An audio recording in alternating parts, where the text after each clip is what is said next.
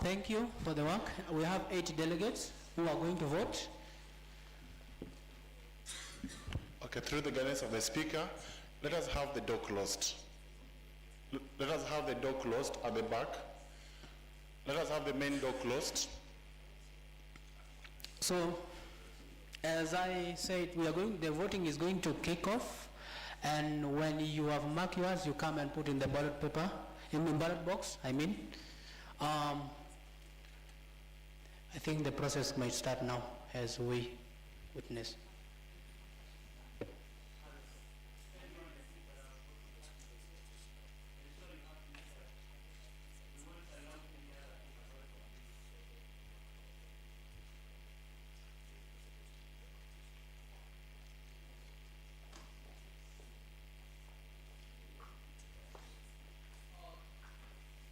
Honorable members, let me bring this to your attention again, if you may have forgot. The first person who presented her idea was Honorable Eva Mganga from Tanzania. Then the second person who presented his ideas was Honorable Joas Kahoza from Burundi. So those are our two contestants today. So in case you have forgot, the first one is Eva Mganga, the second one is Joas Kahoza. Kahoza. Okay.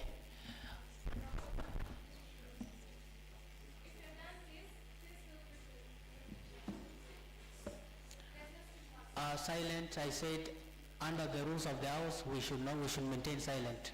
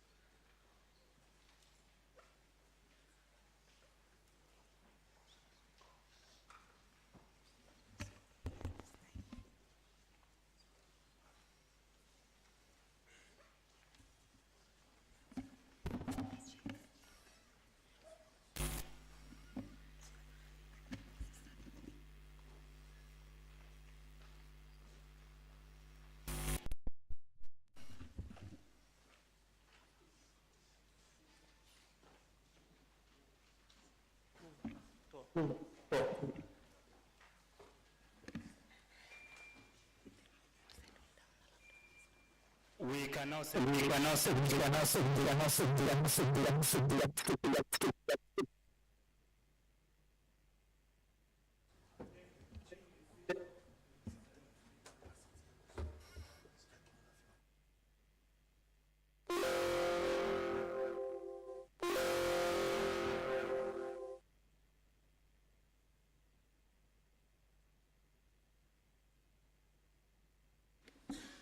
is it okay? Is it okay? Is it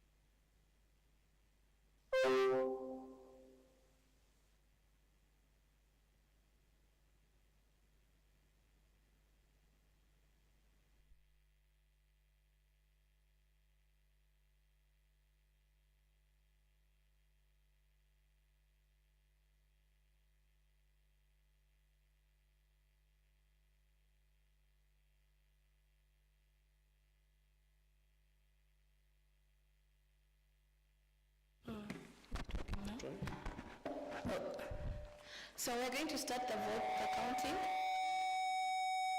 Kindly mute your microphones. Okay. So I'm going to start again. 1, 2, 3, 4, 5, 6, 7, 8, 9, 10, 11, 12, 13, 14, 15, 16, 17, 18, 19, 20, 21, 22, 23, 24, 25, 26, 27, 28, 29, 30, 31, 32, 33, 34, 35, 36, 37, 38,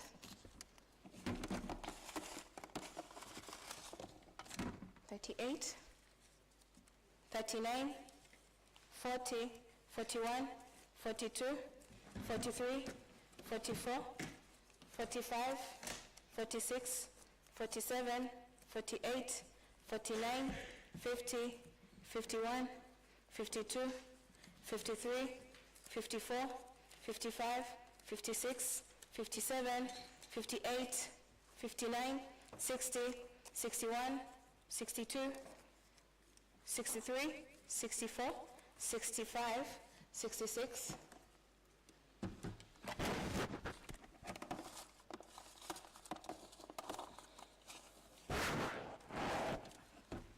66, 67, 68, 69, 70, 71, 72, 73, 74, 75, 76, 77, 78, 79, 80. We can confirm, Mr. Speaker, there are 80 votes. Thank you. You may proceed. Thank you. Irahoza Joas. Eva.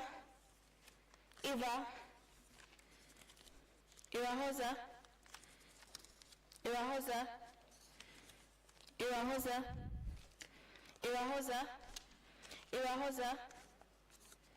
Joas.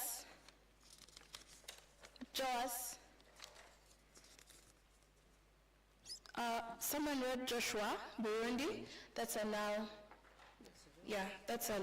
nullified vote. Joas. Eva.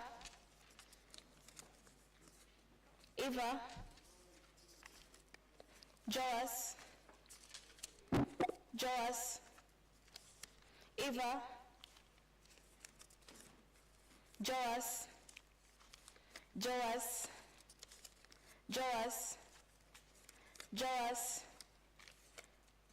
Joas. Wrong spelling.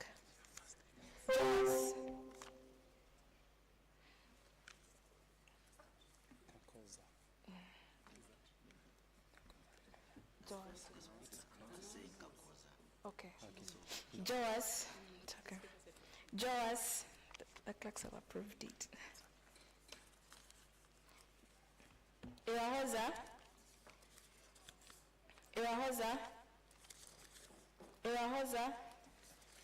Open. Joas.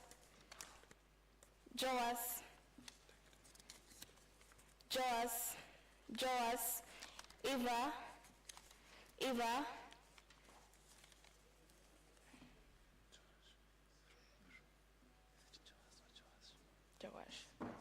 Joas. Eva. Joas.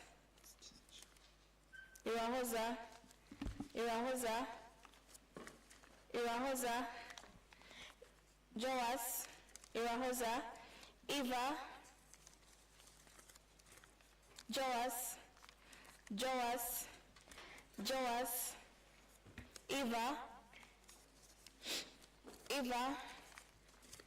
Eva. Joas.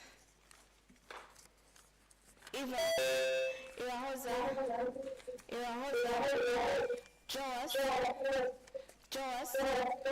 Eva. Joas. Eva.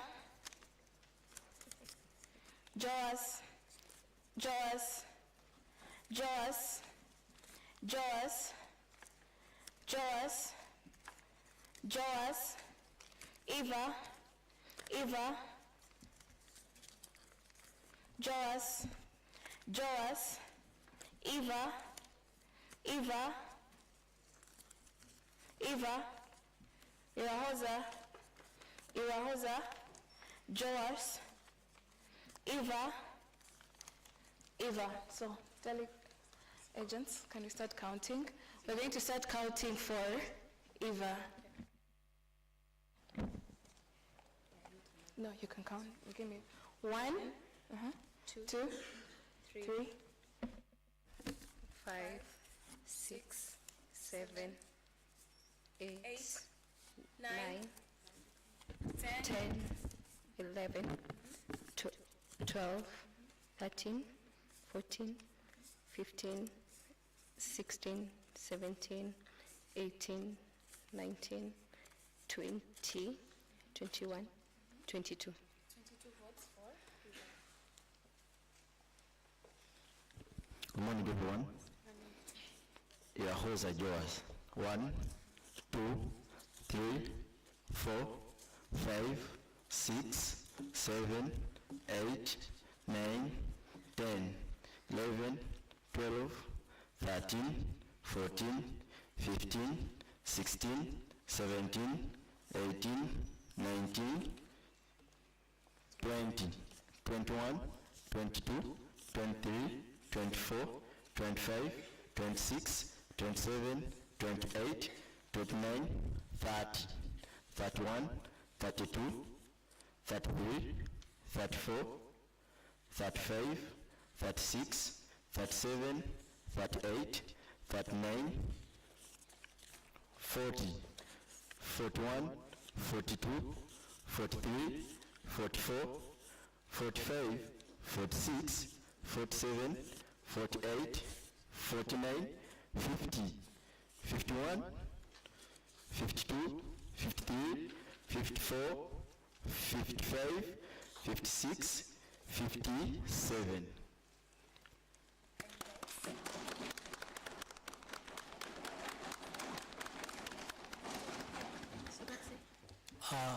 As before I received the information I said earlier, we maintain the silence in the House.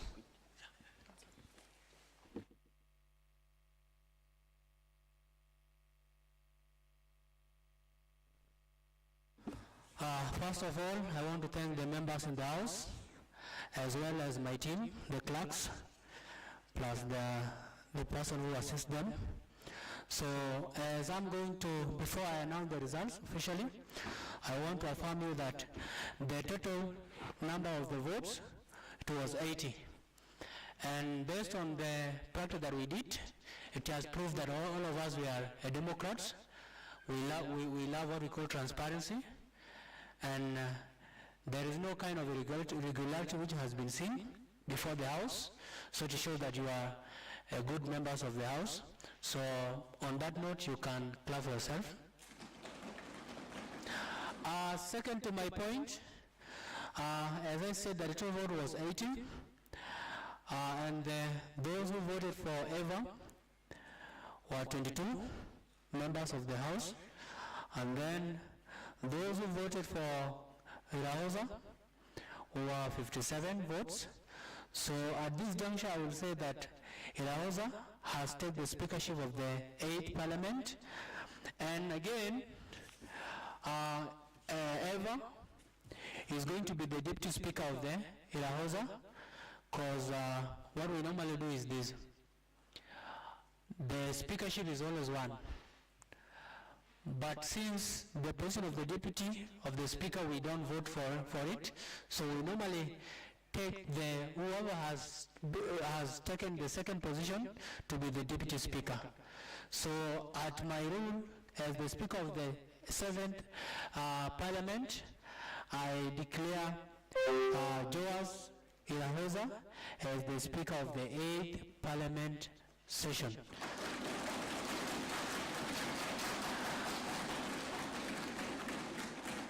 With your excitement and celebration, let's maintain peace and order, because we are still in the House, and this is our House as the East African legislative members of the Parliament.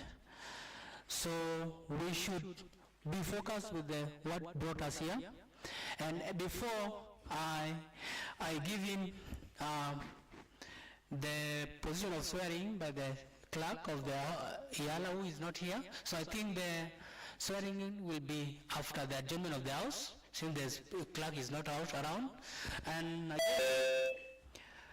before I adjourn the House, so that we can come for the second session, whereby we are going to have the opening ceremony, as I hand over the mantle to the incoming leadership.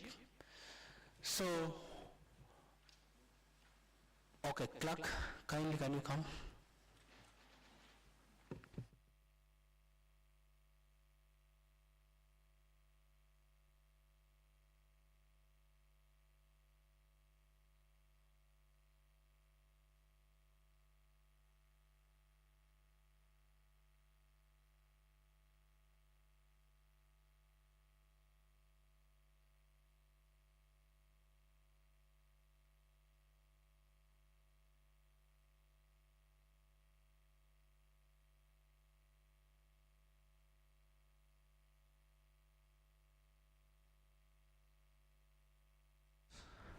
Honorable members, I apologize for that moment that I have taken. It is a part of leadership. So when you are a leader, you have to sometimes look at the situation, because I know as our time is almost elapsing, and at the moment there are some other things that I should not compromise as the Speaker of the House, because I don't want to be biased, as we know that we are working by the principle of the law of the House. So I wanted to confirm if the clerk of the year is around, so that we can do the officiating. So.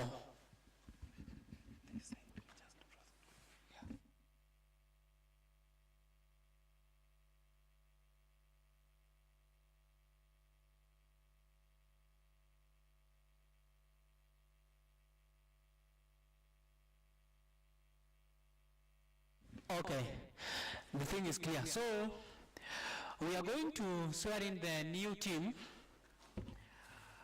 and I will still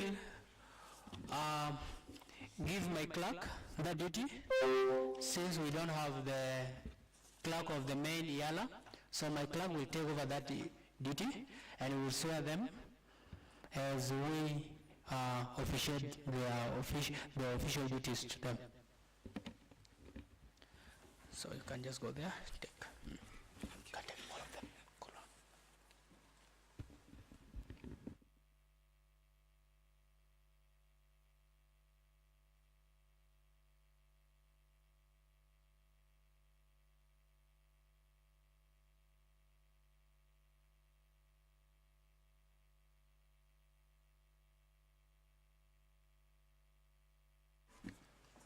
We now get to the swearing in of our new Speaker and Deputy Speaker for the 8th Youth Parliament East Africa. Allow me, with due respect, call upon the Speaker-elect and the Deputy Speaker-elect to come and take the oath.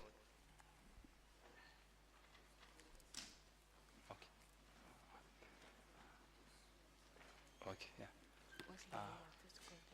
Speaker, Deputy, we can have the Speaker first, and then just be ready.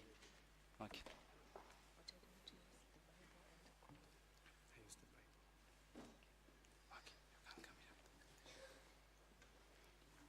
You know what to do, right? Mine is just to tell you what to say. Okay. So I'm going to do this. It's here.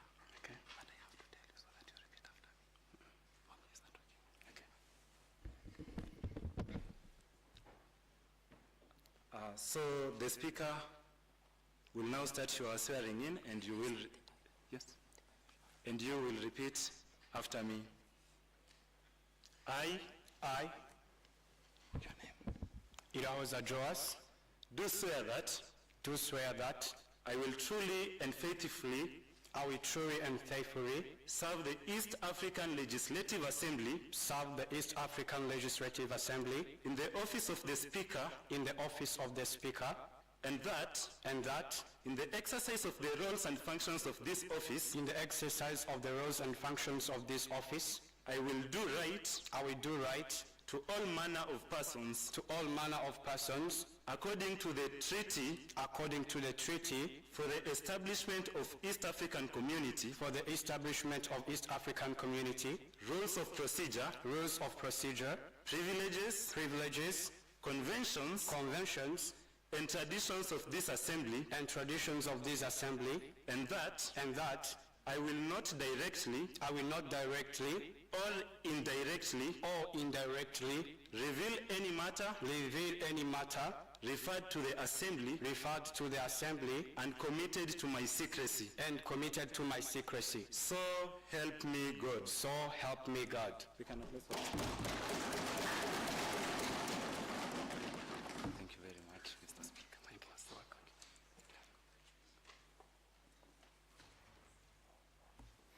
you. Now we can have the Deputy Speaker.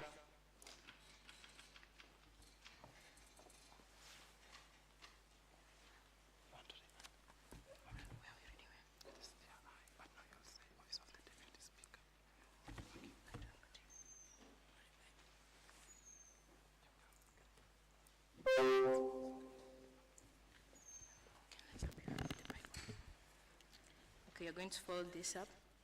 I do swear that Eva Mganga Gerard, do swear that I will truly and faithful faithful serve the to serve the East Africa Legislative Assembly East Africa Legislative Assembly in the office of the Deputy Speaker, in the office of in the office of the Speaker, the Deputy Speaker, the Deputy Speaker, in the office of the Speaker, in the office of the Speaker, at the Deputy Speaker, at the Deputy Speaker, and that in the exercise of the laws and the function of this office, the function of this office, I will do right to all manner of the persons according according to the treaty for the establishment of East Africa Community, to the establishment of East Africa Community, laws of procedures, privileges, convictions, and tradition of this assembly, and tradition of this assembly,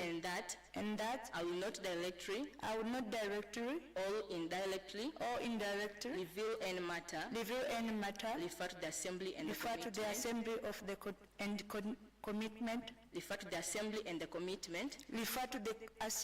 commitment to my senseless. So help me God.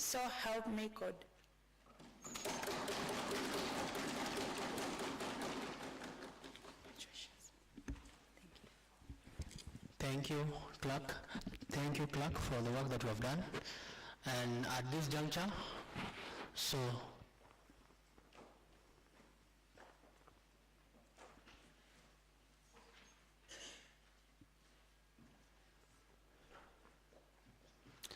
at this juncture, I want to appreciate the work that they have done, and the two teams have officially.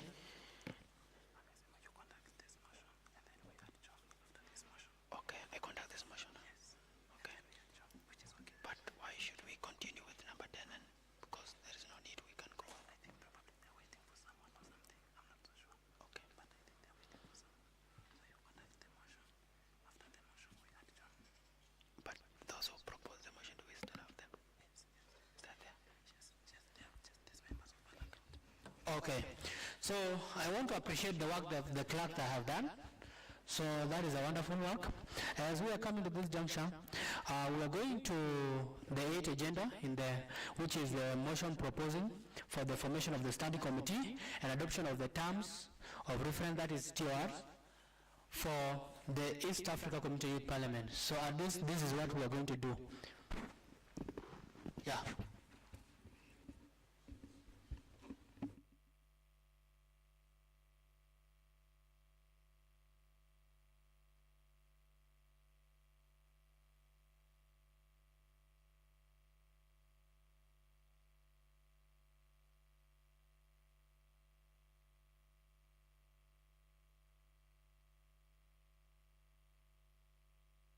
Comes to give us the motions. Thank you, Mr. Speaker. Honorable members of the 8th East African Youth Assembly. And first, let me appreciate the newly elected leadership of the House, the Honorable Speaker from Burundi, and the Honorable Deputy Speaker from Tanzania. My name is Ken Babu, the Speaker of the Kenya Youth Assembly. And my duty here is very simple, to put a motion on the formation of the standing committees and adoption of terms and reference for the East African Youth Assembly. Honorable Speaker, whereas the East African Youth Parliament aims to be effective, to be an effective platform for youth engagement, legislative debates, regional integration, and policy development, we recognize the fact and the critical need for structured parliamentary operations through specialized committees that focuses on thematic areas that concerns the youth across the East African community. Mr. Speaker, cognizant of that fact, it is important to clearly define mandates and operational procedures for such committees. Further noting the existence of draft terms of reference which will clearly outline the scope, roles, and responsibilities of each committees that will be chaired and participated in by these honorable members.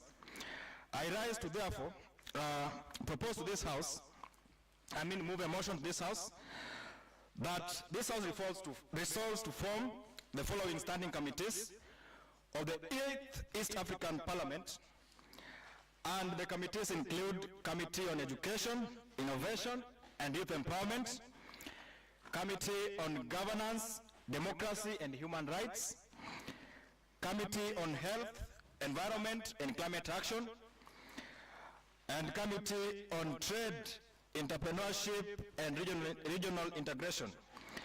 Mr. Speaker, we also note the fact that we'll need an important committee that will handle issues around peace and security.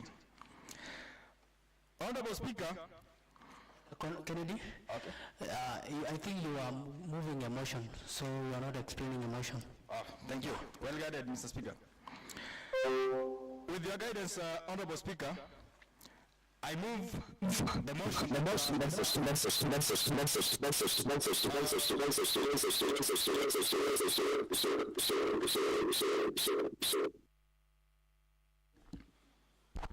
That's okay. Honorable Speaker, with your guidance, I therefore move the motion that this House adopts the proposed standing committees and the terms of reference as annexed in this motion, and therefore direct that the committees highlighted shall be formed. Honorable Otieno? Yes. So I think move the motion and so that I can call the seconder. Thank you, Mr. I'm well guided, and that's where we're heading. Thank you. I therefore move the motion that there be formation of standing committees and the adoption of terms and references for the 8th East African Youth Parliament. You may take your seat. The mover seconder, the seconder, that is Tushemeriwa Shadia.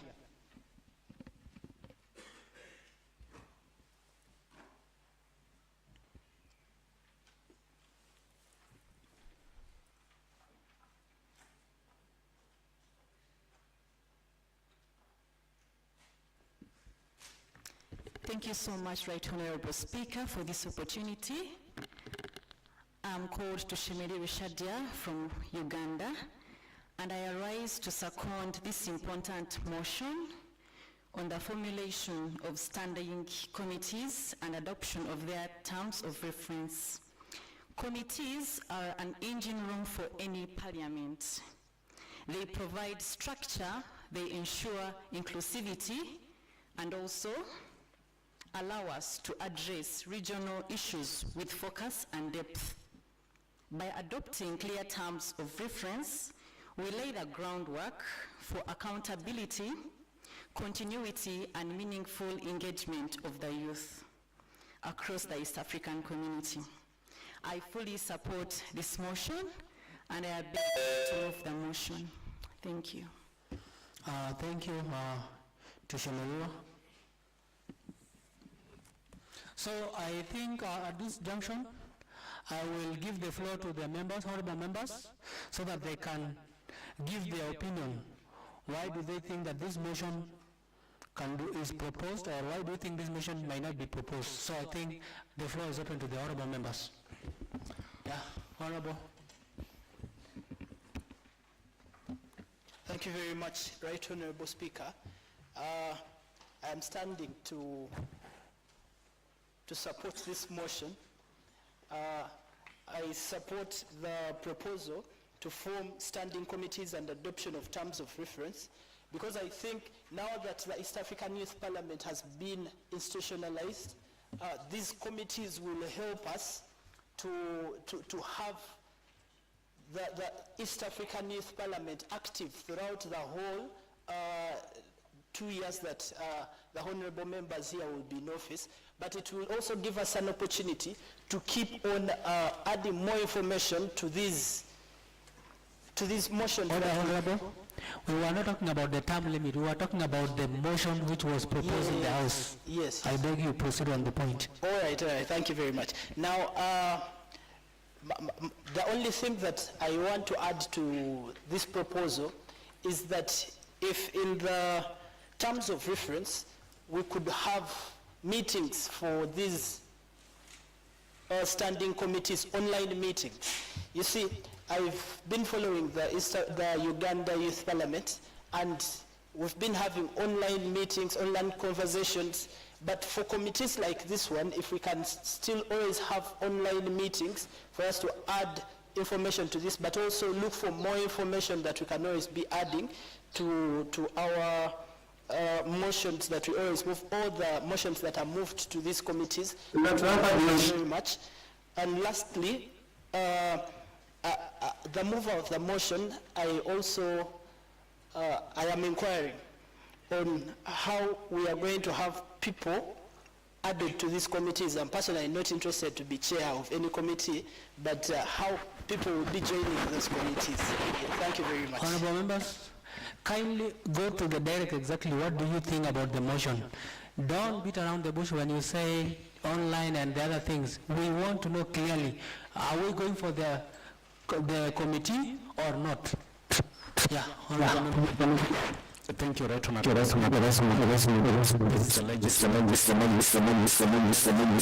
information.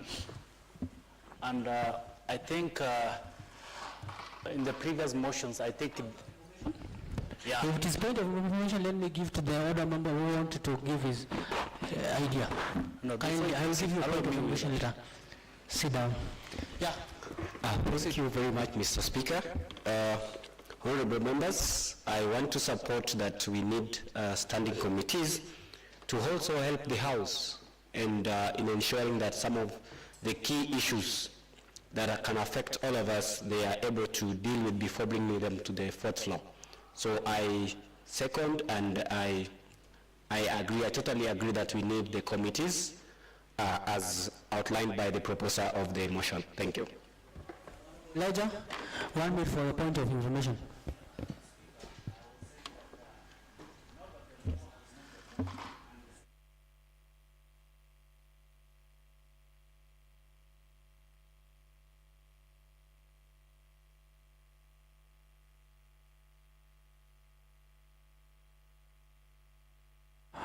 Honorable Tumemeriwa, so I beg you may profound exactly what did you say, because I think Honorable Elijah was sleeping, he did not get what he was saying.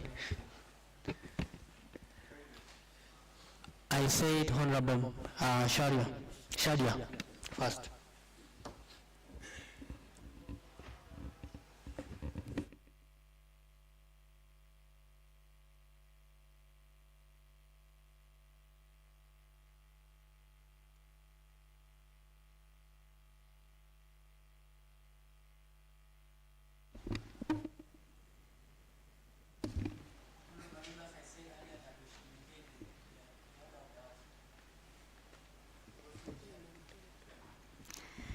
Thank you, right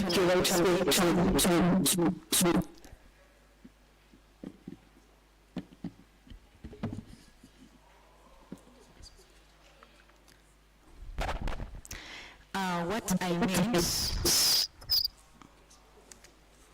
come and disconnect it. Honorable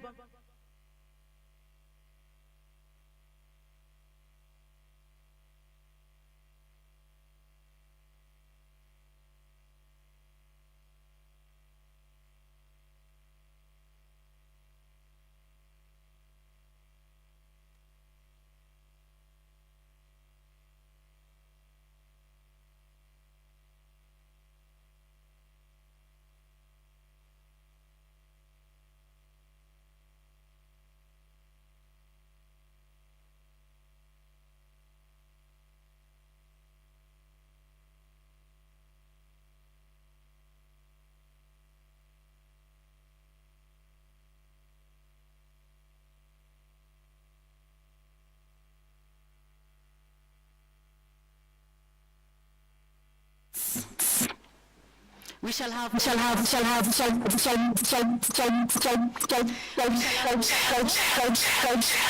committees. Each country will get an opportunity to sit on a committee whereby there is inclusivity and every person according to different issues. And again, what I meant is when we have these committees, we shall have accountability of the motions that are going to be moved. If we moved a motion, let me say on peace and security, we shall have a committee that is going to follow up on the motion that was seconded. I mean, it's a working engine. Without them, we are doing nothing. And what I also mean by seconding this motion is when we have these committees, the people on these committees are going to get the experience on how Parliament works. They're going to be mentored on how a motion is moved from here to another step into a policy at a later stage. So I beg that we fully adopt this motion and it comes to pass. I hope that I've explained myself well.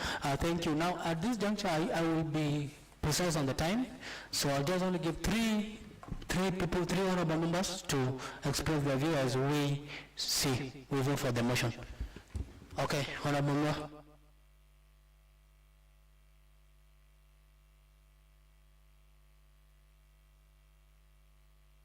Your name, please.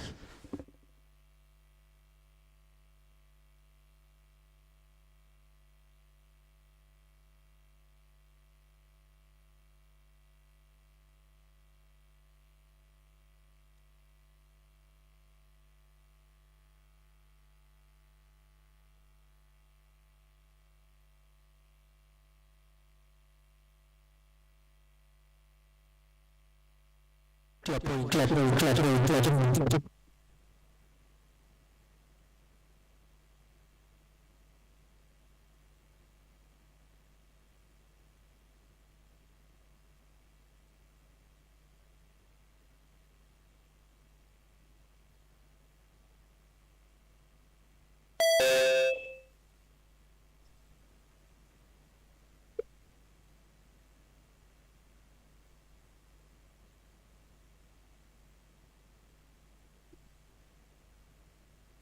Honorable members, before I give you a chance, let me say something. The motion itself, it was moved by Kennedy Otieno and Honorable Shadia. She just explained. So I don't think...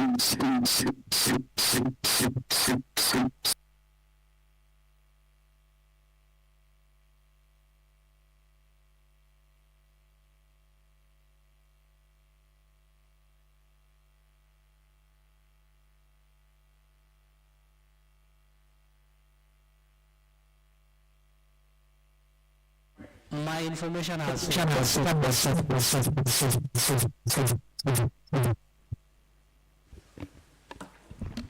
you, Right Honorable.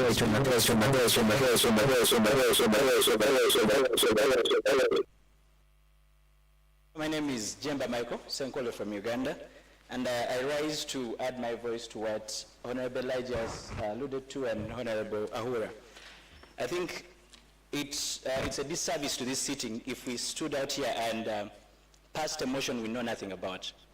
While it appeals to us, we do not know what this motion is detailed to. So could we invite the mover of the motion to give us the structure of what these committees are? Then we can, from an informed perspective, deliberate and come up with, reforms where necessary, or even just pass it as it is, if it appeals to the members of this House. Right Honorable Speaker, I do really believe in the best interest for the young people of this region. It is only fair that we understand before we pass anything. Thank you.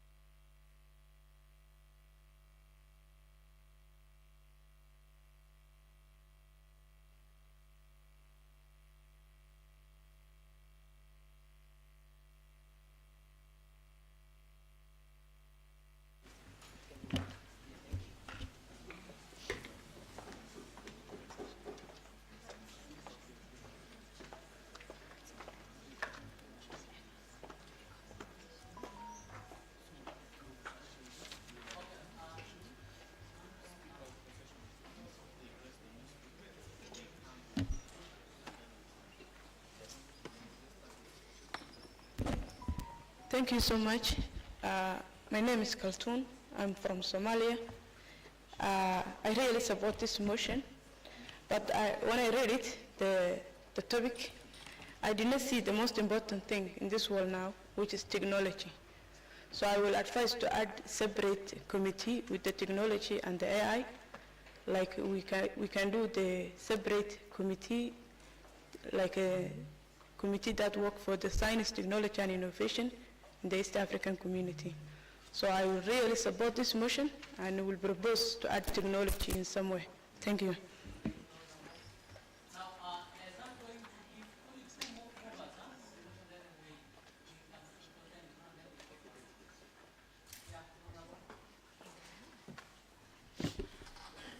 Yes, thank you.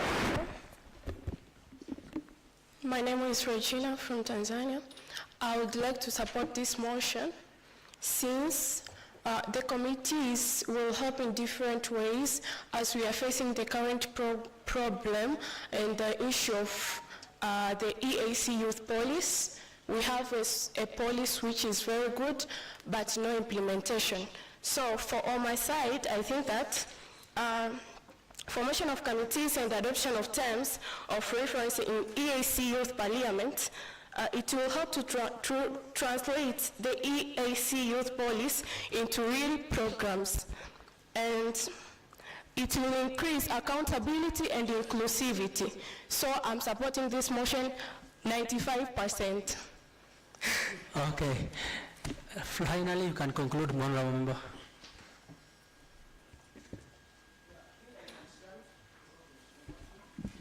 Okay, thank you so much, Honorable Speaker. My name is Alvin. I come from Uganda, Kampala. I rise to support the motion that has been presented to us. If you look at the formation of the East African community, right, Honorable Speaker and members here, you find that the community has a number of entry points. You look at thematic areas like free movement of people, trade and services.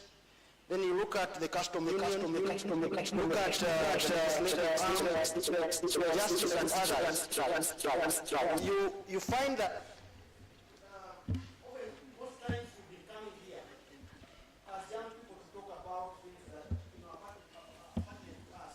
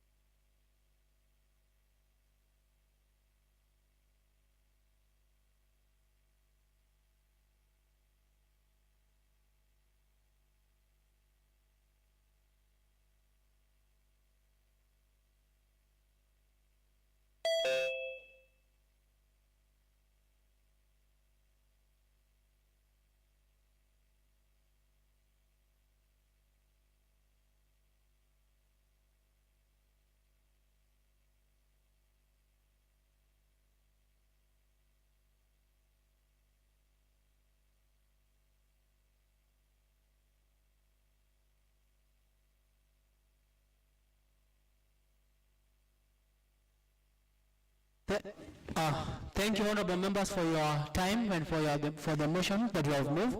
So at this juncture, we are not going to say anything again since the time is not on our side. So what I would just want us to do is this: we vote for the motion as I join the House. Okay. So for those who are supporting the motion, so you can vote for it by saying aye. And for those who are against the motion, you can say no. So for the motion that which we are saying that the motion proposing the promotion of the standing committees and adoption of the terms of reference for the East African Youth Parliament has been accepted and is going to be put on practice. So I with my team, we are going to sit down and see how we can form these committees, because it is very ethical when we have these committees within each parliament. Listen to me. Orders. So it is very ethical when we have these committees within our parliament, because they are the standing committee which normally enhance the leadership itself. Remember, the speaker cannot do everything alone when there is no committee. And I believe in your parliament back at your countries, we have different committees. And these committees are agents of the development. So those who are refusing to have these committees, you have been defeated. And the House is adjourned at this moment. The House is adjourned.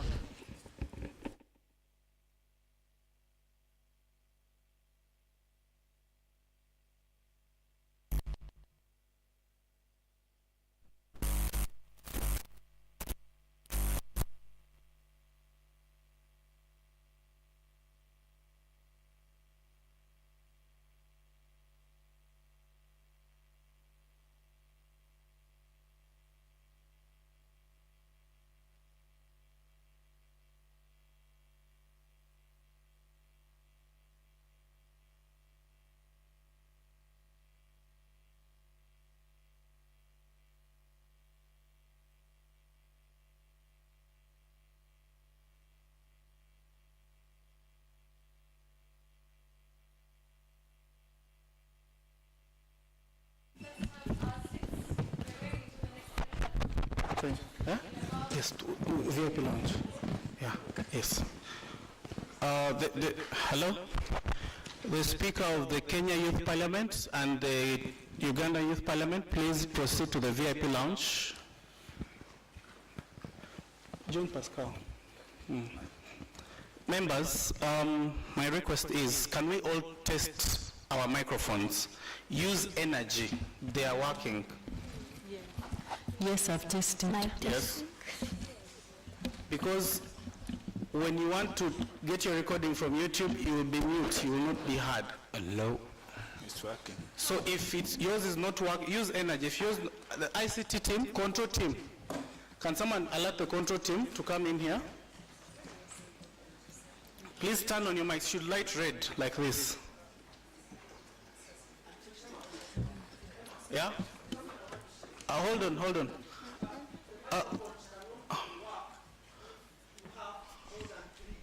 It has to be one. Control team to come in. Okay, please raise your hand if your microphone is not lighting. No, really?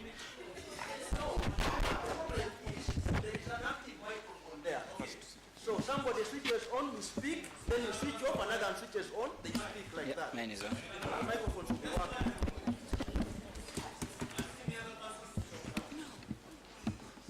You only sign one paper.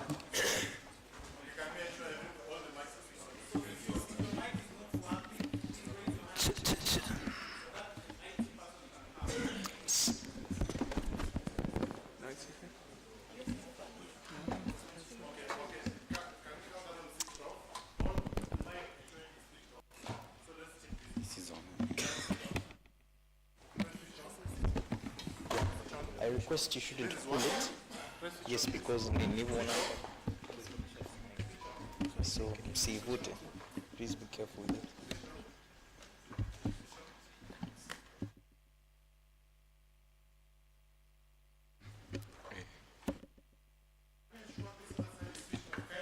Kindly switch off. Please switch off.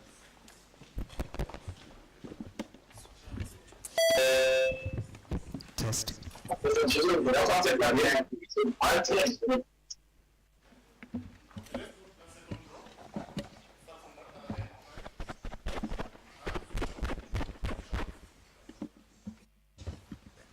Not working. Oh, it's working. It's working now.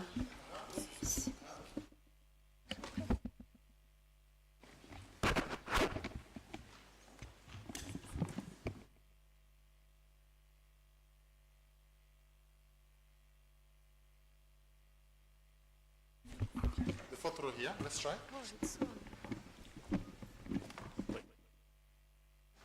Switch off.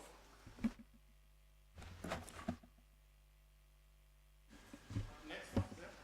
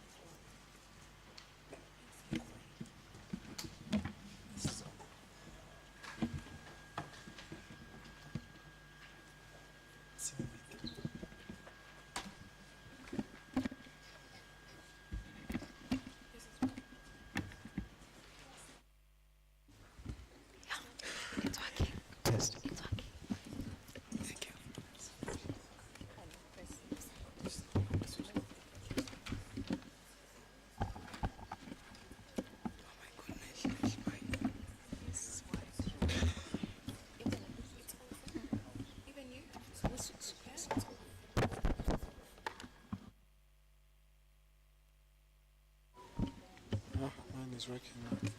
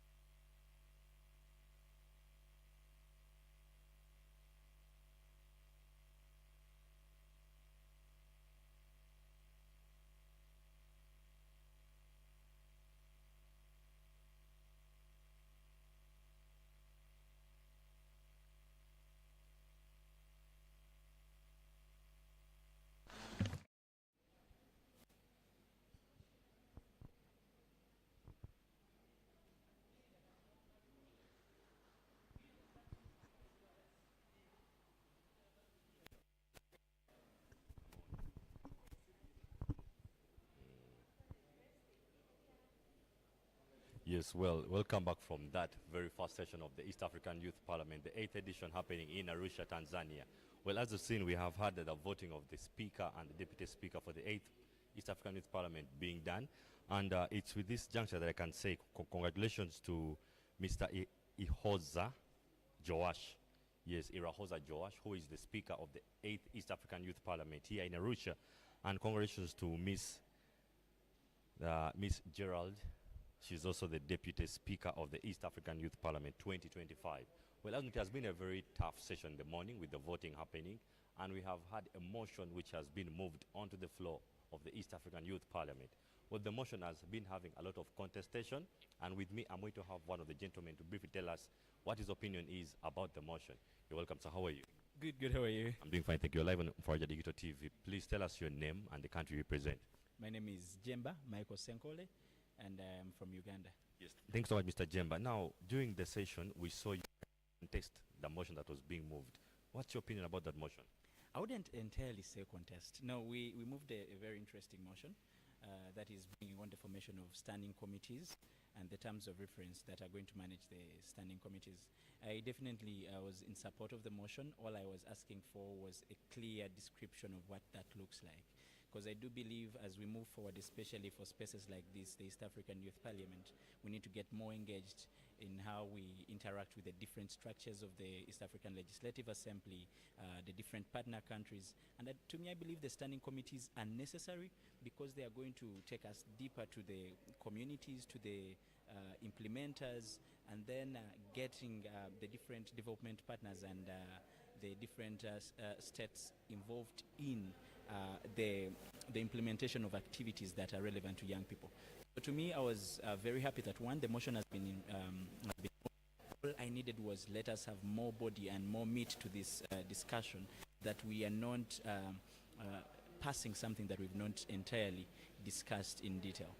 Yes. Yes, as you've heard from Honorable Jemba from Uganda, he's saying he wasn't contesting, but all he wanted was a little more deep enlightenment. And as I told you, it's going to get really hot because the youth this year mean business. Well, for Faraja Digital TV, my name is Shedrick. I'm going to be hearing from a few more guests to inquire what their opinion is, others who are supporting, others who are objecting. We get to see why. And with me, a gentleman is joining me very briefly, and I believe he's in support of the motion. We shall find out more from him. But gentlemen, how are you, sir? Very fine. Happy to see you. Happy to see you. You're live on Faraja Digital TV. Ah, wow. Very interesting. I'm happy to be here. Yes, sir. You're welcome. The motion was moved in the morning. Some of you were in support of it. Others weren't in support. Could you please tell us where does your stand be in this? We moved a motion to create committees, where young people can contribute and make contributions towards, a number of conversations. But other person, I would say that committees are really important when we are talking about legislation, because those are the key entry points, that bring a number of sustainable conversations. And if you look at the formation of the East African community, it moves around sectors. So you will have trade, the conversation on trade and free movement of goods and services. Then you will have a conversation on peace and security. You will have a conversation on science.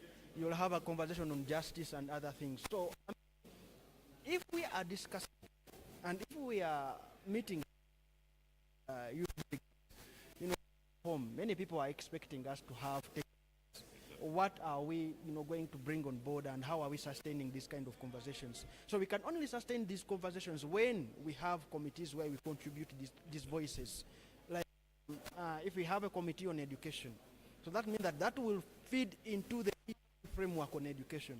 If we have a committee on trade, commerce, free movement of goods and services, that means that we are feeding into the customs union of the EAC. So it brings us a platform whereby the voices of the young people do not stop in the legislative house, because the legislature of the EAC is just one arm of the EAC, but there are also other, protocols and arms that, protocol that is. So how do we contribute to these protocols? How do we contribute to these arms? How do we, make these things, possible? And we see that we have, conversations that move, that touched and tailored kind of things that we're putting. That I really want to caution to committees and the formation of these committees is that we really need to rhyme. In fact, I made it categorical.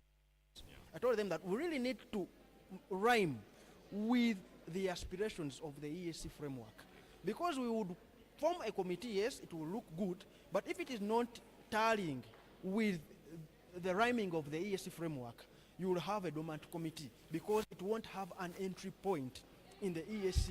So what we want to do is that, much as we are forming these committees, let us connect them to the specific interventions of the EAC.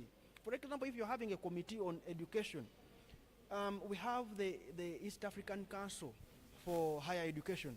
So how is the committee going to rhyme with the East African Council for Higher Education if you're having a committee of education?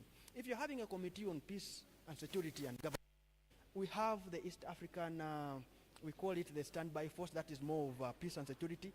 Then we also have the East African early warning and early response mechanism that looks at peace and security. So how do we rhyme with those established frameworks? With that, we'll be good, and I'm happy to be here. I'm really happy to be here. Okay, thank you so much. Well, as you've heard, I've told you this year the youth mean serious business. So we are going to get back to the House and we follow up with the introduction of the new speaker who has been voted in and his deputy, and then we see what more is to come. Just stay tuned, don't touch your dial. My name is Shedrick of Faraja Digital TV. So we are going to welcome the speakers back into the House so that we can get to see what the newly elected speaker is going to have at his task as his first assignment, because he already has a motion that is pending. Please, you're welcome with me back to the House as we digest more on the issues. Thank you.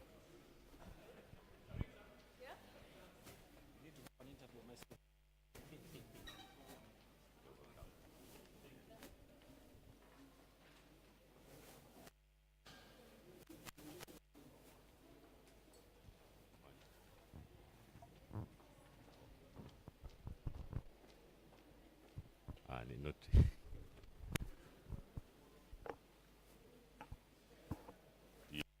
as coming the new speaker into the house, and he has a task because a motion was placed on the desk before the former speaker of the 7th East African Youth Parliament handed over to him.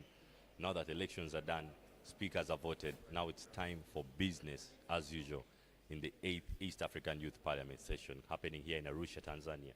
It's going to get a little bit heated up because before we went for the break, there was contestation and support of the session. But now we are coming back live to the session, and I believe the new speaker has a very hot task at his hand to handle the motion that was tabled before him. So right now we are going to welcome the new speaker back into the house. Yes. All I can say is he has a very big task on his table to handle a contestation of a motion that was already left by the 7th speaker. So, yes. Okay, so as we prepare to welcome the new speaker, I'm going to briefly interact with the gentleman here and just ask him how he feels about the day going on. So how are you? I'm fine, how are you? I'm doing fine, thank you. Please tell us your name and the country you're representing. Thank you very much. My name is Alois Orasa. I'm representing Tanzania. The day feels good. It is a great thing to see young people learning. It's a great thing to see young people ambitious about leadership for the region.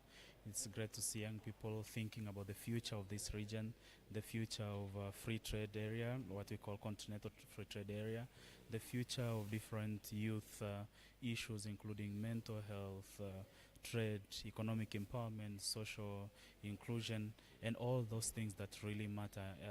And the most important thing is advocating for more locally solutions by the young people, by the communities, and it's really great to see young people at the forefront. Yes, thank you so much. Now, during the first session, a motion was tabled on the floor of Parliament. Some youth were in support of it, others weren't, others were seeking enlightenment. What's your opinion about the motion that was tabled?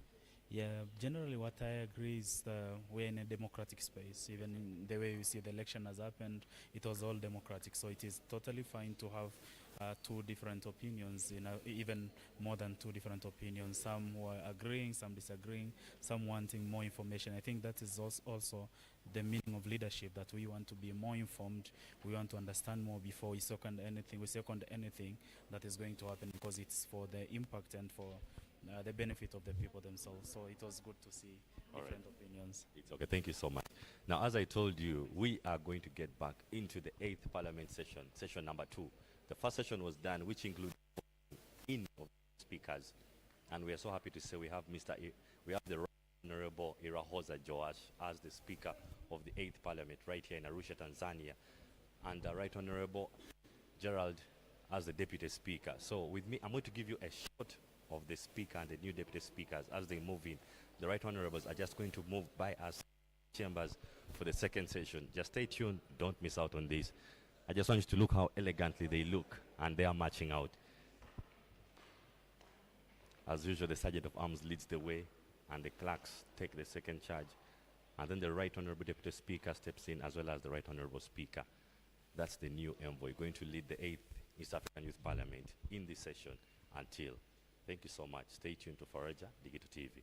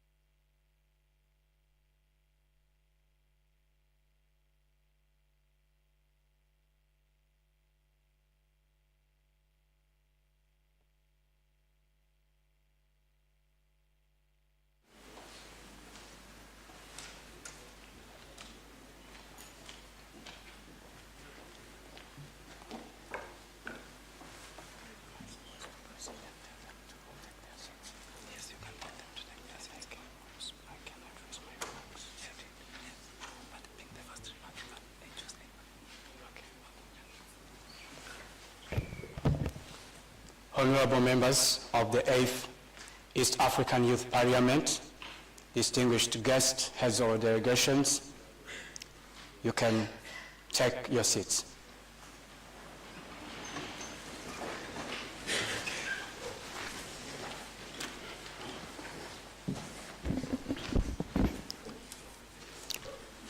Before we proceed with any further business for today, I'd like to take 2 or 3 minutes to give my remarks.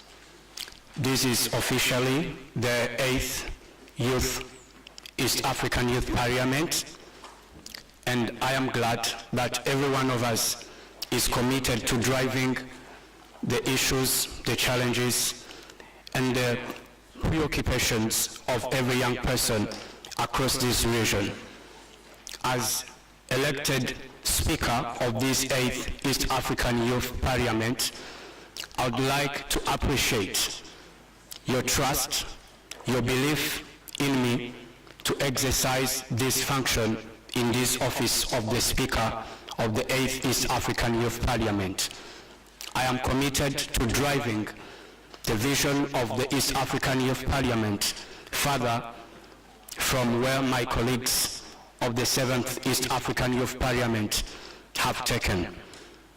For this, I urge every one of us to join me in this important role as we superhead this vision and to make sure every voice of the East African young persons we represent in this House are seen, heard, and valued in the work we are going to do in this House. So, once again, thank you for your trust, thank you for the belief, and this is not just about me or about anyone else, it's about the people we represent in this House, and with everyone's support, I am ensured that the vision will go forward. Thank you very much.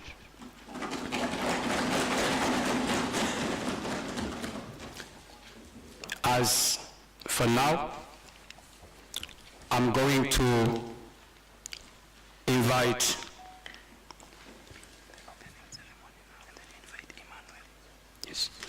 we are going to head officially for the opening ceremony of the 8th East African Youth Parliament, and as we have already heard, we are called to maintain order in as much as we can in this House. We are youth parliamentarians and we are meant to keep order in the House. So for the opening ceremony, please allow me to invite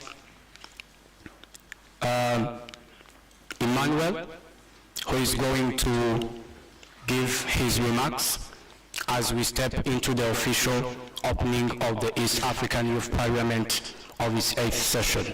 Thank you.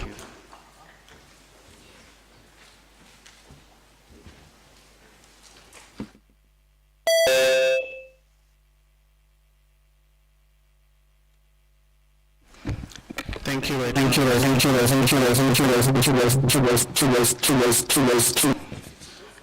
Okay. Protocol observed. Without wasting time, I would like to take this opportunity to invite the representative for Sankara Peace Foundation, Mr. Eric van der Zaden, to make his remarks.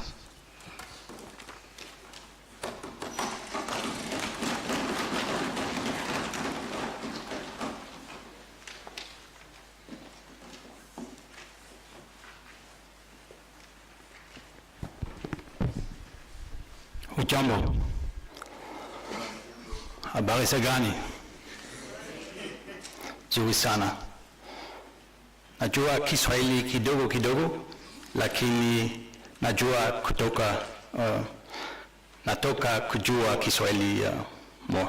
From now on I will switch to English.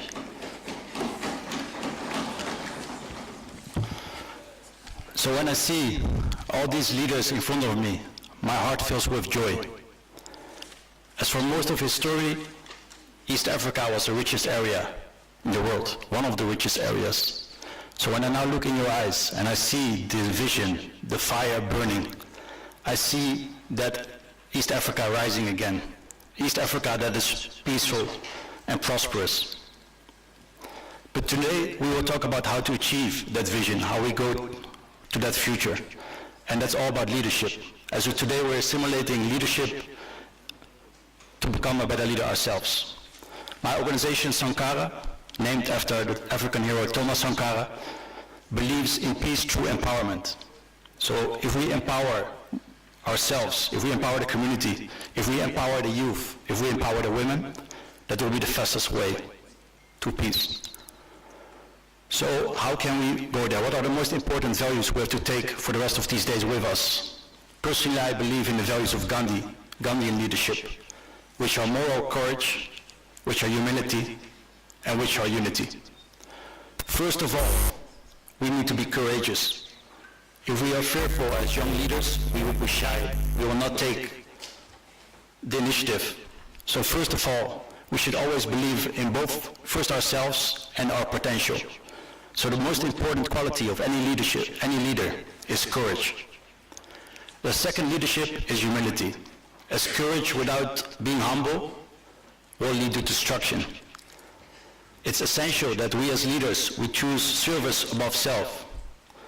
As it is said that those who humble themselves shall be exalted. So I want to give that again. Like the most famous the most loved leaders, they were humble. If we train ourselves to be humble and courageous, it is destiny for us that we become great leaders. But most of all, when I look in this room, I see unity, as power comes from unity. I see unity in diversity, all these different backgrounds, different beliefs. But together you're already, by your unity, you're becoming powerful. By institutionalizing these gatherings, by institutionalizing the committees, by institutionalizing democracy by yourselves as youth leaders, that by itself is power. So what you're doing today is already transformation. So I believe when we take the lessons of leaders like Gandhi, courage, humility, unity, if we embrace them in everything we do, automatically we will lead to that new future of a peaceful and prosperous East Africa. Thank you.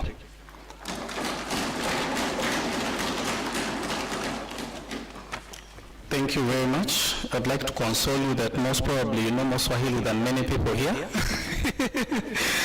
Without further ado, I'd like to invite our partner, Akina Mama, or Africa representative, for a short speech.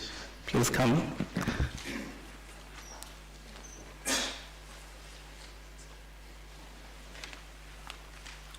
As Hivos prepares,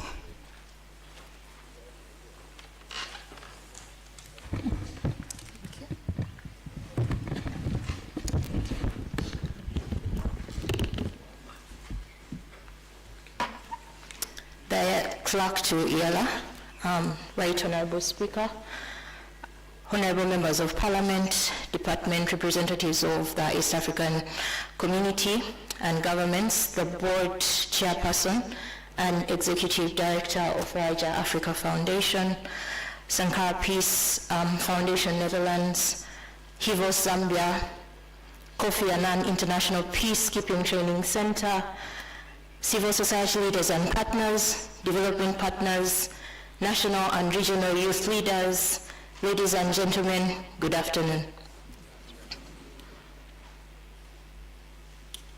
I thank the government of Tanzania for hosting the 8th East African Youth Parliament that starts today in this beautiful and vibrant city of Arusha and beyond. It is indeed by the youth of Burundi, the Democratic Republic of Congo, Kenya, Rwanda, Somalia, Tanzania, South Sudan, and Uganda. Akina Mama Africa is honored to co-host this space with the East African Legislative Assembly, Faraja Africa Foundation, and her partners. Akina Mama Africa, AMWA, is a feminist Pan-African leadership development organization founded in 1985 and working across the African continent. AMWA is advanced through feminist and transformational leadership development, feminist research and knowledge building, and policy influence and movement building. We envision a world in which African women are politically, economically, and socially autonomous and are champions of change in their lives and society. Effective youth participation is about creating opportunities for young people to be involved in influencing, shaping, designing and contributing to policy and the development of services and programs, and the East African Youth Parliament is one of the many formal spaces in which young people can meaningfully engage. In East Africa, the political landscape in 2025 reflects both resilience and fragility. While some states continue to hold regular elections, democratic backsliding has become more evident through shrinking civic space, intimidation of opposition leaders, and deliberate weakening of checks and balances. Authoritarian tendencies are on the rise, with governments consolidating executive power under the guise of national security and counterterrorism. While critics, journalists, and activists are increasingly targeted. Conflicts in Sudan, South Sudan, Eastern DRC, and the Horn of Africa continue to destabilize the wider region, fueling humanitarian crises, displacements, and cross-border tensions. Corruption and elite capture remain entrenched, undermining public institutions, siphoning of development resources, and weakening accountability. Meanwhile, the spread of misinformation, now accelerated by digital platforms and AI-generated content, is deepening mistrust between citizens and governments, eroding social cohesion, and creating fertile ground for political manipulation. Economically, East Africa is caught between opportunities for growth and persistent vulnerabilities. Inflation, raising public debt, and high unemployment, particularly among the youth, continue to strain households already battered by climate shocks, such as prolonged droughts and floods that destabilize agricultural systems. Despite the promise of regional integration through the African Continental Free Trade Area and infrastructure investments, inequalities in access to resources persist, with women, youth, and marginalized communities still excluded from critical decision-making spaces. Climate finance and development aid flows are also shrinking as donor cuts intensify, leaving African countries struggling to meet urgent social and ecological needs. This retreat of international solidarity undermines fragile economies and shifts the burden onto communities, especially the youth, who are forced to innovate, organize, and lead solutions with limited resources.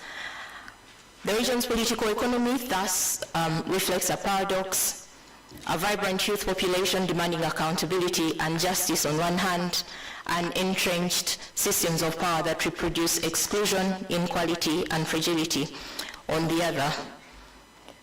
Both women and youth continue to face systematic barriers to leadership and political participation. Their voices are often dismissed as inexperienced or secondary, their roles tokenized, and their influence minimized. Young people in particular carry a double burden, grappling with ageist structures that limit their visibility and agency, yet they remain at the forefront of the fight, peace building, and digital innovation to drive transformative agendas with little recognition. Their leadership and agency are not acts of benevolence, but of necessity, challenging entrenched inequalities and carving out spaces of resistance and change. Women's and youth's meaningful participation is not charity, it is justice. It ensures accountability, strengthens democracy, and builds resilience in societies facing multiple crises.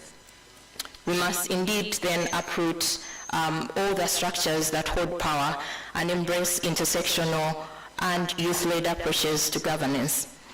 The East African Youth Parliament is therefore not just an event, it is a critical advocacy platform where young people, especially women, reclaim their voices, interrogate power, and advance solutions that are inclusive, equitable, and transformative.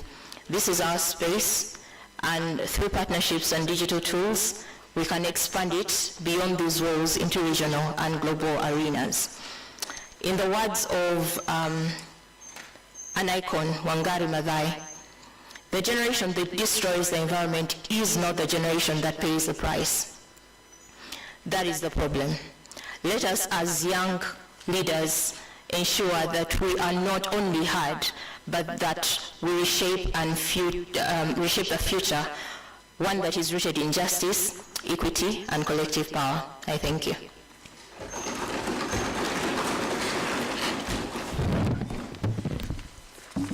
Thank you very much, our partner. I would also like, in a special way, to recognize Hivos. We have audio technicalities, but they're with us online. Hivos has been one of our great partners who has not only, Mr. Clark, not only supported the sitting, but also mostly post-sittings, among other partners, as will be noted by our chair. Without further ado, I'd like to invite Elijah, who will be speaking within 1 minute on behalf of the East African Youth Network, which is our umbrella body for young people, represented in the EAC Secretariat.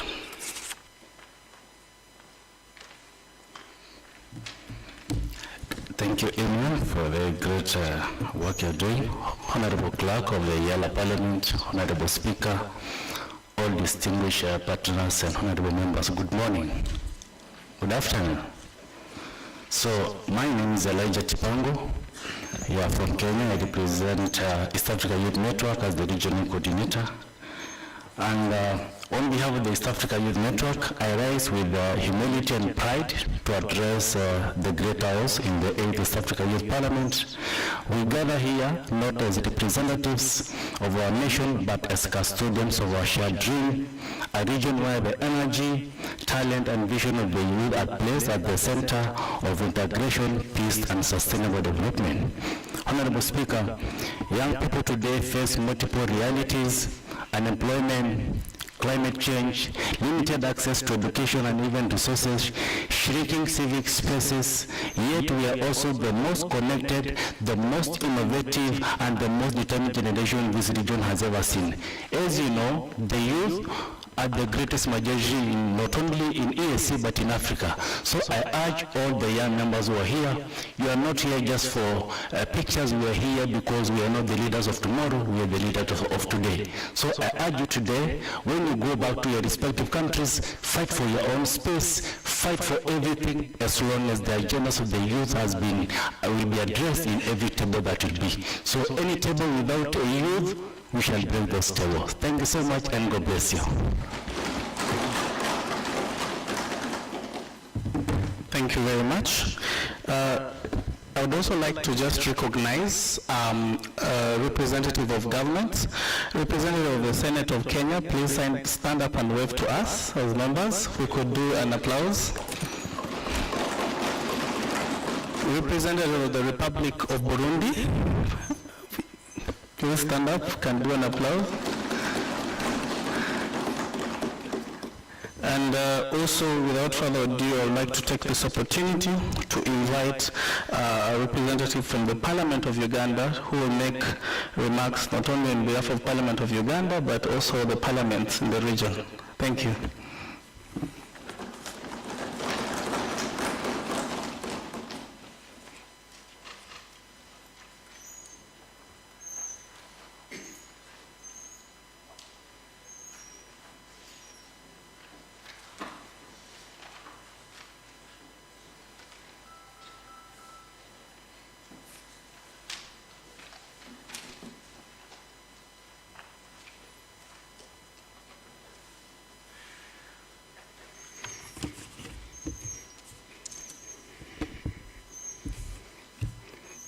Good afternoon.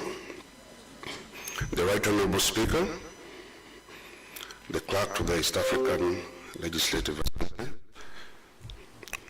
ladies and gentlemen, protocol observed.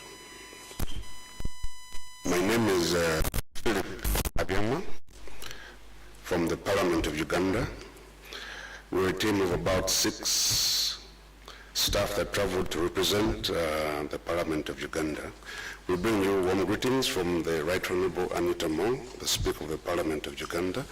She was unable to be around today as the Parliament of Uganda is launching a 5-year strategic plan today. But I bring you sweet greetings from her. I congratulate the Right Honorable Speaker and all the members here upon your election to the 8th East African Youth Parliament. I'm sure very many love to be here, but you, I think, the finest of the best. I congratulate you once again.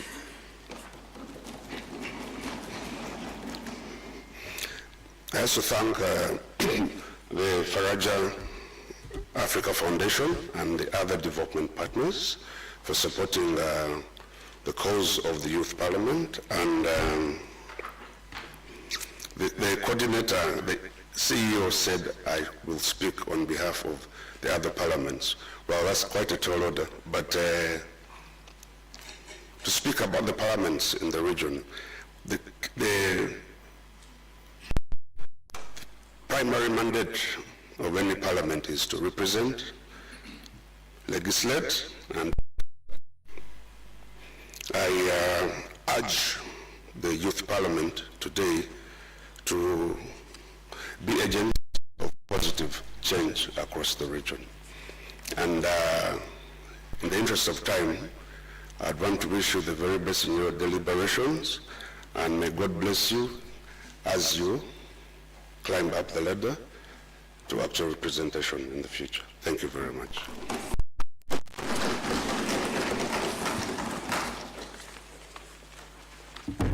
Thank you, Philip. I'd like to also in a special way inform you, our dear clerk, that the Kofi Annan International Peace Training Center has been very instrumental in building capacities of our young people in the peace building process. Some of our youth members of parliament were invited to Ghana, where they had training, and even our very own deputy speaker and team had a training in Kenya, and we're also very happy to have them here. So with that, I would like to take a pleasure to invite the Kofi Annan Peace Training Center representative. He will pronounce his name. Thank you.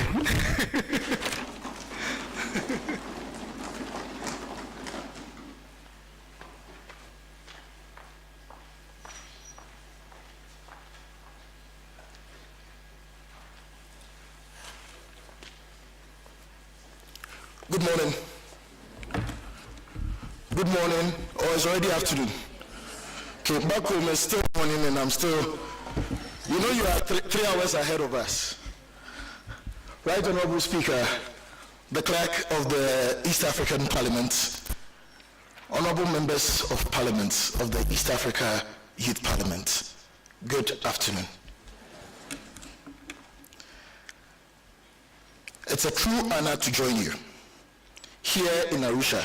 By the way, this is my first time here in Arusha, and I'm enjoying the breeze. The 8th East Africa Youth Parliament, and I bring you greetings from Accra, Ghana, and from the Commandant of the Kofi Annan International Peacekeeping Training Center, Air Commodore David Akron, and then the entire executive management of the center. As has been mentioned already, the KIPTC is a regional center of excellence dedicated to advancing peace, security, good governance across Africa. So though it might be an Accra-based institution, it is a Pan-African institution. KIPTC is a place of home. When you come to Accra, it's a couple. Let me begin by commending the Africa Foundation and its partners.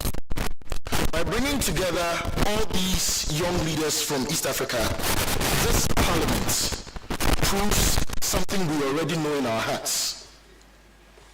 Young people are not just the leaders of tomorrow. We are the leaders of today. We are innovators. We are activists. We are peace builders. We are bridge builders in our communities. And if anyone asks you, who will carry Africa into the next decade of peace and prosperity, I will ask you now, who are the leaders of today? Us. That, friends, is the spirit we must carry into every discussion, every negotiation, every action.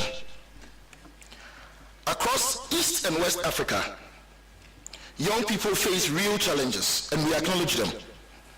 Barriers to participation in governance, shrinking civic space, unequal access to education and jobs, and in some cases, the risk of marginalization and manipulation. But alongside all of these challenges lie extraordinary opportunities. Africa is young. Africa is dynamic. Africa is innovative.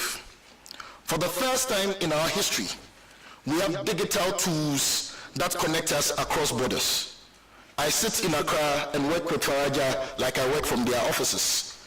And that is a tool that as young people we have command over. We are able to mobilize communities, and it allows us to solve problems, not just nationally, but regionally and globally. At the KIPTC, we have seen what you can do, the youth, when given platforms, mentorship, and resources. We have worked with governments, CSOs, youth networks across Ghana, Nigeria, Uganda, Kenya, Gambia, and other countries to advance youth, peace, and security agenda. We have trained youth advocates. We have facilitated consultations. We have supported actions to plan and ensure that youth voices influence policy and practice. And here's the lesson we have learned. When youth are empowered, we do not only participate, we lead, we innovate, we solve problems, we transform our societies. So as we deliberate in this 8th Parliament, I urge us to focus on 3 key points. 1, beyond tokenism. Youth participation must go beyond symbolic consultations. Give us real responsibilities, Mr. Clark. Give us real responsibilities, real initiatives, measurable roles in governance and peace building. Don't let us be there so that you can tick a box and say the youth were in the room. Give us a role to play and we will deliver. 2, collaboration across borders. Issues like good governance, reproductive health rights, after opportunities, climate justice, digitization do not stop at borders. If we are having temperature rising in Uganda, Kenya is facing it. Ghana will be sweating. If the youth are unemployed, it is not just in Kenya or Uganda or in Tanzania, it is also in the Gambia. It is also in Ghana. It is also in Nigeria. We require regional solutions powered by the youth. The solutions are in this very room. So we are going to go beyond, we passed the resolution, we were recorded making a debate. We are going to follow up on our actions. And that brings me to my 3rd proposal, from resolution to action. Let our policy briefs, recommendations and resolutions be more than words. Let them be tracked, presented, and followed up with national parliaments and the East African Legislative Assembly. So we are making proposals here, and we know Mr. Clark is here, and already he has written more than 3 pages, and the resolutions are yet to come. When we go back to our countries, we have national parliaments, and we've been given privileged access to our national parliaments. Let us table these motions, and let us make sure that we nationalize the things that we propose regionally. Implementation is where our credibility lies. This morning, someone told me that if we come here and we talk and we go and there is no action, it is just good English. And I even said sometimes the English is not good. We need the action. So, on behalf of the KIPTC, we reaffirm our commitment to supporting youth-led peace and governance initiatives across Africa. We stand ready to collaborate with Faraja Africa Foundation, the EALA, and all partners here so that the voices of the young people do not fade after these debates, but turn into policies, actions, and impacts. Right Honorable Speaker, Honorable Clerk, distinguished members of the Parliament, fellow youth, the future of Africa is being written today. Let us write it boldly, inclusively, and with the ink of youth leadership, innovation, and resilience. I thank you.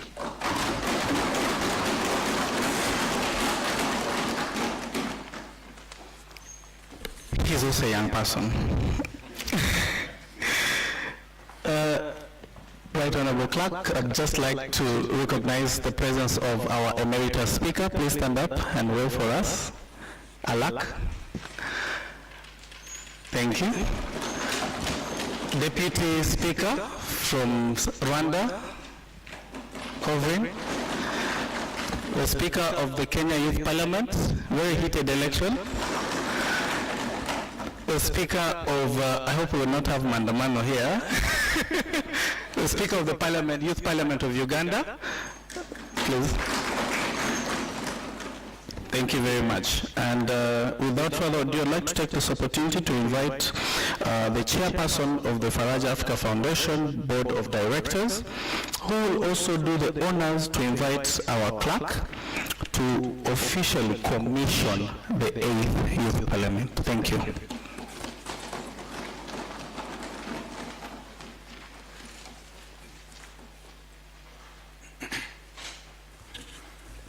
Thank you very much, Mr. Emma Wawire, the Executive Director of Faraja Africa. Right Honorable Speaker of the East African Youth Parliament, Honorable Clerk, allow me to start by recognizing the various friends of the young people of East Africa, partners, donors, and associates that have supported not only the idea of creating spaces and platforms for young people to influence their communities, but also have put in both time, money, and other efforts. I will start by acknowledging and appreciating the role the Honorable Clerk of the East Africa Legislative Assembly that is before us. Join me, honorable members, to appreciate the role that he has played over time in holding our hand, but also in providing both space, resources, and invaluable advice to the young people that have been here for the last 8 years. I'd like to thank the Speaker of the Parliament of the Republic of Uganda and the representatives from the Parliament of Uganda that have also inspired this idea, created space, but also physically participated both from the grassroots activities within Uganda, in the regions, in the national parliament, but also who have made time to be with us today. Would like to appreciate you and to take the message to the Right Honorable Speaker, Anita Among, for her continued support to the young people of East Africa. Allow me again to recognize the Senate of Kenya, the Ministry of Foreign Affairs and Regional Integration and Development from the Republic of Burundi, the Kofi Annan Foundation, as you have heard, the European Union delegation from the Republic of Uganda, and other member states of East Africa who have put resources, but also continue to fund and support the socio-economic development of the young people of East Africa.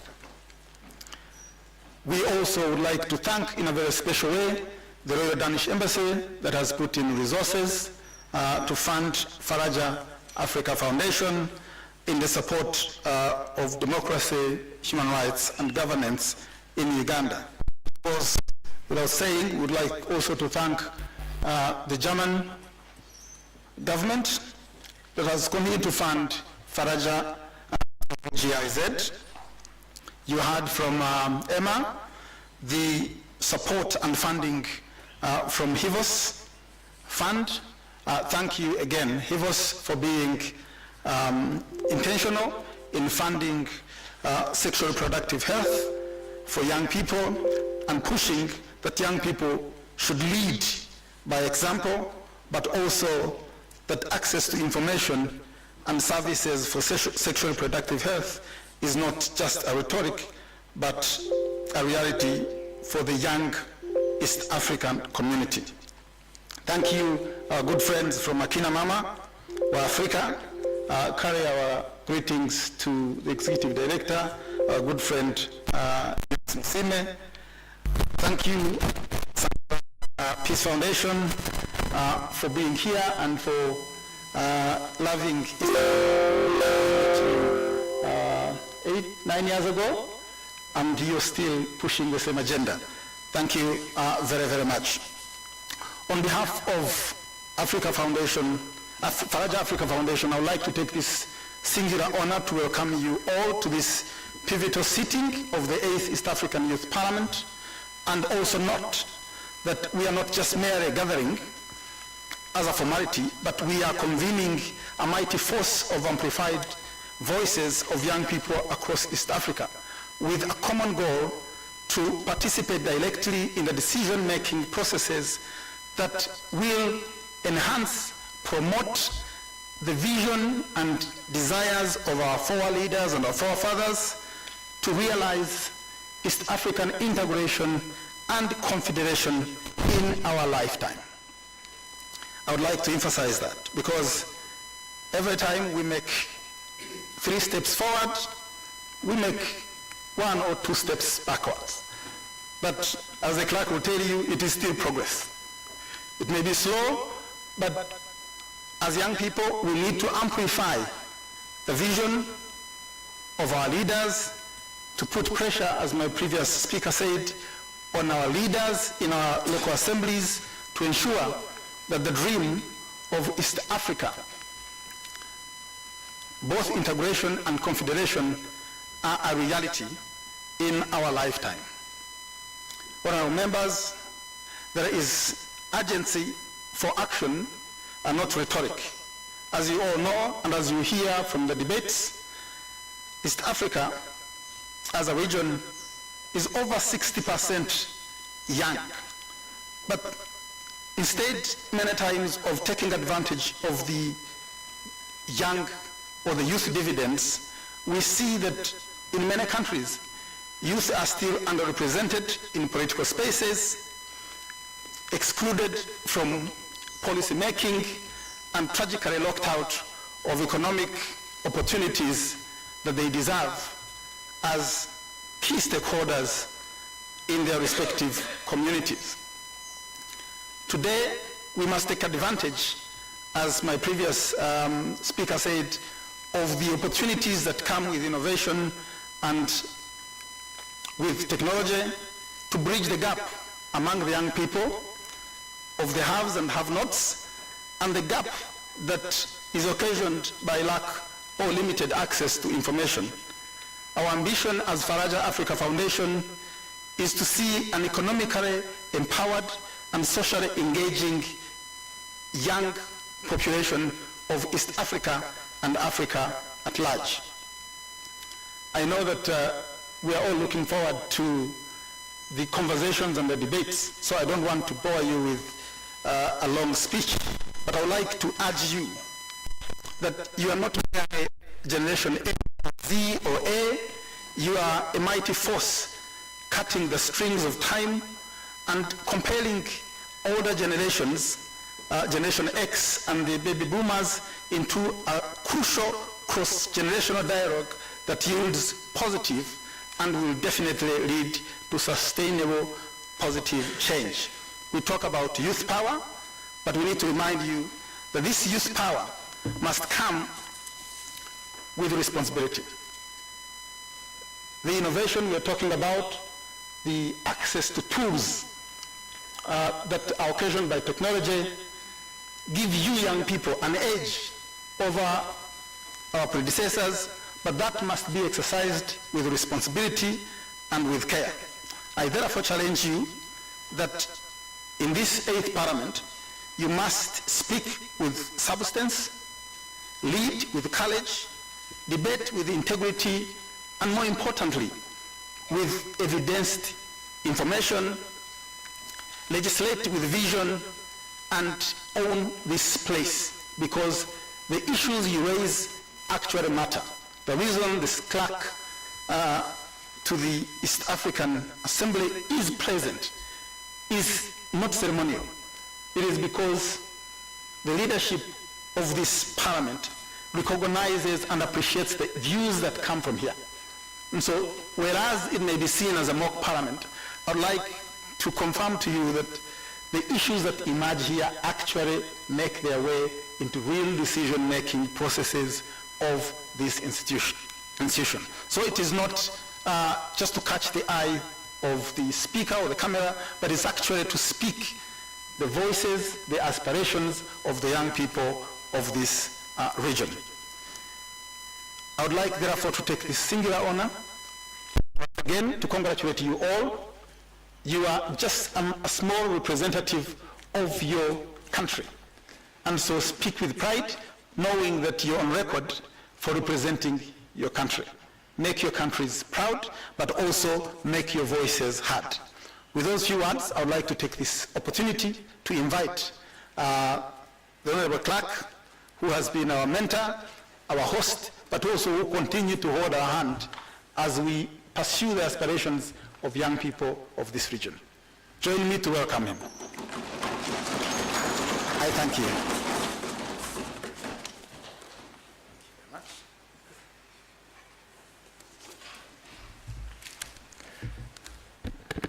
Good afternoon. I'm the clerk of the East African Legislative Assembly. My name is Alex Lumumba Obatre. I'll start by welcoming all of you to Arusha, Faraja, Africa, all the partners, and the honorable members. This year we have 99 of you, honorable members. We also have the previous speakers and the leadership. You are all most welcome to Arusha. This chamber is your chamber. It is for all East Africans. This is our seat based in Arusha.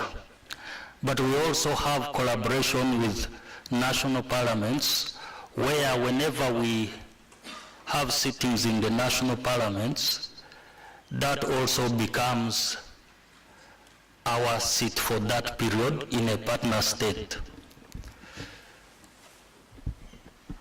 Allow me to stand on the protocols already observed, and in so doing, I would wish to congratulate the current speaker, deputy speaker, and the clerks for successfully assuming their positions.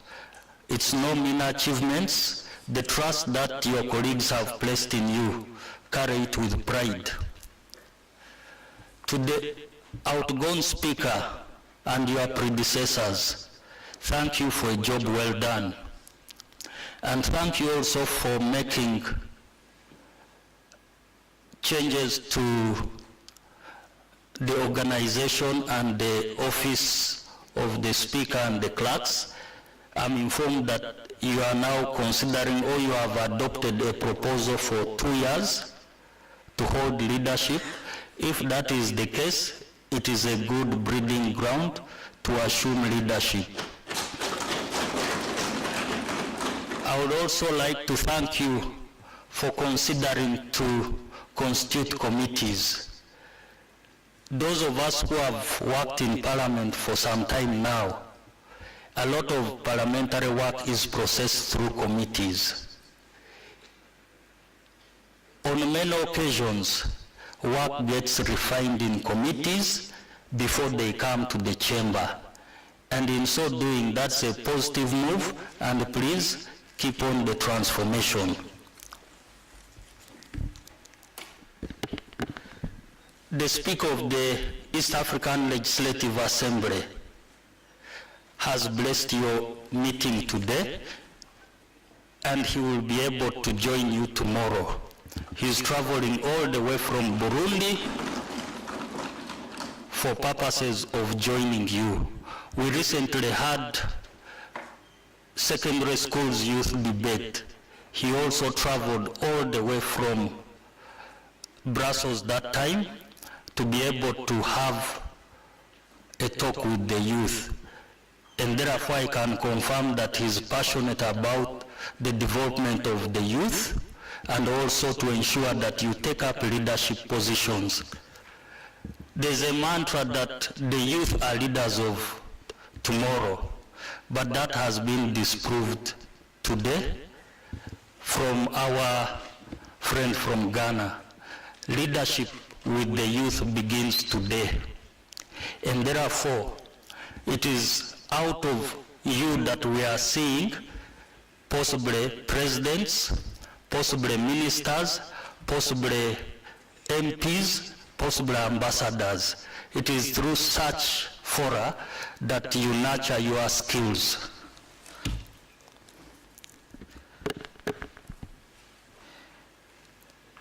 Allow me in a special way to thank Faraja Africa for this time bringing all the 8 partner states. I'm happy to note that this movement, which began sometime in 2016, was it 2016?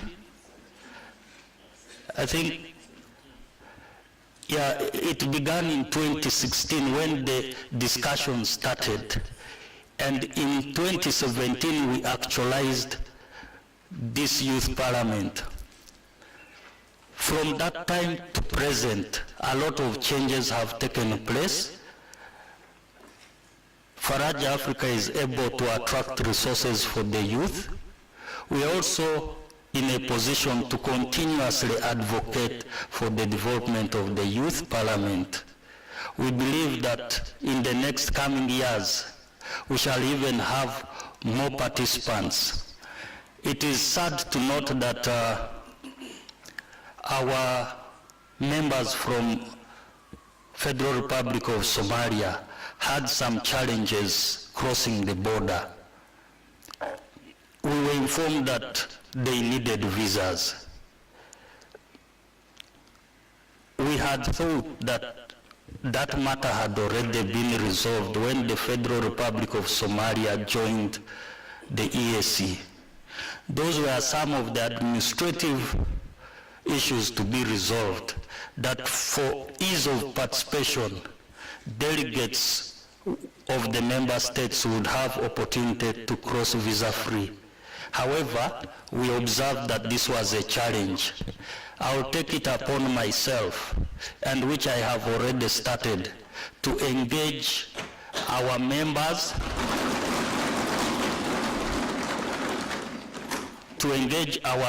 of the Assembly, along with the Right Honorable Speaker, to resolve this matter. It happened when the Democratic Republic of Congo joined.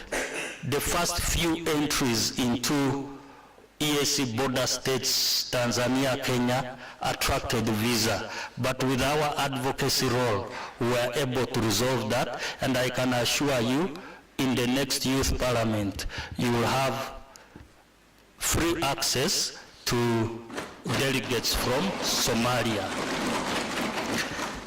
Because that is what the treaty says, that once membership is granted, other things are administratively handled. So we will resolve that. with respect to our theme for this 8th Youth Parliament, very good theme. It touches on the livelihoods of the youth, women, gender, East Africans, the aged. It cuts across. The question to all ourselves is,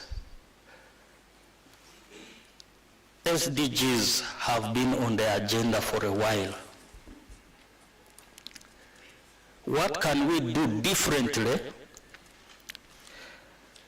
to transform what is written on paper to a call to action? What is it that we should do differently other than boardroom politics, other than through debates? What call to action can we strive for to get ourselves into the field of implementing the SDGs? Do we have to leave the boardroom politics and go to the grassroots, to the local communes, to the localities? How do we get there to do things differently so that we transform those SDGs to align also with Agenda 63 of the African Union? When you look at these, they all want to converge to improvement of livelihoods. You are the honorable members. You have set yourselves the goals. You are going to debate this. You are going to come up with proposals. Where will those proposals end? I think to Faraja Africa, I would really urge that we move from the debates to communiques, and these communiques are followed up to parliaments and IALA. What standardized document can we have out of this 8th Parliament, which we can simultaneously present to all our parliaments? Parliament of Kenya, Uganda, Rwanda, Burundi, Tanzania, all the parliaments. And what is the outcome of those communiques which we can bring to the 9th Parliament? That these were the resolutions from the 8th Parliament. This was the communique. This is what went to the parliaments, including IALA. And this is what the parliament of that particular or the respective parliament talked about.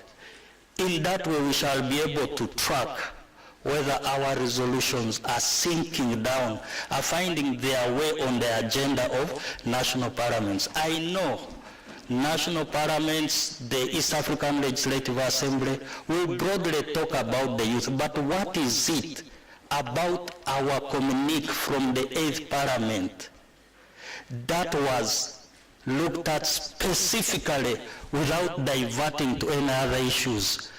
In that way, we shall be able to achieve a lot. Now, for us to come up with very good communiques, you have been told that you need to debate without fear or favor and with adequate information. Have you researched adequately? ICT skills are never rare among the youth. Every youth these days has a mobile phone. Those are good research instruments as well. So I cannot claim to speak negatively about your research skills. You are the best researchers that you are. So we believe that you have prepared adequately. Let me end by saying that as IALA, we are committed to working with all of you, working with Faraja and its partners, and we shall not tire to give you the space, to give you all the opportunities you deserve. This is your place, and nobody should ever say that the East African Legislative Assembly has not provided us an opportunity for 9th Youth Parliament, 10th. Let it reach 100. We are ready. We shall provide the facilities. With that, and giving the assurance that my speaker will join you tomorrow, I declare the 8th Youth Parliament seated here in Arusha officially opened. I wish you all the best.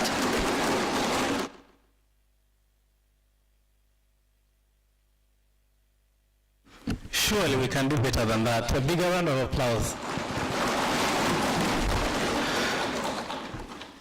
It would be so unfair if we did not recognize our soldier who fought hard to represent the country, even amidst challenges that we faced. Our representative from Somalia, please stand up and wave to the people.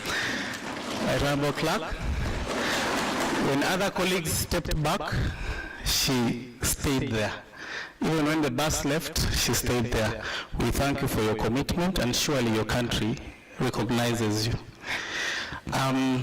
I'd also like to again re-echo and re-inform members here that this Parliament is not only going to go for 1 year, right?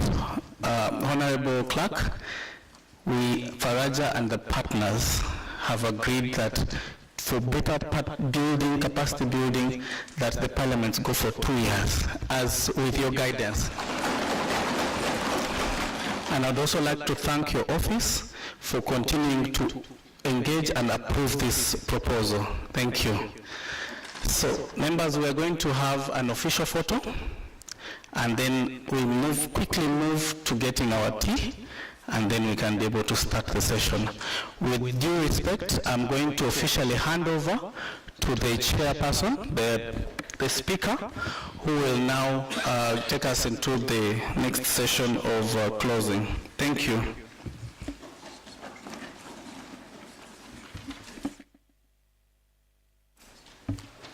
When the procession is moving and the guests move, members will stay, and then we will come later.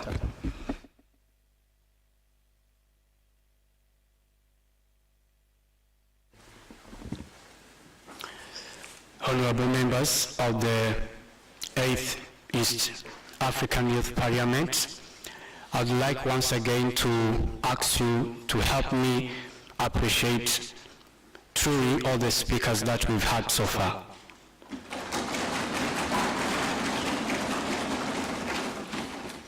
Thank you very much.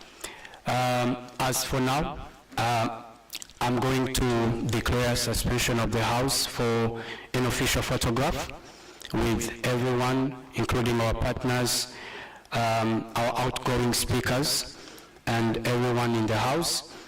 And I think thereafter, we shall go for breakfast if it's ready, and then we will come back for the official start of the debates that we shall be having in the House for today. So, if everything is ready, I think we would start from here and then go for an official photograph.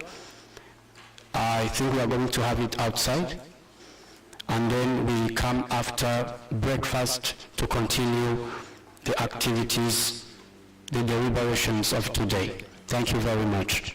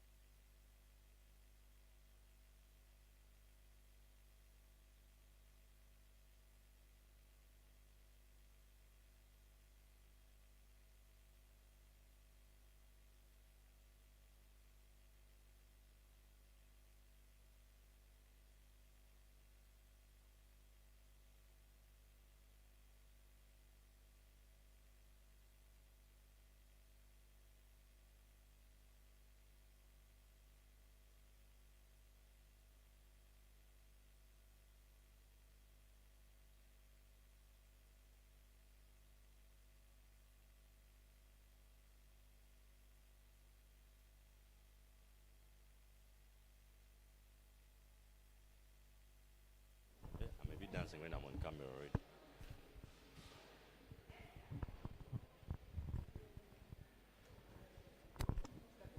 Yes, welcome back from that heated session where we're having speeches from the various partners who make this 8th East African Youth Parliament a possibility.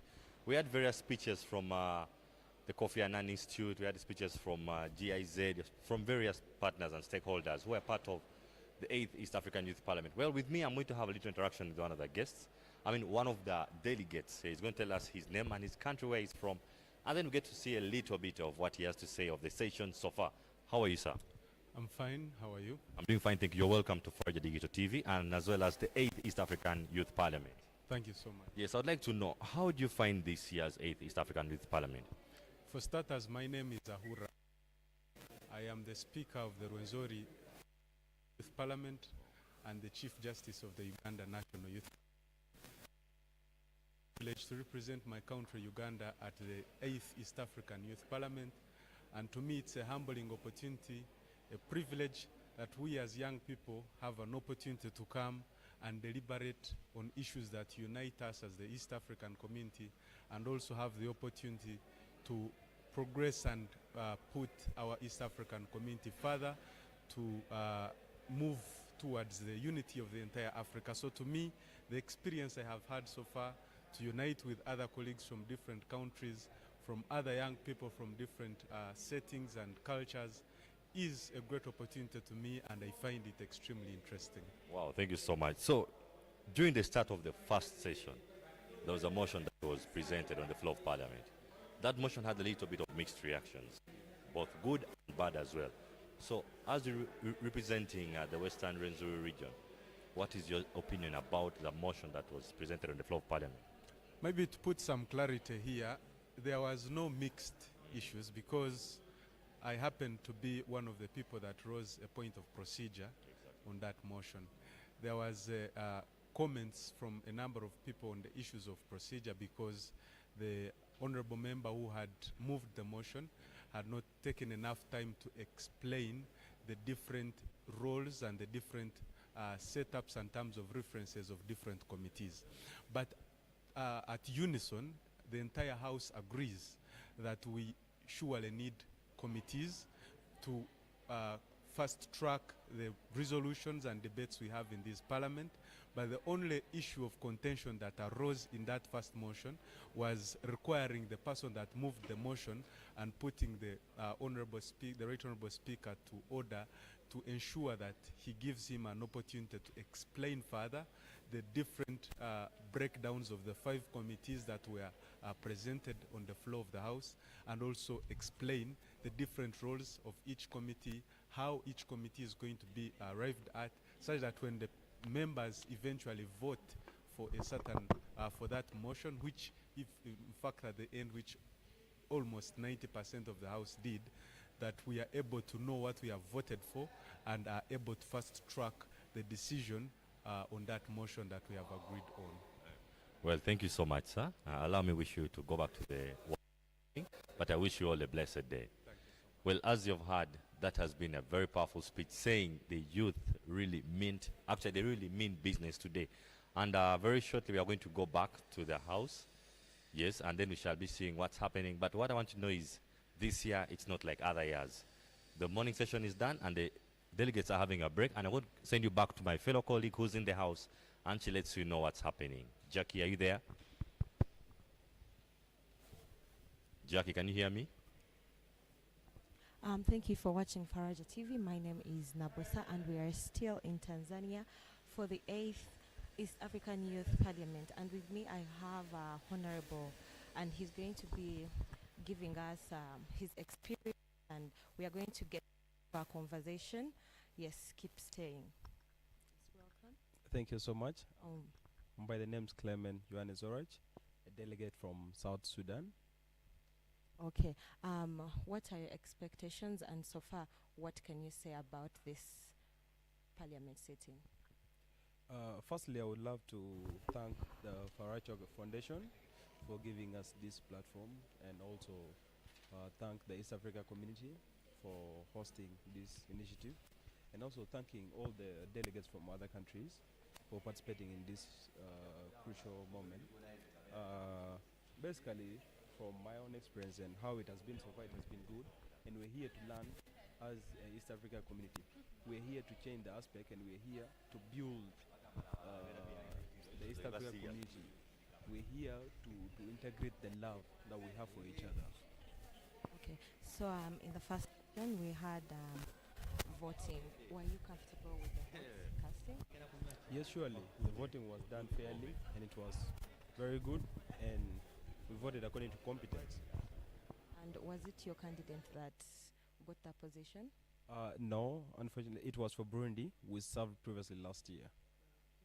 Okay, so what are your expectations for the next session that is going to happen? What do you expect? And for the motion that you expect to be put up, what do you think you're expecting in this? I can see how eloquent our youth are and how advocacy they are. There is a motion, the first motion that has been tabled by Rwanda of the Africa Free Trade area, which I'm expecting a lot from the participants, and we shall get to see how we will end with it. But we want the free movement of people, the free movement of goods, and then of course, as it is, it's seen in the protocol. Allow me cut you short. What do you mean you want free movement of people and free movement of goods? Are we looking at people not paying taxes or no transportation fee to be put up? Basically, what I meant by free movement of people, it's the best example is the Somalia girl who was stopped at the border and she was asked to pay visa. Yet Somalia is part of the East Africa Committee. So basically, we're here to discuss those things. We shall table them, and they will be passed to IALA, the East Africa Legislative Assembly. Okay, don't you think this is going to be affecting the economy? No, I don't think it will, because when you look at the economic aspect, there are goods with the tariffs, which are still taxed by the government of every country. But what we mean by the free visa, it's where we want each and every East Africa country to feel that they are part of. For example, I grew up in Uganda, and I usually travel back home to Uganda and to South Sudan easily with no paying visa. No. So that's what we also want for other countries, and this is the reason why we're here to advocate for it. Okay, and when we go to the security part of it, do you think people will be safe while they're moving in and out without any restrictions? Yes, I think it will be safe because there will be rules that will guide us. And of course, those rules are there. The only thing that we need is implementation of those rules and how strict they will be. And as you who is advocating for youths, do you think youths are able or are going to be able to cope up with these rules and they'll put them into action? Definitely, and the best example is us being here. So I believe in it, and I believe the youth will cope up with the rules. Sure. Thank you. Okay, and when we talk about goods, because now we have talked about people having free access to in and out all East African countries, when we talk about goods, we also have to get political and economical with them, right? Do you think it is good for the economy for people to have free transportation of goods that they are going to be earning money from, and they bring them in for free without being charged any taxes? Do you think it is going to be good for the economy? I think mainly it depends on what do we understand by the free movement of goods. Now we all know that South Sudan, as being a landlocked country, being part of East Africa has helped us in importation of goods, whereby we are taxed we are taxed at the Mombasa border or in the Mombasa port with little charges because we are part of the East Africa country, and that's what I was saying, that being part of East Africa help us in the. Okay, thank you so much for giving us this chance. You're still watching Faraja TV. Thank you so much. You're still watching Faraja TV, and we are going to keep on engaging with you people as we are going in for the second session. Hope to meet you again to have an interview with you. Thank you so much. Thank you so much. Yes, I thank you so much, Jackie, my colleague. As you've heard the points and the energetic statements made by the youth from that end. Well, you're back to me, and I told you today I'll be getting interviews from various delegates. Now today, we know we have 7 motions going to be presented on the floor of the East African Youth Parliament. And with me, I have one of the movers of the motion, which is a bit sensitive. It's on peace, security, and migration. Madam, how are you doing? I'm all right, thank you. Yes, you're welcome to Faraja Digital TV, the 8th East African Youth Parliament. So can you tell us your name and the country you're representing? Sylvia Samuel, and I come from South Sudan, so I'm a delegate from South Sudan. Thank you. Wow, thank you so much, Honorable CC, if I haven't got your name wrongly. Now, the motion you're planning to present on the floor of Parliament, could you please shed a little bit of light on why that motion? Thank you so much for the audience. So my motion, I'll be moving a motion on peace, security, and immigration. We realize, considering the fact that the population in East Africa, over 60% of the population are actually the youth. So I'm deliberating on this motion, pertinent issues that actually affect the youth. When we look at peace and security, these are issues that will actually affect mental health of youth, and we realize mental health is actually a very rising issue among the youth of late. And when it comes to immigration, considering the fact that this is an East African community, we have various states. Those are the 8 states. These states have policies that are under the immigration acts of various countries. So when we come together to harmonize policies in these immigration acts in accordance to the East African, the Treaty on the Establishment of the East African Community and the various protocols, we realize this will actually ease the lives of East Africans. That could be freedom of movement of people, goods, residences, and all that. So majorly that. Wow, thank you so much for those very powerful statements. Now, you know, in the morning session, a motion was moved. Reactions were witnessed. Do you expect any reactions or emotions from the motion that you're planning to table before Parliament? Yes, I actually expect various reactions, considering the fact that you realize the aspects I'm handling are quite sensitive, considering we have countries like South Sudan, where I'm from, and DRC, that have current conflicts, ongoing conflicts.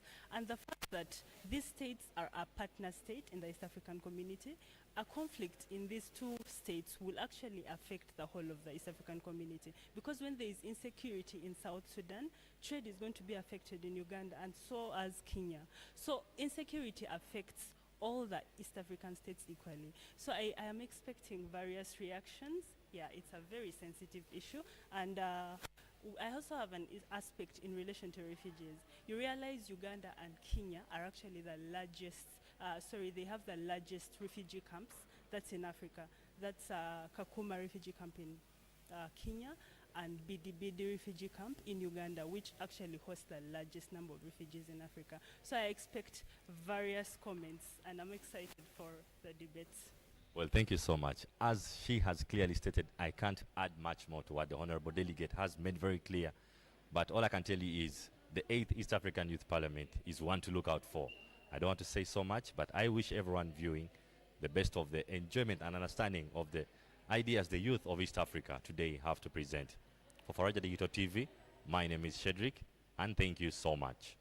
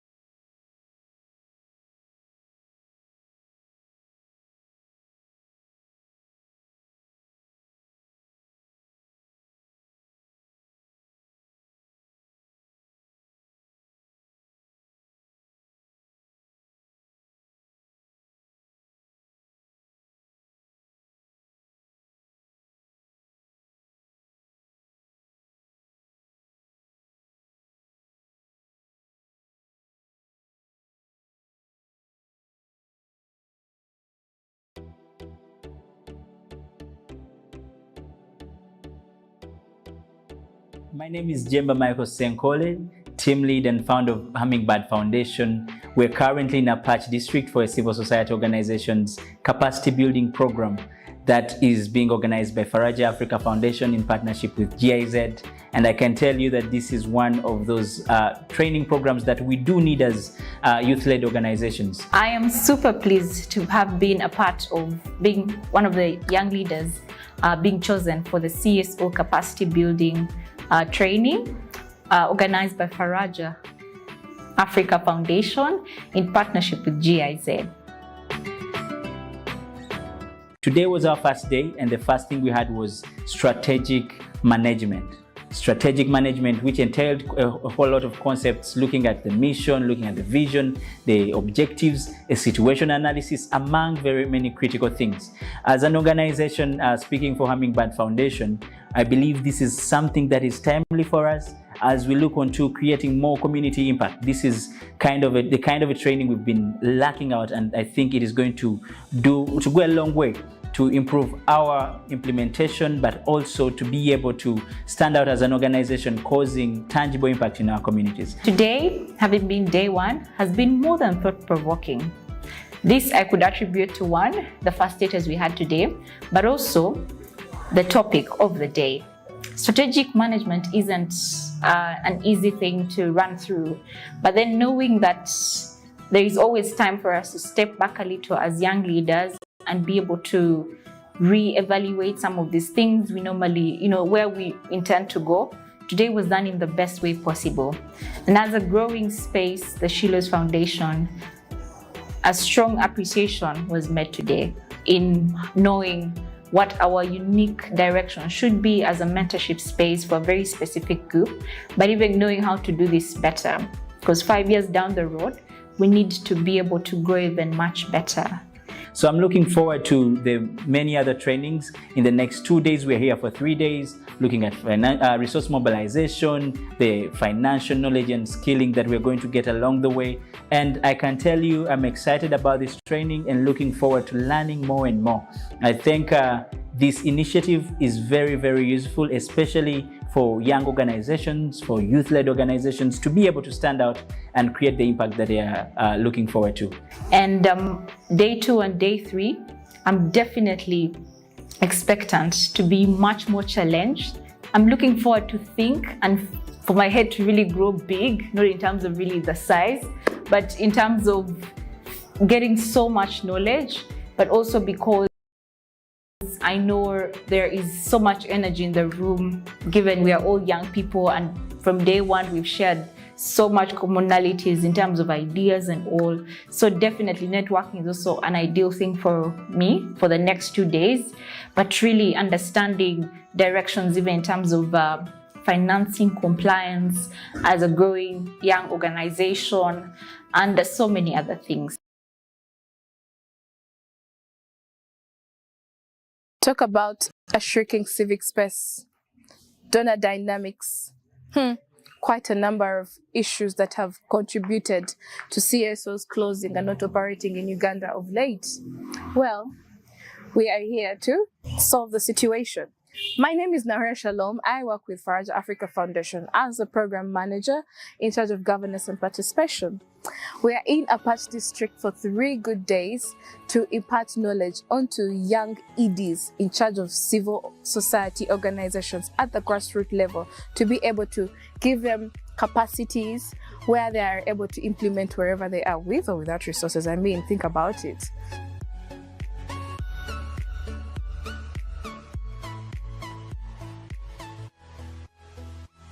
My name is Jovia Kusima and I'm an executive director of High Hope Uganda. We are here for day 2 for capacity building civil society organizations, and our topic of today was about resource mobilization, whereby we tackled about the development of resource mobilization plan. We went into depth, also talking about how we can make our finances better and better for our organizations. My name is Howard Muhwezi. I'm a young social change maker, and I'm very passionate about youth governance and empowerment. In these 3 days, we are training them on strategic management, resource mobilization, advocacy. How capacitated are you to build your organization from the ground up? Are you willing to grow? Are you willing to learn? So we are empowering 20 young organizations with skills that are able to keep them moving and running despite of any condition, any sort of challenges. For the last 2 days, we have been able to engage into intensive discussions. We have gone through intensive trainings, taken through different aspects of organization management, company management. That is to say, or how to identify, how to make a vision, mission, how to come up with a SWOT, how to do a situation analysis of an organization, good management practices, financial management, which I think is key.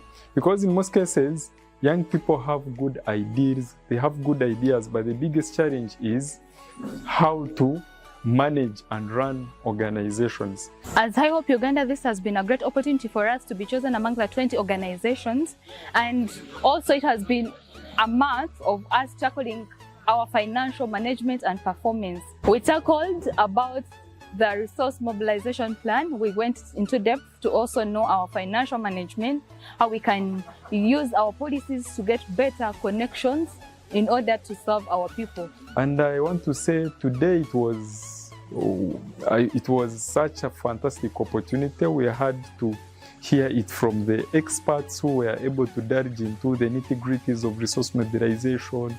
What does it take to do resource mobilization? What are the core pillars of resource mobilization? What are the do's and don'ts of resource mobilization? Which I think is key in terms of running an organization. How possible is it for you to start up a social enterprise? How possible is it for you to learn how to write grants and apply for a number of projects? Do you know what your vision is? Do you know what your mission is? Are your objectives clear and loud?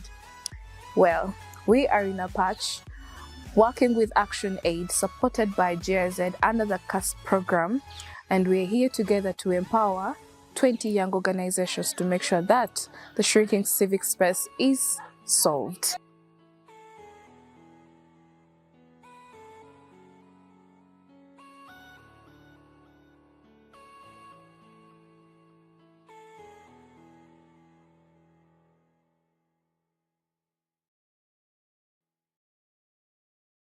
Whenever issues of young people are not spoken out by young people themselves, they don't necessarily get audience.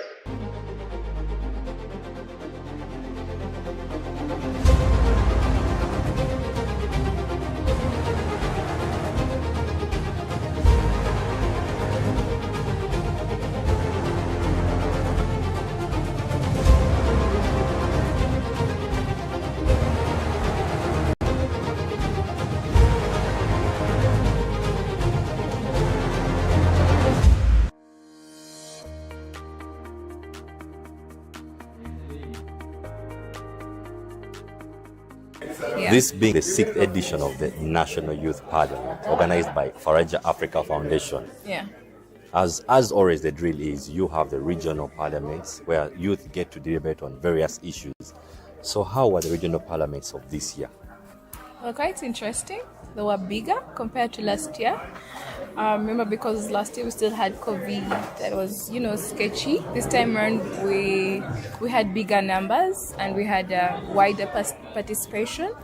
This year's Central Regional Youth Parliament has been an interesting one, where I've had young people come together and deliberate on issues that are actually pressing us. We are given those spaces to exercise and also give out our views to those local governments. We will cry and cry and cry until Jesus comes back. So far, this is the first youth parliament I've attended. Physically, I had attended the virtual one in 2021, but it has been a beautiful experience. A lot of brilliant people to meet, seeing the youth passionate about the matters of the country. I think each year that gets by, the youth parliament becomes more interesting and it gets better. It's a very enriching experience to see young people debate on pertinent issues that affect them in society. It's a blessing to tap into their cups of wisdom because, they give us a fresh feel of what is going on at the grassroots, where we might not be able as leaders to reach on a daily. So young people's advocacy, strengthening the youth voice, is a platform that we really need to fully utilize, and the Youth Parliament offers it on a silver platter. The question the youth are asking out there, how do you choose this member of parliament to come on the floor of parliament? Okay, for starters, it is always a competitive process, that is for a fact.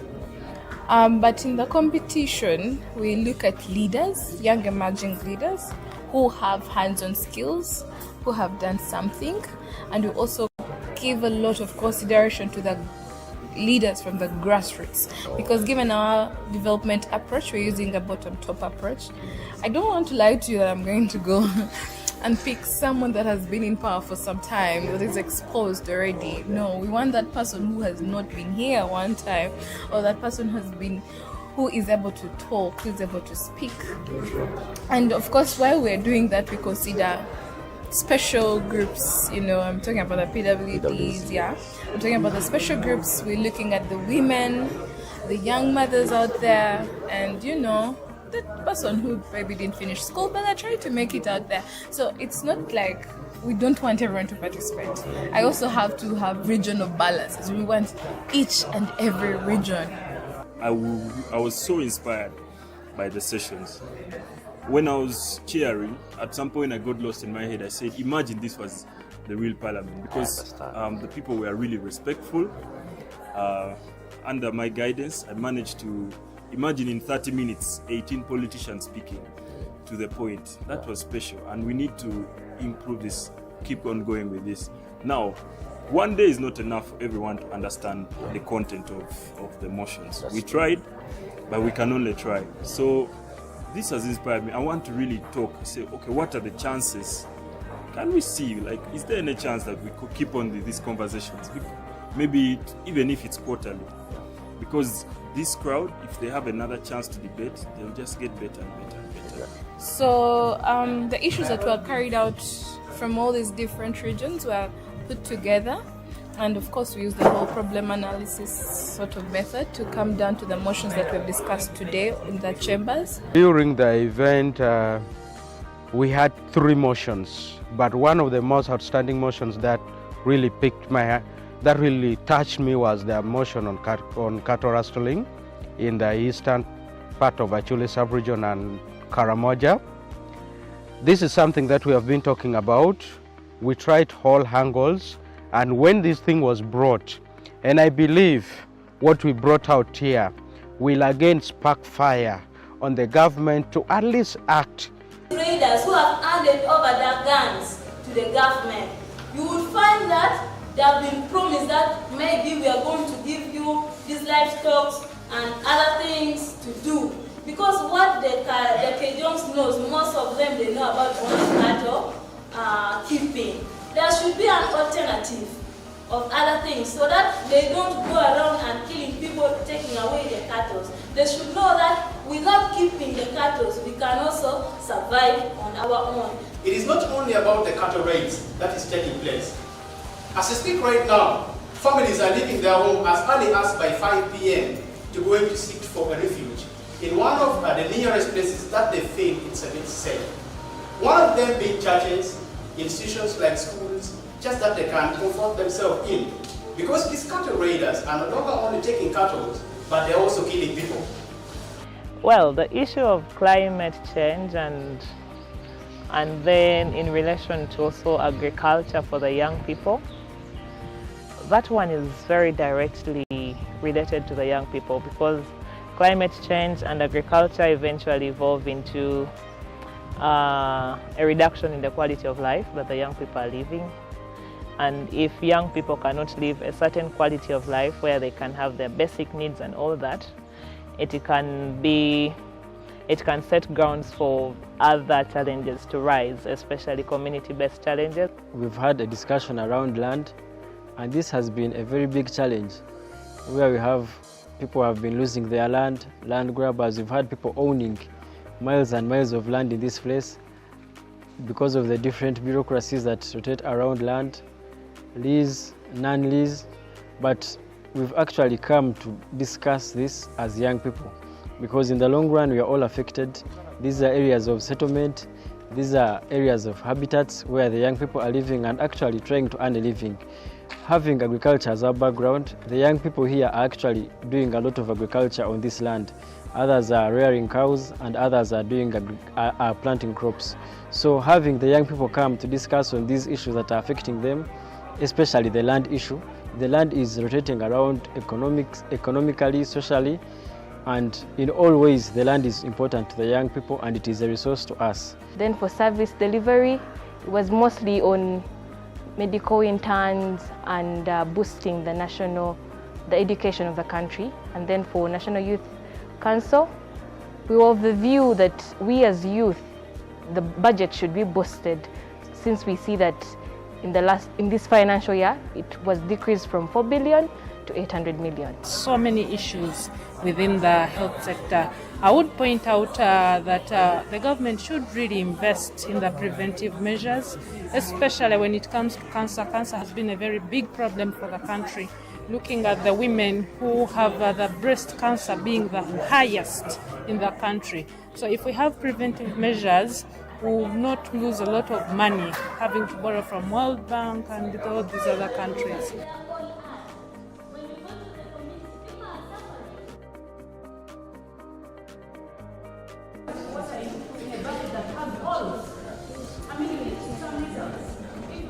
The greatest challenge that I identified is research. You see, when you are invited for the National Youth Parliament like this, you should come well equipped with knowledge, with information on what you are going to debate about. You notice during the debates in the House, there were a lot of challenges.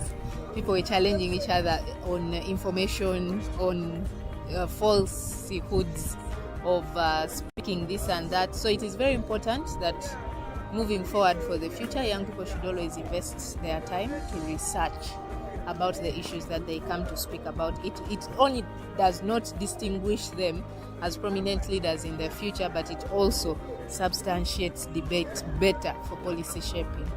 The theme is in line with our International Youth Theme Day. It's about green skills. So we are trying to advocate for climate change. We also incorporated better livelihood. You know, climate affects us in every sort of way. Green skilling is one thing that we need to push across the divide. Not only young people, but young people are the center of it, because we are the drive to sustainability. If we have the young people of today each acquire a green skill, then you can transcend it to another young person. And a green skill does not require a budget. It could be the basics of just protecting your environment, being cautious about environmental degradation, seeing how best we can have as many young climate change agents as possible. For the two motions, the first one was on climate change. That is something very urgent. I'm personally going to take it to the Ministry of Water and Environment. I already have a meeting with the Commission of Climate Change. Wow, you're already working. Yes, we already. I have a meet, not in my office, but as an individual. Wow. So with the guidance of Faraja,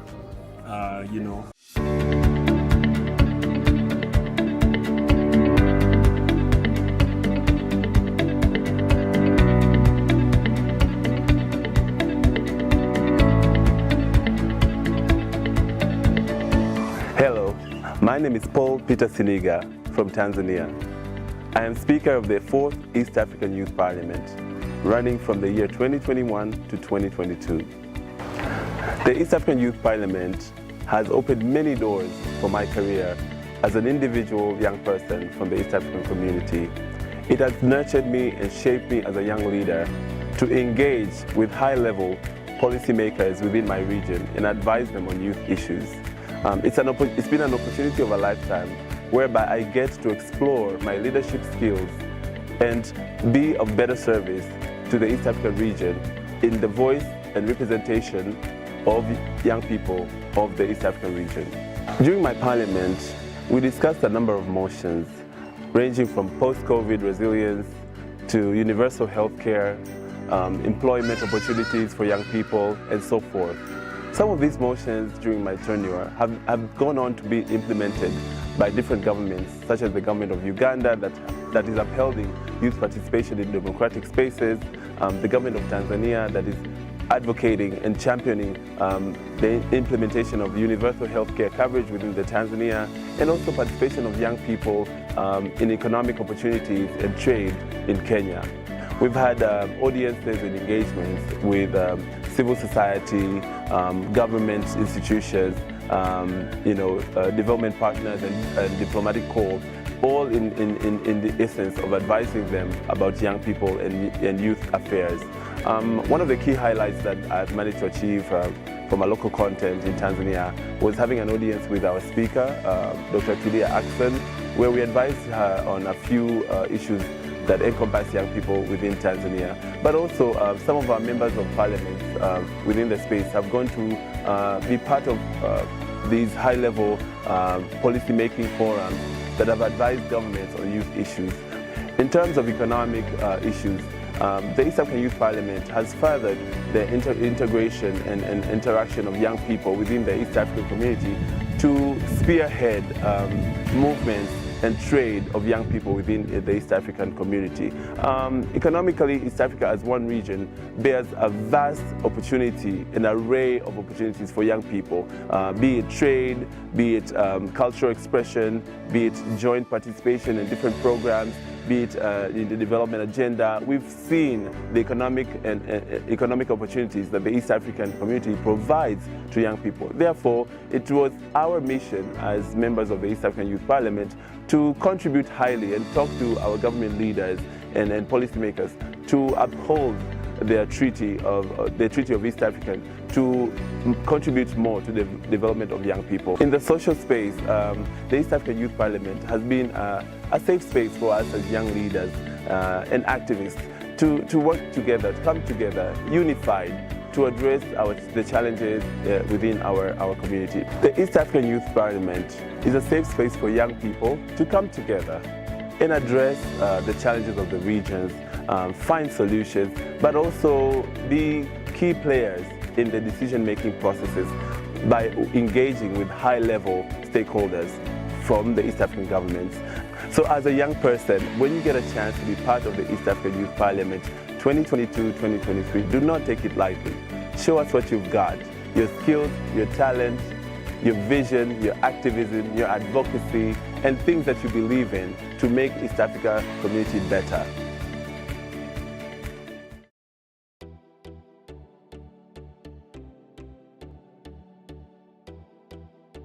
My name is Jemba Michael Senkole, team lead and founder of Hummingbird Foundation. We're currently in Apache District for a civil society organization's capacity building program that is being organized by Faraja Africa Foundation in partnership with GIZ. And I can tell you that this is one of those training programs that we do need as youth-led organizations. I am super pleased to have been a part of being one of the young leaders being chosen.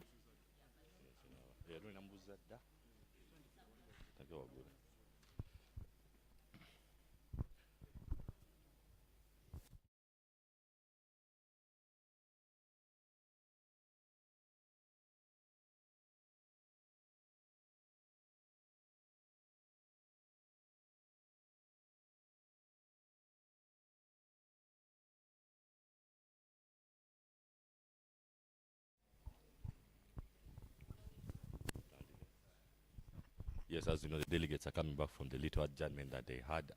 And before the speakers get back to the chambers, I'm going to have a moment to discuss with a few of the delegates to find out how do they feel, how prepared are they, how do they find the session, and just to have a light moment before the serious business resumes. Honorable, how are you? I'm fine. Yes, I would like to know your name and your country, please. Okay, my name is Linda. I come from Uganda. From Uganda. So how do you find the session so far?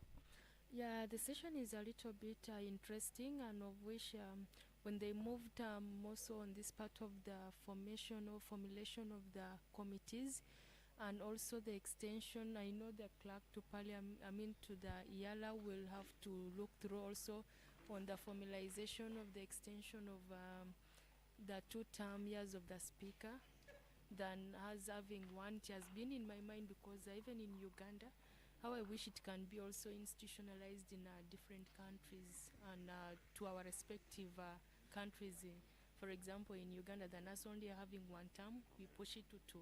So which is something impactful there, because when you have a longer period of time in service, it will enable someone mentor, or it will someone can be mentored in terms of leadership, and also build the skill, and also how to hand over to the next, than just having a quick thing that oh, we have conducted this, what next?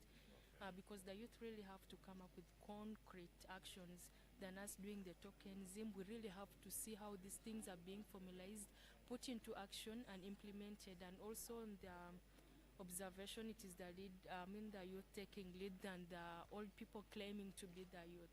So I'm happy about it. Yes, as you've heard, the youth, they are excited about the term of extension of office of the East African Youth Parliament from 1 year to 2 years. It seems even the youth are getting a grip of staying in the power, and they're excited for it.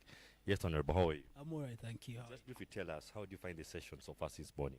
Yeah, they are very engaging, and I think it's an opportunity for all the young people that are here to express their advocacy skills and to practice them. The next time they will be doing this for their people in their communities, it won't be a new thing, and I think young people here are getting the leadership skills that we are going to use when we get into the power that we are thinking we are about to.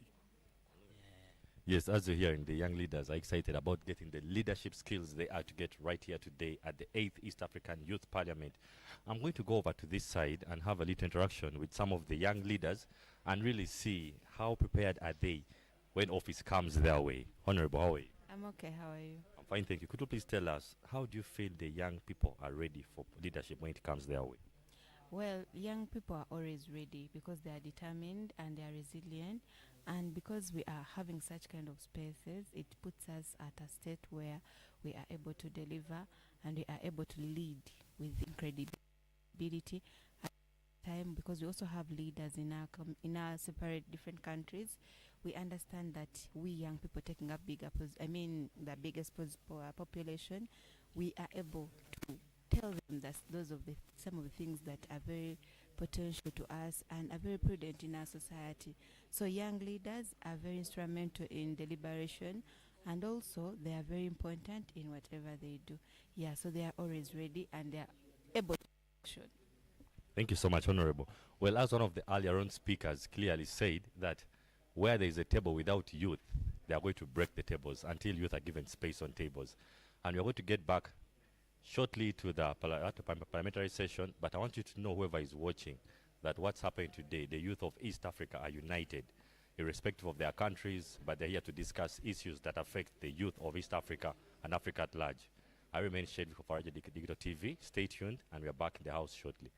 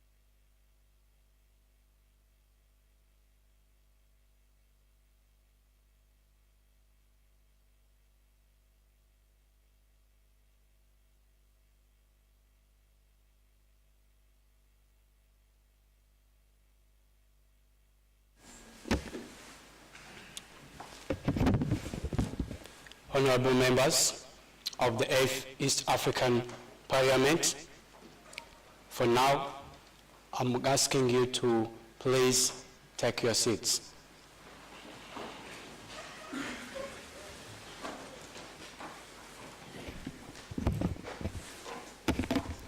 Thank you very much.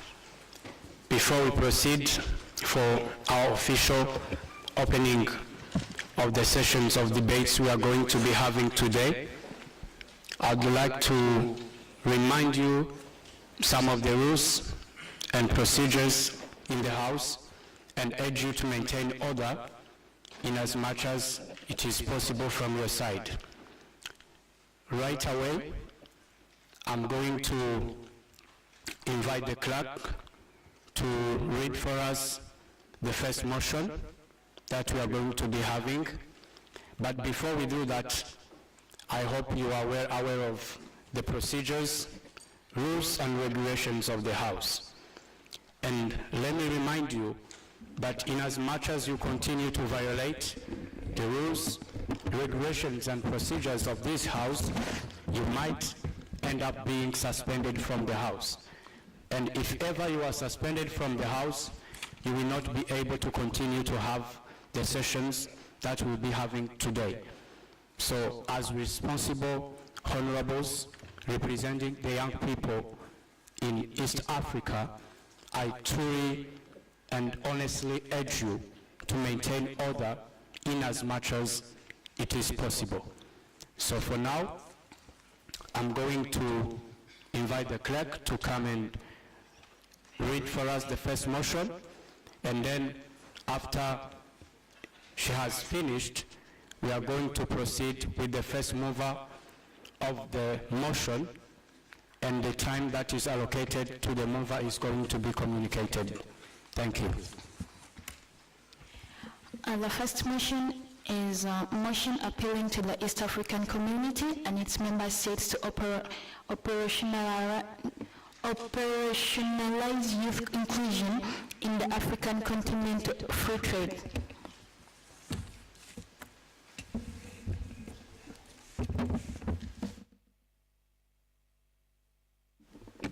Thank you very much.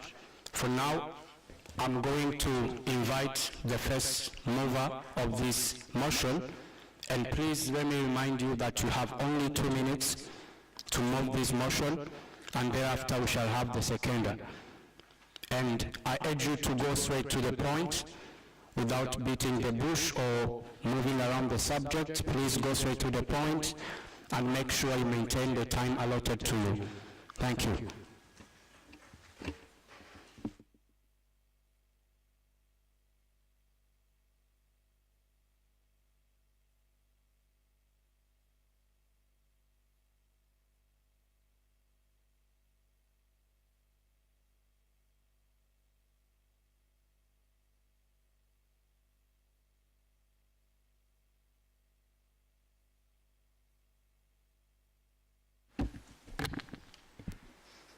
Thank you very much.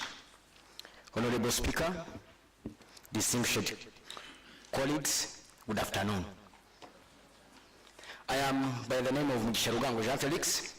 I rise as a delegate from Rwanda to move this motion, which stated that appealing to East Africa community and its member states to operationalize youth inclusion in the Africa Continental Free Trade Area.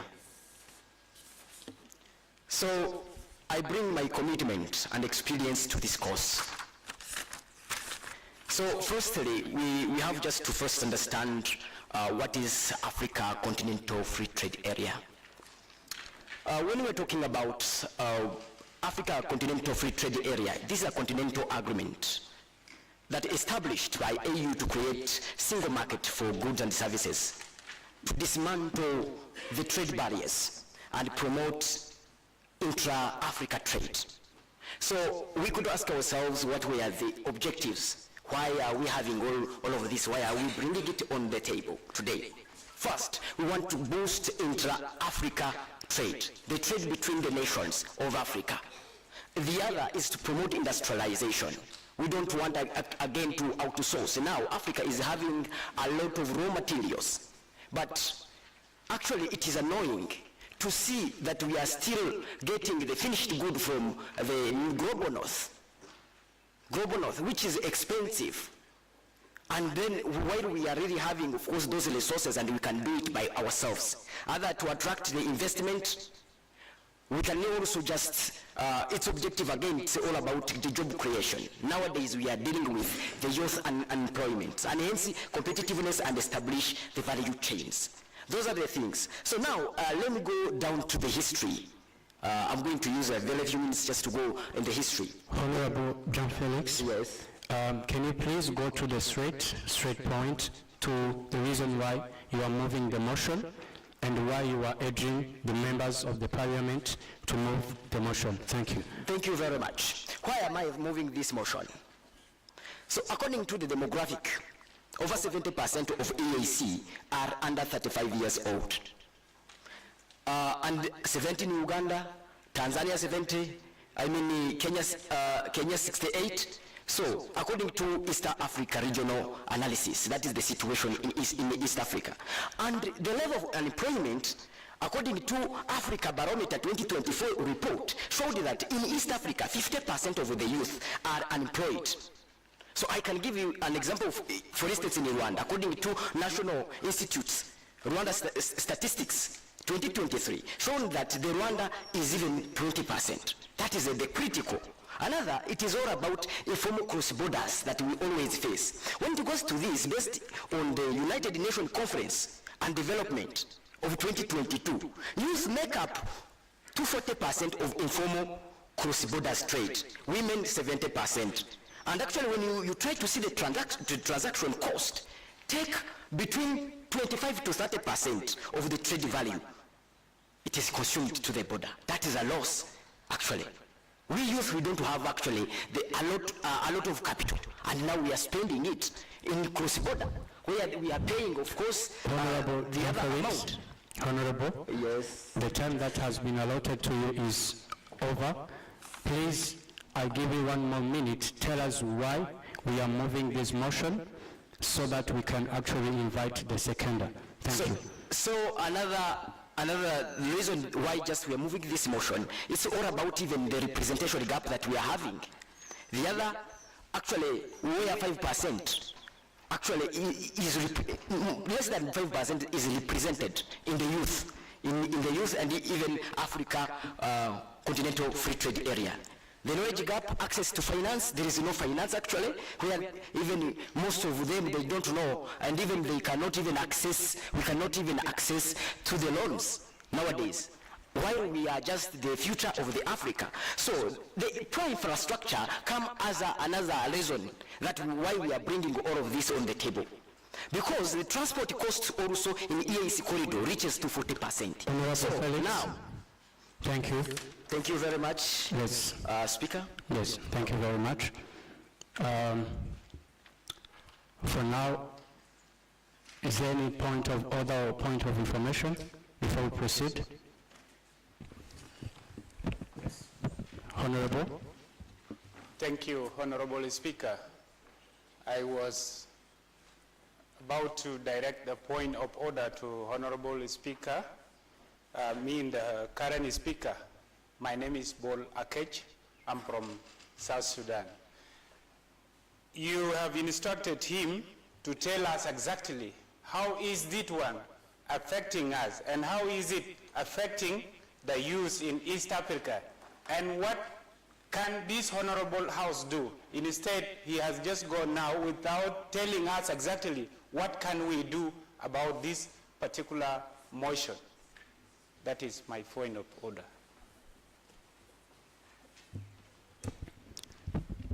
Honorable John Felix, can you please clarify within 1 minute the reason why this House should move this motion, and can you clearly explain to us why we should move it? How is it affecting the lives of young people, and what are the interests of this House to move the motion? the reason why we have just to move to support this motion. The reason why we have just to support this motion is all about the challenges that we, youth, we always face, actually. So according to the demographics that I was talking about, nowadays we are having the problems. Actually, we are unemployed nowadays. And actually, because of what? Because of the policies that are not regulated, I mean unrestricted tariffs that are being imposed. Youth nowadays are having another thing of knowledge gap of this. How can we can benefit, of course, from Africa continental free trade area. So, okay, then what do I recommend today, actually? So, the recommendation of today, first, it is to institutionalize the representation. Honorable, thank you. Yes, thank you. For now, I'm going to call the seconder, and then for the points of order, I shall receive it after. Yes, can we have the seconder for this motion? And please let me remind the seconder that you are only supposed to say that I second this motion, no need of explanations, only that, so that we can move on.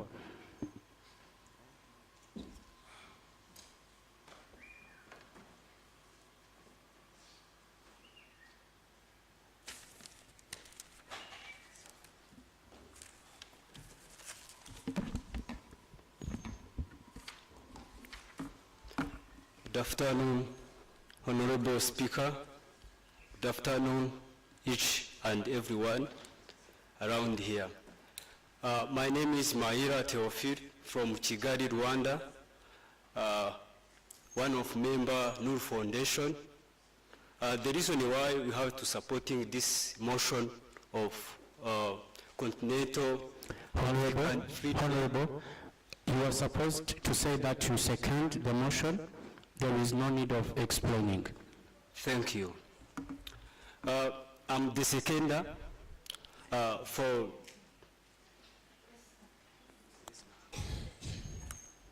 Honorable.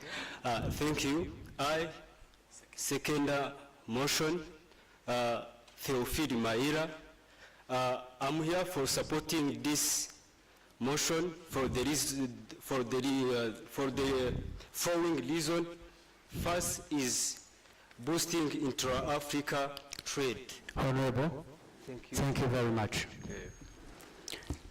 As for now, I'm going to receive, yes? Yes, Honorable.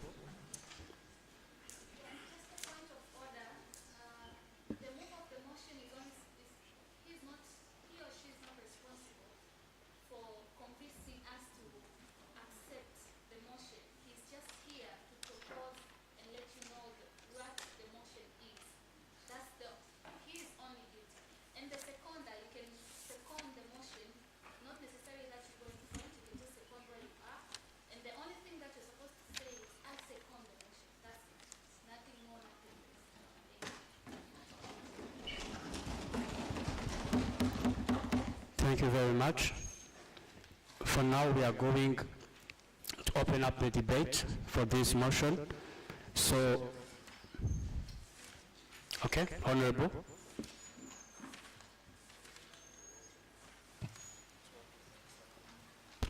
Thank you so much, Right Honorable Speaker. I raise on a procedural matter, requesting for your indulgence, Right Honorable Speaker, that once the honorable member moves the motion and the motion is seconded, I request for indulgence that you give him an opportunity again to come back and fully explain the motion, because as he was trying to do that, which I really accept and appreciate you for that, you guided him to just move the motion. So after moving the motion and it is seconded, I humbly request Honorable Speaker, the Right Honorable Speaker, that you give him the latitude to come and fully explain that motion and thereafter you open the debate to ask the entire House to submit in response to what you will have raised in the explanation. Thank you. Thank you very much, Honorable. As the demands has arisen from the House, I'm going to give 1 minute to the mover of this motion, and as it has already been cleared out, you are just meant to read the motion. No need to convince, you just read it and let the House know why you move the motion. And then after, please remain in the time that has been allotted to you, and then after I shall have the seconder for 2 minutes, and then the debate shall be opened to the House. Thank you.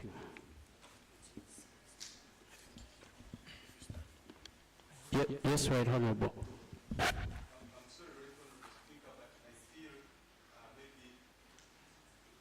Procedure guidance I was giving, Right Honorable Speaker, was that after the seconder seconding the motion, the mover of the motion comes back to fully explain the details of the motion. The seconder doesn't have to come back to second it again. After the Honorable Member explaining the motion extensively, then you open up for the House, we discuss, and thereafter we can vote to pass or even reject or amend the motion. Okay. Okay.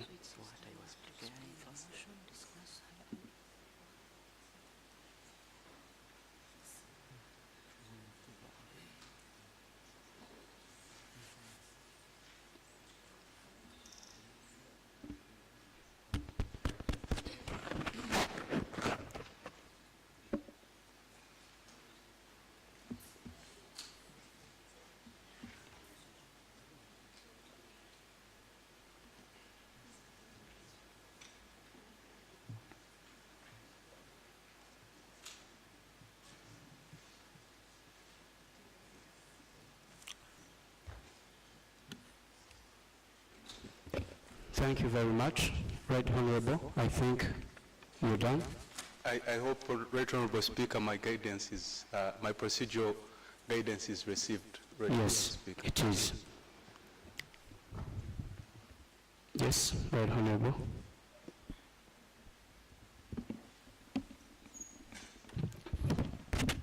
Thank you, Honorable Speaker.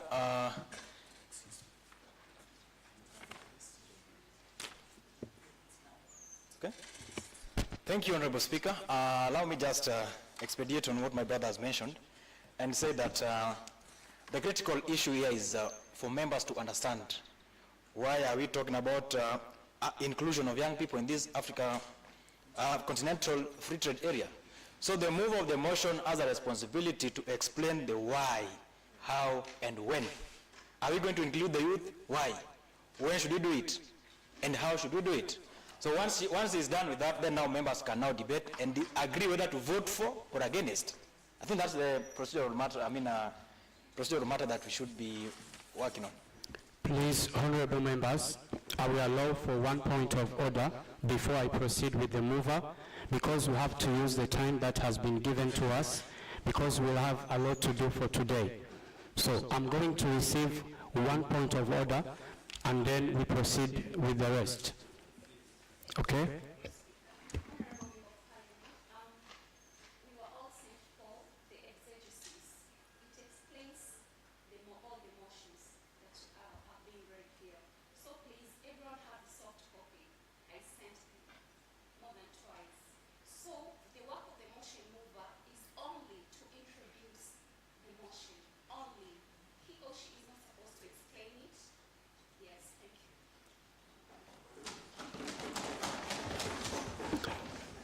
Honorable members of the Assembly, please, I'm going to allow the mover of the first motion to please come back and then read the motion, explain a bit.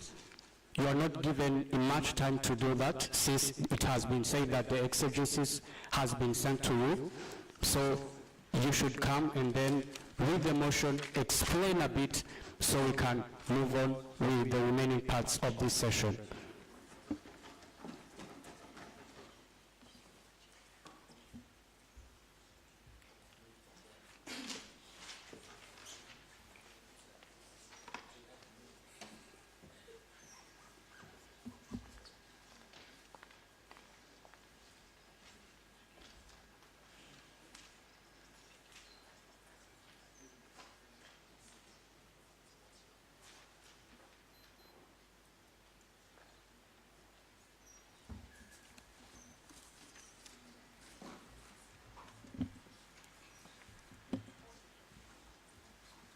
Switch off the microphone. Okay. Thank you very much, Honorable Speaker and distinguished colleagues, for giving me the second chance to talk about the motion of today. Our motion of today states that appealing to the East African community and its member states to operationalize youth inclusion in the continental free trade area. Why are we talking about the youth inclusion? Here it goes to the challenges that the youth are really having nowadays. As in the challenges that we are having is all about the representation gap. Actually, today's we are having a lot of policies that are being implied there. And the number of, when you try to check the percentage of the representation, you find that of course we are still under, we are still excluded in the platform. And imagine that nowadays, 64% of the youth of African population is youth. And now, not even 5%. They are in representative positions. What does it mean? Means that of course we still have a gap of knowing what is going on, and actually another thing is all about the gap of engagement. So we have knowledge gap. According to the research, Youth Lead Africa 2023, the majority lack understanding of essential procedures such as tariffs, rules of origins, which affect even the benefit. The other, it is all about the financial access. That is the reason why I am bringing it here today, because less than of youth trade business access the formal trade finance. And actually, we are having ideas, but we don't have capitals. So to get capitals, we have just to approach the banks. But the banks, they have the restrictions that cannot even allow us to get even a single coin. We remain with our ideas and poor and unemployed, which is the burden to our nation and even the EAC at large. The other is all about, I talked about the infrastructure. Actually, we still have a problem with the infrastructure because the informal trade, not even the registered one. Nowadays, 40% is crossing the border. Crossing the border. They cross the border, paying their amount of the money that they don't have, and tomorrow the business is closed. So we want to advocate for even regular inconsistency, harmonized customs and standards and procedures which cause extra costs to the youth. Actually, we don't have a lot of the capital, and we are still using it by paying to those tariffs and those procedures. When you go to Uganda, for instance, when you go to Uganda, you pay amount. And then to trade there become very difficult for us. So here there is what we need. We need this parliament mandate from this year, from the 2 years term. The first it is to institutionalize youth representation. This is what we want this parliament just of course to do, because at least 20 to 25 they should get the seat in Africa Continental Free Trade Area. Because you cannot talk about the problems of youth while you don't know anything. A 60 years, 65 years person is sitting there and wants just to address our issues while we don't know the background and where the problem is. We have to, they have even to establish national youth trade advisory councils in each partner state linked to the Ministry of Trade that explains clearly the rules and regulation, advising the youth, and even providing, of course, the capital or assistance to the youth. The other is all about capacity building and awareness. Here in East Africa, why this one? We are still unemployed. So, and we are having the knowledge gap. Because of the knowledge gap that we are having, we need just to train 500,000 youth entrepreneurs across the Africa trade by 2027. So to reach to our mandates. Another, it is 100% integrated in Felix, thank you very much. Thank you very much. The time that has been allotted is over now. Please, let's have the seconder, and thereafter. Okay, good. I've been informed that we can now open the floor to the members of the House so we can discuss about this motion. So, I'm going to start with the lady. Yes, Honorable. Please, straight to the point. Okay, thank you, Right Honorable Speaker. For purposes of record, my name is Hannah Teresa, a delegate from Uganda. This motion, I'm in support of this motion.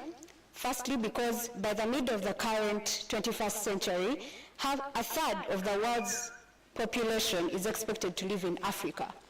And in Africa today, we have about 10 to 12 million people who live high institutions of learning. And only 3 million people are able to get access to jobs. And that is sad. Recently, there was a report from ITC, that is the International Trade Center, that highlighted that 47% of these young people are struggling financially, those that go ahead to try and do startups. And 91% of those go forward to seek funding. But those that are able to access the funding, we are not sure of the percentage. We have a number of problems as to why these percentages are like this, why these statistics are like this. One is because, looking at what the Honorable was presenting, we need more of capacity building among the young people. I come from Uganda, and we have a big entrepreneurial mindset. Everyone wants to start up something. If we can even conduct a survey here, young people are doing small, startups and small, medium enterprises, but they don't know how to move forward.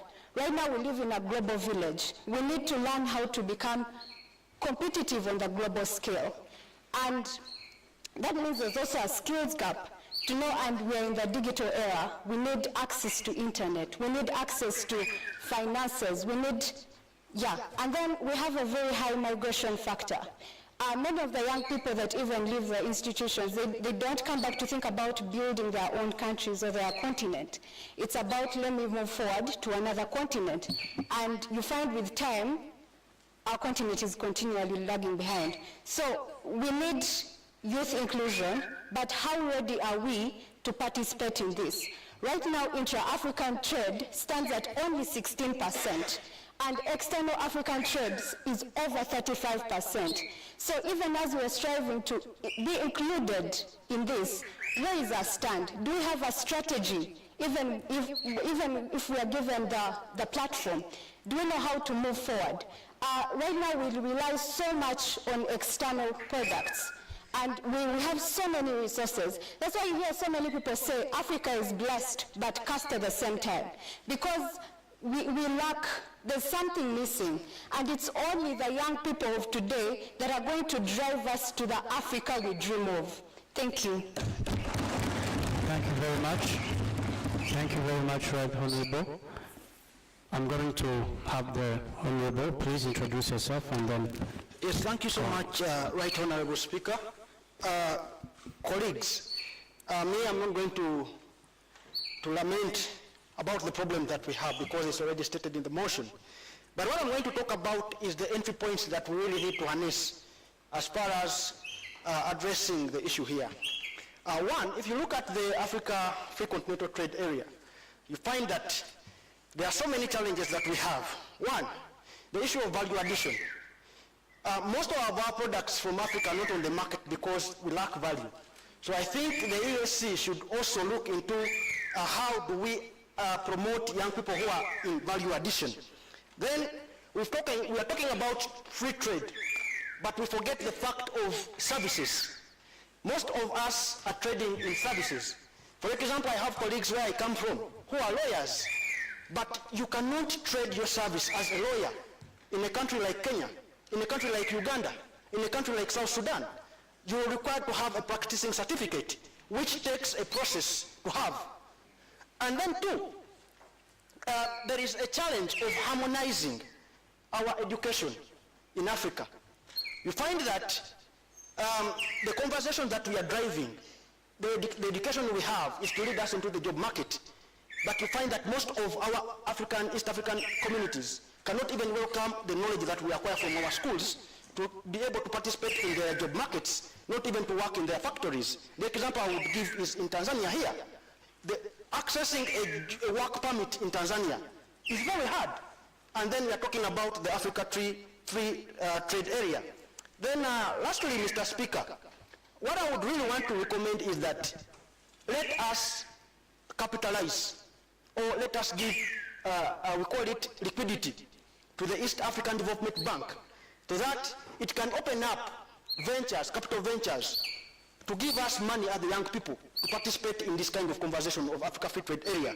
And then we should also liaise, or we should also benchmark on mechanisms like the African peer review mechanism, because I believe it is a mechanism that is working for the young people. If we open up doors for such mechanisms, I think we can have free trade and free participation. But also, Mr. Speaker, is the trade routes. I come from Uganda, but airline transport, connectivity to go to West Africa, I will first of all have to go to Europe and then connect to West Africa. Our airspace is very expensive. Coming from Uganda to Kenya, or coming from Uganda to Arusha, it is very expensive. Conclude. So I believe we should look at trade routes and make them sustainable and easier for us to trade. Thank you so much. Thank you. So I'm going to have the Honorable. Thank you, Honorable Member. Thank you, Mr. Speaker. My name is Haya Dennis, and I rise to vividly support this motion. Mr. Speaker, I think the Africa Trade Area is one of the biggest trade area that we have. With a population of 1.3 billion, that is a GDP of 3.4 trillion, right? Yet, we still languish as youth out of it. Youth constitute 60% of the population of that trade area. Mr. Speaker, with my background in law, I will propose an interest in policy because that is in the motion.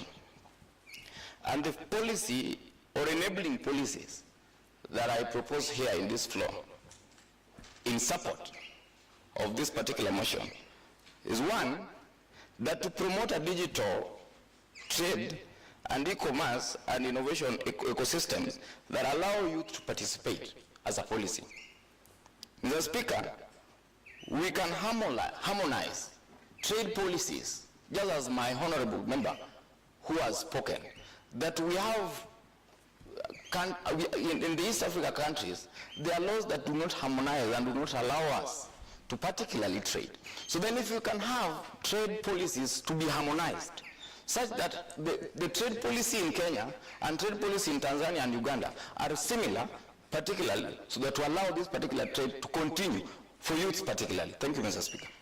Thank you very much. Please, let me have the Honorable, the lady behind.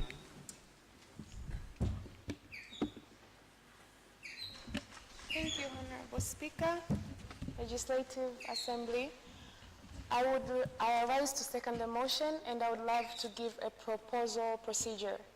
In the morning, we talked about committees, and I believe I heard a committee with entrepreneurship. And I would love if this committee would also take upon this motion to itself. Thank you. Thank you very much. Yes, Right Honorable. Thank you, Chairperson. So I'm Derek Joseph Ambrose, a delegate from Tanzania, but also the chapter lead of ICOYACA, Tanzania chapter that is advocating for African free trade area for the youth. So we all know that a great percent of youth nowadays, they are running to the self-employment, and this means many youth are working on the issues of entrepreneurship and business sector. And yet, the same youth, they are facing a lot of challenges on the issues of trade. So I suggest that we should have like a platform, because we don't have a platform for the youth to advocate for the trade issues for the side of the SMEs. Within that platform, we can have some programs that solve the challenges of the youth, including funding. We can have the East African Youth Trade Fund, whereby through that trade fund, the youth, they get access to capital, access to capacity building. And also through the platform, we can forge partnerships with different private sectors across East Africa, but also we do have some Apex board and the East African community, like the East African Business Council, who we can partner with them, and they may be much interested to do this work. So they subcontract to us some works or some programs, including the capacity building programs and also the funding programs. And this is going to solve the challenges of the youth there outside, because I know I've been working some years with the East African Business Council. They are looking for the youth to do capacity for them. They are looking for the youth who they can help them with access to funding opportunities, but they lack. So when we have one agenda as the House and send it to the East African Business Council and other private sector that do support the SMEs and trade agenda across the East Africa, I think this can work out and to bring some changes within partnership. Thank you very much. Thank you very much. I just want to clarify on some few things. As we've been hearing from other honorable members of the House, we are talking about this motion, especially how can we successfully make sure the inclusion of the young people in the participation of the FTA is guaranteed. So for the sake of time, I'm going to receive 3 more honorables, members of the House, and if I'm not mistaken, I've not yet heard from a honorable member from South Sudan, because also the idea is to get the inclusion in these discussions we are having. And you might inform me, I've not even heard from a honorable member from the Republic of Somalia. So if it is possible, among the 3 honorable members that I'm going to receive, please, is it possible that I receive from you? So we are going to start with the honorable member from South Sudan. Yes.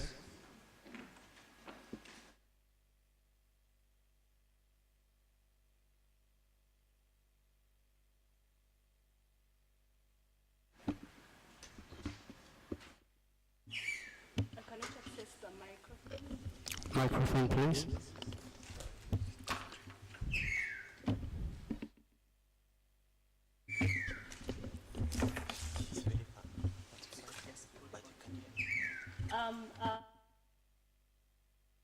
To you all, honorable members of this House. My name is Sisi Sylvia Samuel, and I reign from South Sudan, and I second this motion. The motion stating a motion appealing to the East African community and its member states to operationalize youth inclusion in the African Continental Free Trade Area. So with my background in law, as a law student, I'm going to refer to a few acts and try to dissect them with relation to the youth. We have acts that actually are in support of this. There is the East African Community, there is the African Continental Free Trade Area Protocol on Women and Youth in Trade. Being youth, that is a person under 35 years of age, these acts are actually in place, and the fact that the government or the East African Community member states are aware of this, we are actually urging these individuals to look at implementation of all these aspects. Then equally, we have under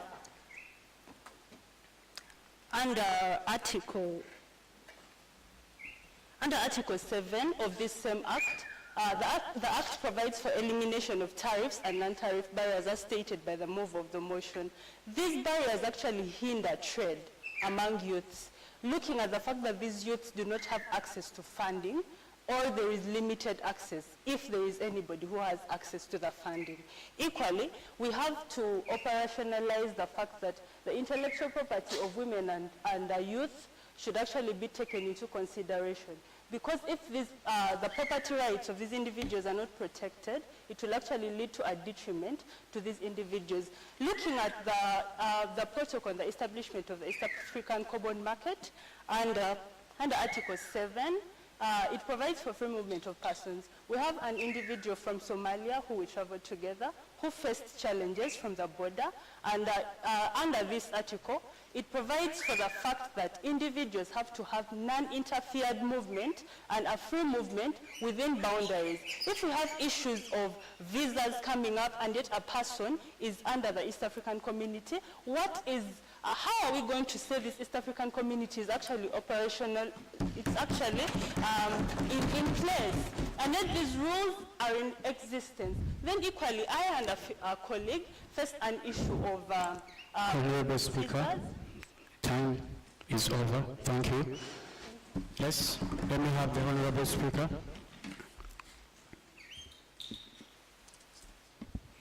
Thank you very much for this opportunity, Mr.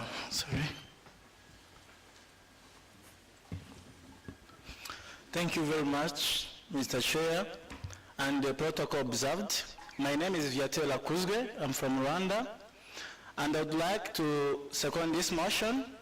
My first view is that, as we know, we want to be included in this free trade. But for us, what I can say first and foremost,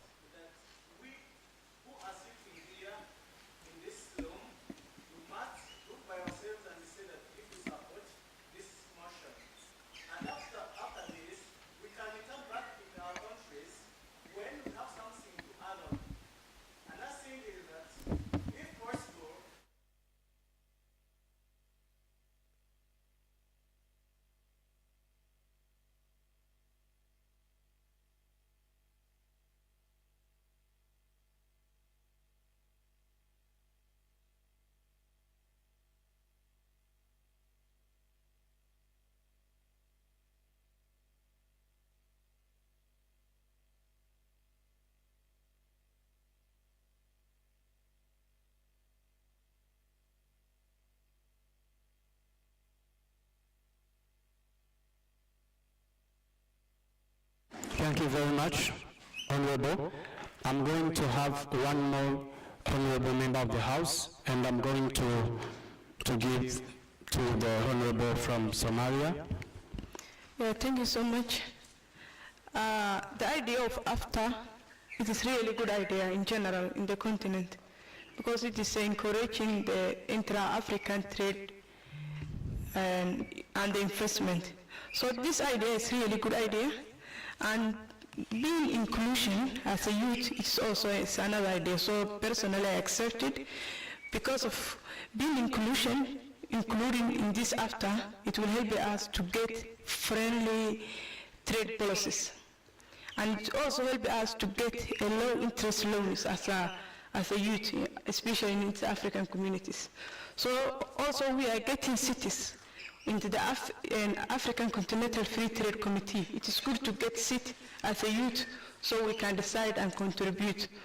So it is really, really good idea as Africans and the East African and the youth. It will really benefit for this idea and this motion, and personally I accept it.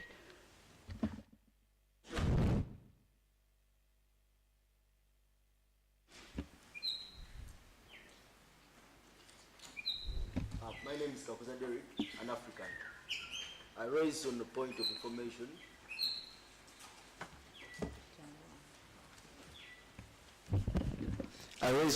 information that for inclusion, of course, the young people have been included in all these policies we're talking about. We have what we call the AU Agenda 2063, which provides for inclusion of the youth. And then in that agenda, because of time, we have at least Aspiration 1 and Aspiration 6, which provides for inclusion of the youth into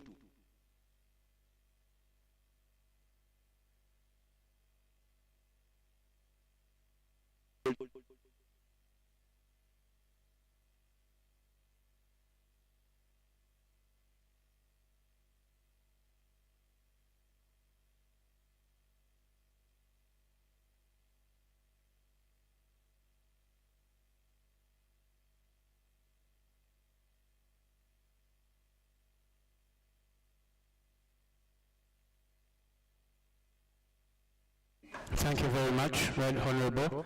Let me have the Right Honorable from Uganda, right? And after him you shall please excuse me, we are going to vote after he has finished. Yes, you're welcome. Thank you very much, the Right Honorable Speaker. My name is Rodney Adroni. Head Honorable, can you please stand as you address the House? Once again, thank you very much, the Right Honorable Speaker. My name is Rodney Adroni, a delegate from Uganda, but also serving the capacity of Speaker of the Uganda National Youth Parliament. And I rise indeed to add my voice to this motion in support because when Osagyefo Kwame Nkrumah and his contemporaries, the likes of Haile Selassie, the likes of Patrice Lumumba, when they talked about a united Africa, they envisioned an Africa whose borders did not serve to divide countries, but rather borders that would serve to provide pathways that would enable the free flow of trade, that would enable countries to share prosperity and progress.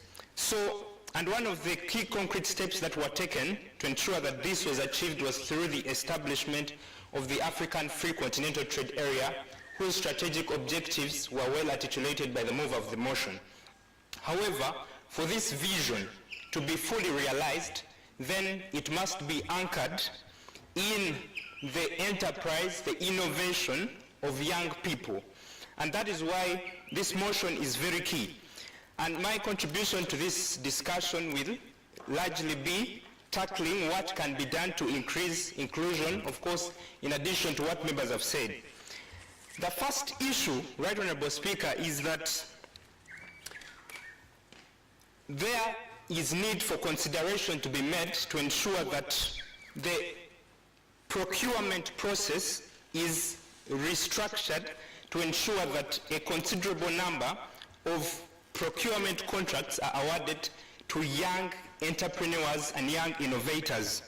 So we could say that 30% of all contracts for procurement across all the 3 member states should be a preserve of young people or young entrepreneurs to be included. But secondly, Right Honorable Speaker, and lastly, is that focus should as well address non-tariff barriers, because the predominant focus right now is on the high tariffs, but we must acknowledge that there are non-trade barriers that need to be dealt with, and most notably are the complex customs procedures. And what do I mean by this? Is that these encompass very many strenuous documentations and paperworks, and you find that even at the borders, most of the systems are fragmented. You find that someone has to clear a customs department, you find that someone has to clear the revenue department, you find that someone has to clear immigration department, all these fragmented systems. So this multiplicity of systems makes it extremely hard and limiting for young people to engage within the intra-African trade. And so the solution to this are two. The first is to digitalize these systems, but secondly to also ensure that they are streamlined into one single clearance system. Otherwise, if we continue to have all these systems in place as fragmented as they are, they become limiting and make young people lethargic. So it is my considered view that we adopt digitalization, but then secondly, we streamline all these systems into one single clearance system to enhance efficiency. Thank you very much. Thank you very much, Honorable. Thank you very much. Now we are going to proceed to the voting of this motion. The proposal on the floor is this House do resolve motion appealing to East African community and its member states to operationalize youth inclusion in the African Continental Free Trade Area, FTA, and now put the question that this House do resolve to motion appealing to the East African community and its member states to operationalize youth inclusion in the African Continental Free Trade. Those in favor of this motion say A.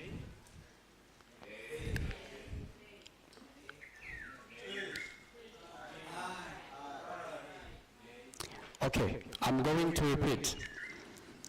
The proposal on this floor is that this House do resolve the motion appealing to the East African community and its member states to operationalize youth inclusion in the African Continental Free Trade Area, FTA. I now put the question that this House do resolve to this motion appealing to the East African community and its member states to operationalize youth inclusion in the African Continental Free Trade Area. Those in support of, those in favor of this motion say A. And those against this motion say nay.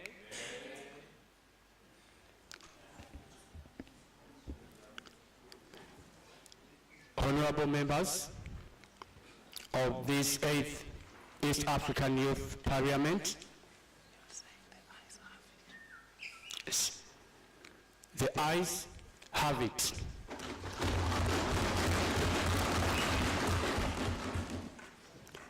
I now adjourn this session .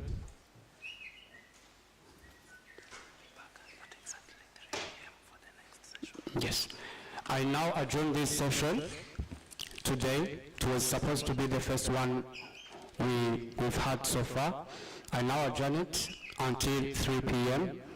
For now, there will be time for lunch, and then we are going to resume the second session, which is going to cover the remaining motions, and we are supposed to be in the House 3 p.m. As responsible, honorable representatives of the young people, you are supposed to keep time. Honorable members of this 8th East African Youth Assembly, thank you all. All your contributions have been heard. Thank you.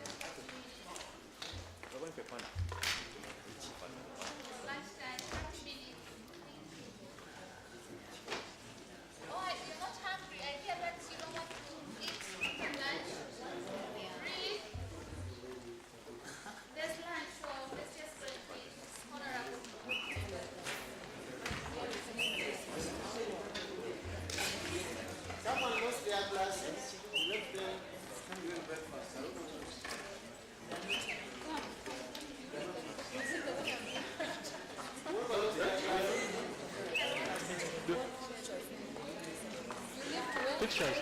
I'm going to tell them they give you. But I saw you taking pictures of your boyfriend. Yeah? When you were speaking.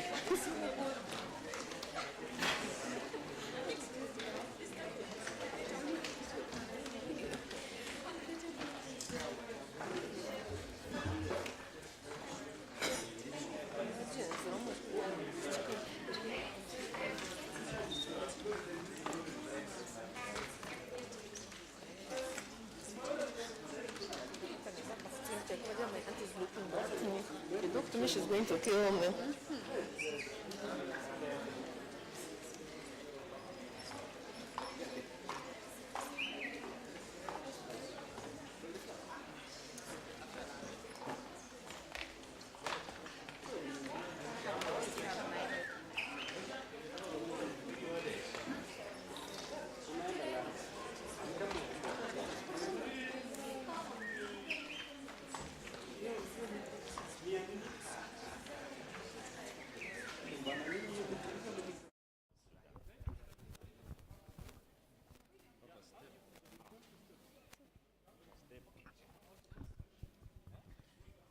Yes, as you've seen, we are from that very heated session of the East African Youth Parliament. It's not been very easy because the Speaker had one of his hottest sessions since he got elected into power by the delegates from all over East Africa. And with me, I have a panel of what I can say, a simple East Africa. Not the fully fledged East Africa, but a very simple East Africa. We are going to discuss a very few things just briefly to find out what their opinions are about the newly elected Speaker and what they expect of him after the adjournment that has been made. Gentlemen, how are you, sir? Thank you. Yes, could you please tell us your name and the country you represent? Yeah, by the name Juma Tikol, I represent. Yes, Honorable from South Sudan.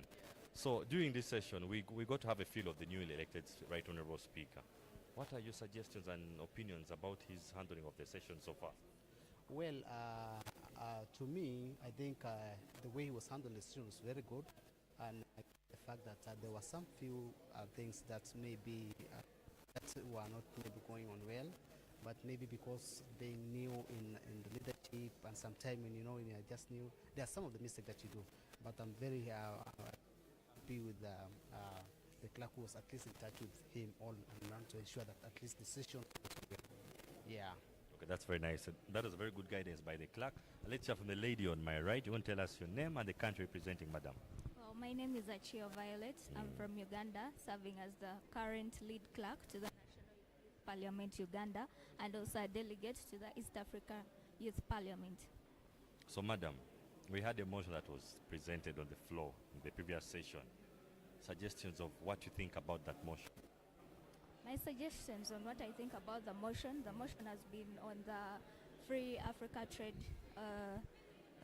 in the East African free trade zones, and I think particularly borders are not supposed to serve to divide countries. Yeah, true. We are supposed to unify as the East Africa community. We as the East African countries should actually come together, harmonize, and make it a free trade zone, whereby if we are being taxed, at least the tax should go to something, to a certain cause. It shouldn't be heavily taxed, and the tariffs in there should be lowered to accommodate all these African countries, because we are all developed differently. Others are underdeveloped, others are still developing countries among the East African countries, so we cannot all afford the same trade costs and tariffs. So if we are all unified and we come to an agreement as the East African community, I believe we can tackle this and be a harmonized community as East Africa. Oh, thank you so much.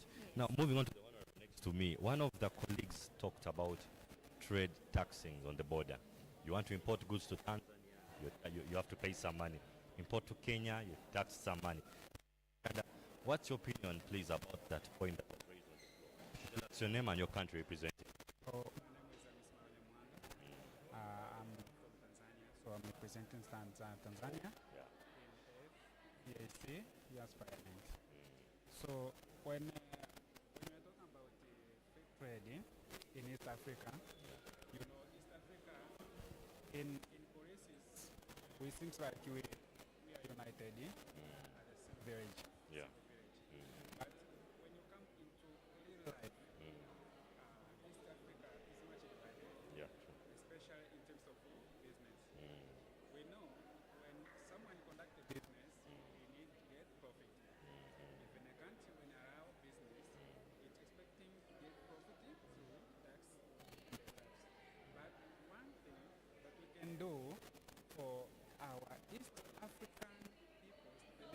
from the free trade is to put on laws, laws which will be inclusive. When we are talking about, when someone wants to produce maybe soap, there must be the quantities of soap where that would be accepted in Kenya, in South Sudan, in Tanzania, So, but for now, I produce soaps in Tanzania, but when I go and sell it in Kenya, they say no, doesn't meet our standards, But apart from that, there is a problem of tax. When I produce, or when I carry some, or I want to conduct business across the border from Tanzania to Kenya, I can take it for free from Tanzania. When I'm in a border is where problems are starting. You don't have this, you don't have this inside of Tanzania. When you go that side, also they start. You don't have visa types or what, So this discourage so many people, especially youth, So in order for East African people, especially youth, to benefit their East African, we should remove those some restrictions, Even if we can only leave political boundary, but other boundaries we should grab it, So those boundaries should stay for an identity, but not life, So the political boundary should not affect us in our real life, that's always. So also, we have to be given information, You can rub all laws and restrictions, but you didn't tell people that. So for now, there is no this, there is no this. So you have to inform your peoples that now we rub each and everything. Now, for example, it's easy to conduct the business from East Africa and China, Yeah, it's true. Because Chinese, they informed us that you can come, you can take, or what we call it, you can get take your service. goods. You can good, and you can sell it, But did you hear anywhere Kenyans say that, Tanzania, you can come and, Not did you hear that? Not really. So that's the problem. So our people should know. Okay. Yeah. All right, should thank get you. informed. Okay, thank you so much. Now, the panelists before me, these are the voices of the youth at the 8th East African Youth Parliament. What they're saying is what's on paper should be what's on ground, not what's on ground different from what's on paper. Those are not my words, but the words of the delegates of East Africa. As now we are going for a little adjournment because the parliamentary session has been adjourned until 3 p.m. So that the delegates have a time to sit down, enjoy their lunch, and also reminisce more on ideas they are going to present on the floor. But trust me, after the lunch session, the debate is going to get hot. For Faraja TV, my name is Shedrick Aibale. Thank you so much. Thank you.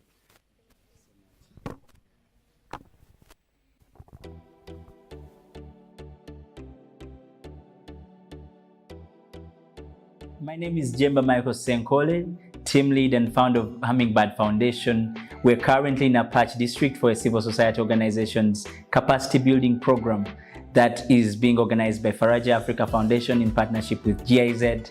And I can tell you that this is one of those training programs that we do need as youth-led organizations. I am super pleased to have been a part of being one of the young leaders being chosen for the CSO capacity building training organized by Faraja Africa Foundation in partnership with GIZ.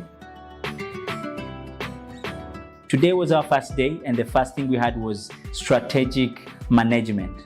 Strategic management, which entailed a whole lot of concepts, looking at the mission, looking at the vision, the objectives, a situation analysis, among very many critical things.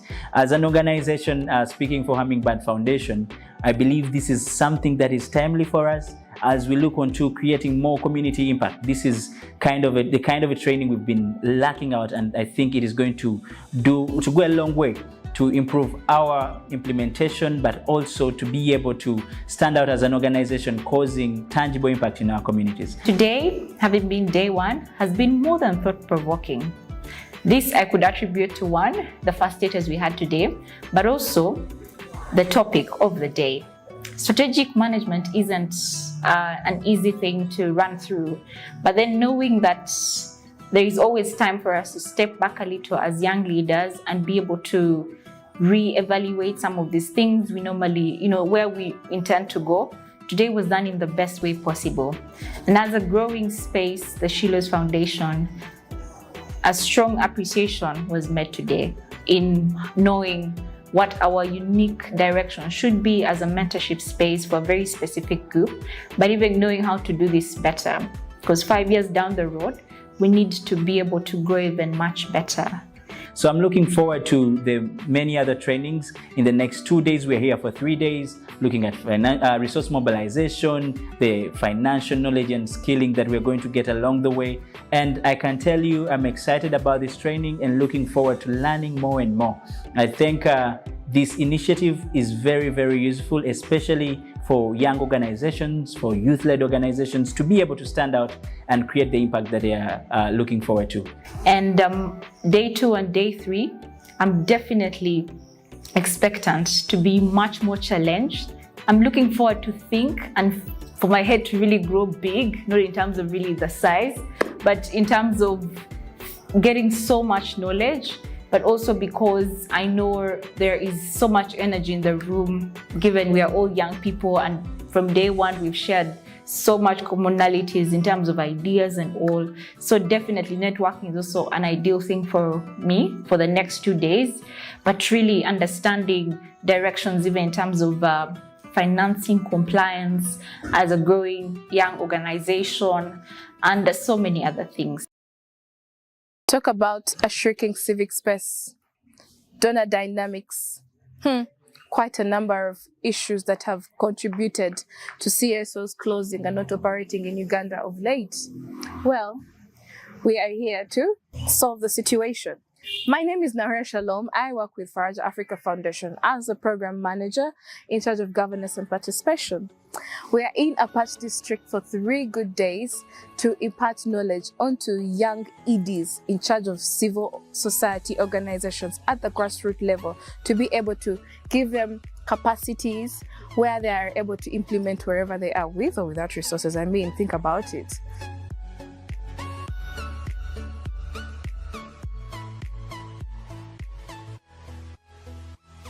My name is Jovia Kusima and I'm an executive director of High Hope Uganda.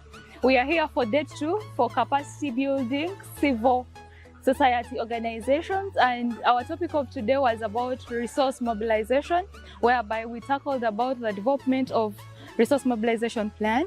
We went into depth, also talking about how we can make our finances better and better for our organizations. My name is Howard Muhwezi. I'm a young social change maker, and I'm very passionate about youth governance and empowerment.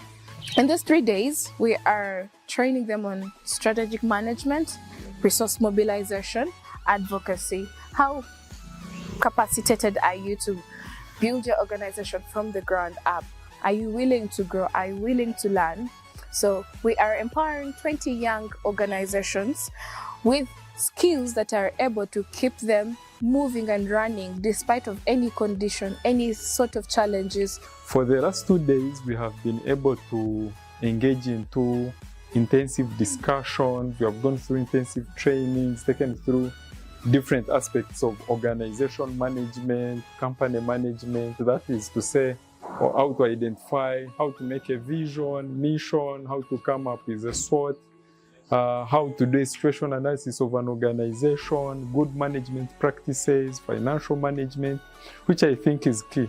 Because in most cases, young people have good ideas, they have good ideas, but the biggest challenge is how to manage and run organizations. As High Hope Uganda, this has been a great opportunity for us to be chosen among the 20 organizations, and also it has been a month of us tackling our financial management and performance. We tackled about the resource mobilization plan. We went into depth to also know our financial management, how we can use our policies to get better connections in order to serve our people. And I want to say today it was It was such a fantastic opportunity. We had to hear it from the experts who were able to delve into the nitty-gritties of resource mobilization. What does it take to do resource mobilization? What are the core pillars of resource mobilization? What are the do's and don'ts of resource mobilization? Which I think is key in terms of running an organization. How possible is it for you to start up a social enterprise?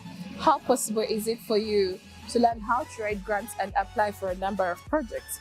Do you know what your vision is? Do you know what your mission is? Are your objectives clear and loud? Well, we are in a patch working with Action Aid supported by GIZ under the CASP program, and we're here together to empower 20 young organizations to make sure that the shrinking civic space is solved.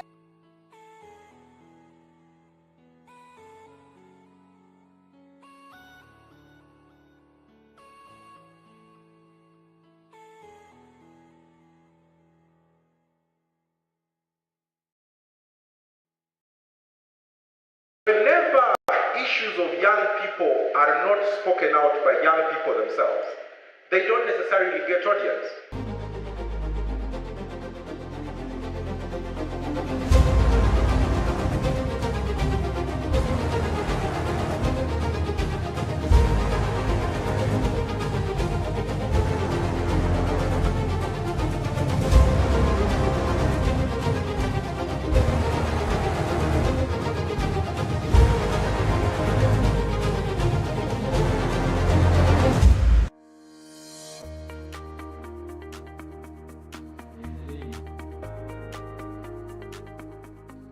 This being the 6th edition of the National Youth Parliament, organized by Faraja Africa Foundation. Yeah. As always, the drill is you have the regional parliaments where youth get to debate on various issues. So how were the regional parliaments of this year? Well, quite interesting. They were bigger compared to last year. Remember, because last year we still had COVID, that was, sketchy. This time around, we had bigger numbers and we had wider participation. This year's Central Regional Youth Parliament has been an interesting one, where I've had young people come together and deliberate on issues that are actually pressing us. We are giving those spaces to exercise and also give out our views to those local governments. We will cry and cry and cry until Jesus comes back. So far, this is the first youth parliament I've attended. Physically, I had attended the virtual one in 2021, but it has been a beautiful experience. A lot of brilliant people to meet, seeing the youth passionate about the matters of the country. I think each year that gets by, the youth parliament becomes more interesting and it gets better. It's a very enriching experience to see young people debate on pertinent issues that affect them in society. It's a blessing to tap into their cups of wisdom because, they give us a fresh feel of what is going on at the grassroots, where we might not be able as leaders to reach on a daily. So young people's advocacy, strengthening the youth voice, is a platform that we really need to fully utilize, and the youth parliament offers it on a silver platter. The question the youth are asking out there, how do you choose this member of parliament to come on the floor of parliament? Okay, for starters, it is always a competitive process, that is for a fact. But in the competition, we look at leaders, young emerging leaders, who have hands-on skills, who have done something, and we also give a lot of consideration to the leaders from the grassroots, because given our development approach, we're using a bottom-top approach. I don't want to lie to you that I'm going to go and pick someone that has been in power for some time, that is exposed already. No, we want that person who has not been here one time, or that person who is able to talk, who is able to speak. And of course, while we're doing that, we consider special groups, I'm talking about the PWDs, yeah. I'm talking about the special groups. We're looking at the women, the young mothers out there, and, the the person who maybe didn't finish school, but they're trying to make it out there. So it's not like we don't want everyone to participate. I also have to have regional balance. We want each and every region. I was so inspired by the sessions. When I was cheering, at some point I got lost in my head. I said, imagine this was the real parliament, because the people were really respectful. Under my guidance, I managed to imagine in 30 minutes, 18 politicians speaking to the point. That was special, and we need to improve this, keep on going with this.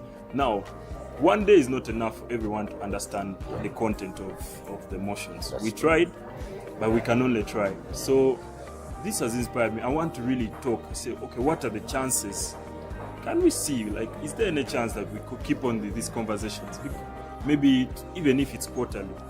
Because this crowd, if they have another chance to debate, they'll just get better and better and better. So the issues that were carried out from all these different regions were put together, and of course we used the whole problem analysis sort of method to come down to the motions that we've discussed today in the chambers. During the event, we had 3 motions, but one of the most outstanding motions that really that really touched me was the motion on cattle rustling in the eastern part of Achule sub-region and Karamoja.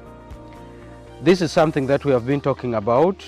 We tried all angles, and when this thing was brought, and I believe what we brought out here will again spark fire on the government to at least act. Traders who have handed over their guns to the government, you would find that they have been promised that maybe we are going to give you these livestock and other things to do. Because what the Cajuns knows, most of them, they know about only cattle keeping. There should be an alternative of other things so that they don't go around and killing people, taking away the cattle. They should know that without keeping the cattle, we can also survive on our own. It is not only about the cattle raids that is taking place. As I speak right now, families are leaving their home as early as by 5 p.m. to go to seek for a refuge in one of the nearest places that they think it's a bit safe. One of them being churches, institutions like schools, just that they can comfort themselves in. Because these cattle raiders are no longer only taking cattle, but they're also killing people. Well, the issue of climate change and then in relation to also agriculture for the young people, that one is very directly related to the young people, because climate change and agriculture eventually evolve into a reduction in the quality of life that the young people are living. And if young people cannot live a certain quality of life where they can have their basic needs and all that, it can set grounds for other challenges to rise, especially community-based challenges. We've had a discussion around land, and this has been a very big challenge, where we have people have been losing their land grabbers. We've had people owning miles and miles of land in this place because of the different bureaucracies that rotate around land, lease, non-lease. But we've actually come to discuss this as young people, because in the long run we are all affected. These are areas of settlement, these are areas of habitats where the young people are living and actually trying to earn a living. Having agriculture as our background, the young people here are actually doing a lot of agriculture on this land. Others are rearing cows and others are planting crops. So having the young people come to discuss on these issues that are affecting them, especially the land issue. The land is rotating around economically, socially, and in all ways the land is important to the young people and it is a resource to us. Then for service delivery, it was mostly on medical interns and boosting the education of the country. And then for National Youth Council, we were of the view that we as youth, the budget should be boosted, since we see that in this financial year, it was decreased from 4 billion to 800 million. So many issues within the health sector. I would point out that the government should really invest in the preventive measures, especially when it comes to cancer. Cancer has been a very big problem for the country. Looking at the women who have the breast cancer being the highest in the country. So if we have preventive measures, we will not lose a lot of money having to borrow from World Bank and all these other countries.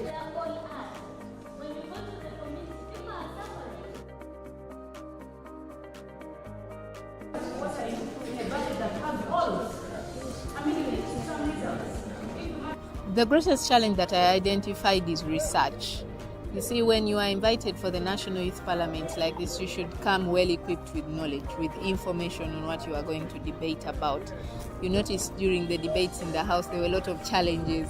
People were challenging each other on information, on falsehoods of speaking this and that. So it is very important that moving forward for the future, young people should always invest their time to research about the issues that they come to speak about. It only does not distinguish them as prominent leaders in the future, but it also substantiates debate better for policy shaping.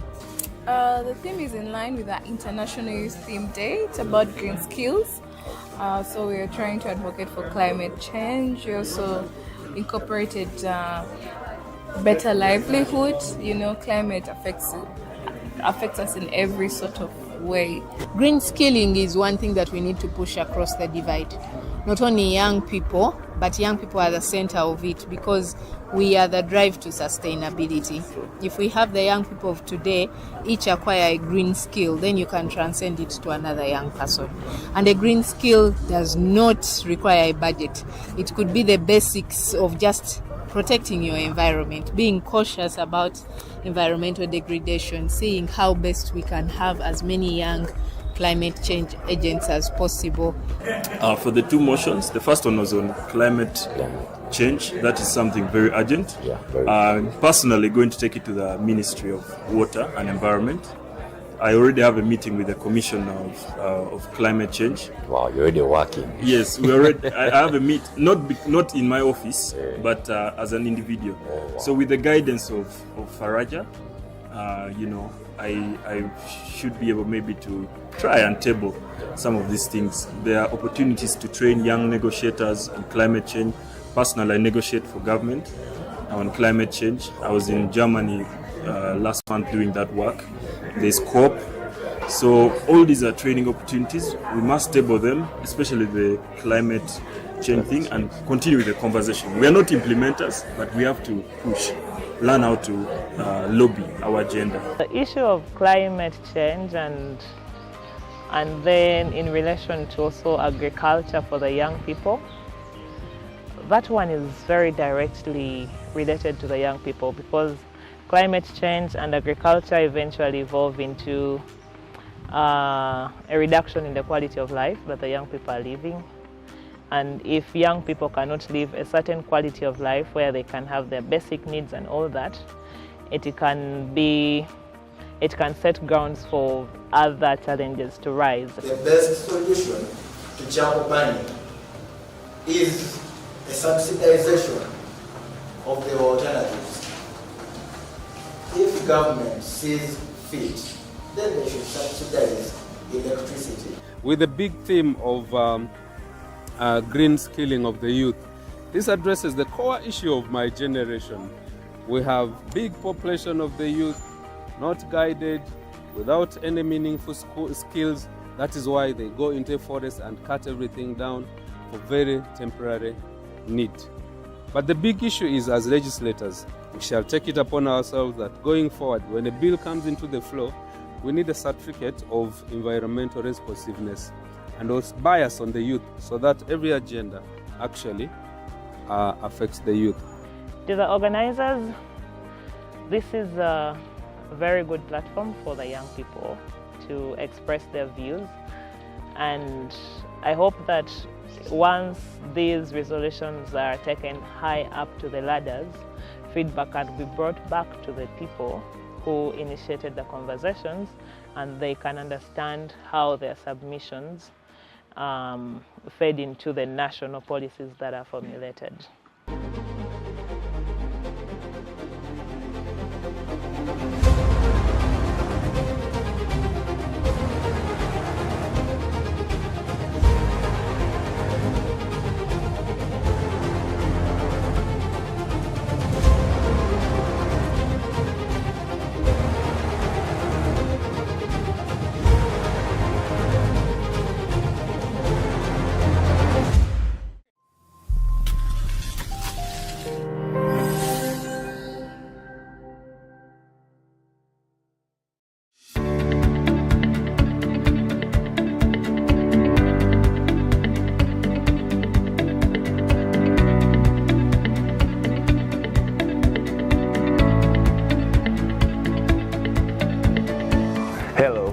My name is Paul Peter Siniga from Tanzania. I am Speaker of the 4th East African Youth Parliament, running from the year 2021 to 2022. The East African Youth Parliament has opened many doors for my career as an individual young person from the East African community. It has nurtured me and shaped me as a young leader to engage with high-level policymakers within my region and advise them on youth issues.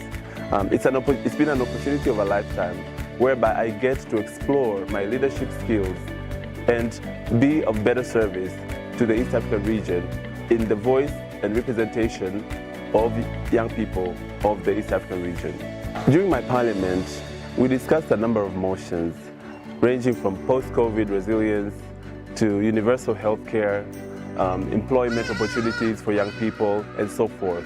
Some of these motions during my tenure have gone on to be implemented by different governments, such as the government of Uganda that is upholding youth participation in democratic spaces, the government of Tanzania that is advocating and championing the implementation of universal healthcare coverage within the Tanzania, and also participation of young people in economic opportunities and trade in Kenya.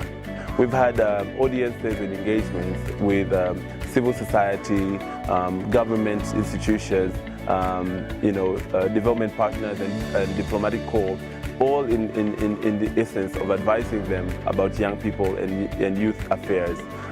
One of the key highlights that I've managed to achieve from a local content in Tanzania was having an audience with our speaker, Dr. Tulia Ackson, where we advised her on a few issues that encompass young people within Tanzania. But also some of our members of parliament within the space have gone to be part of these high-level policy-making forums that have advised governments on youth issues.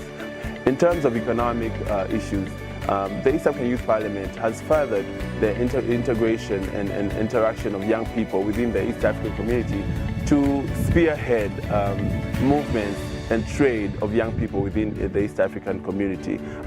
Economically, East Africa as one region bears a vast opportunity, an array of opportunities for young people, be it trade, be it cultural expression, be it joint participation in different programs, be it in the development agenda. We've seen the economic opportunities that the East African community provides to young people. Therefore, it was our mission as members of the East African Youth Parliament to contribute highly and talk to our government leaders and policymakers to uphold the Treaty of East African, to contribute more to the development of young people. In the social space, the East African Youth Parliament has been a safe space for us as young leaders and activists to work together, to come together, unified, to address the challenges within our community. The East African Youth Parliament is a safe space for young people to come together and address the challenges of the regions,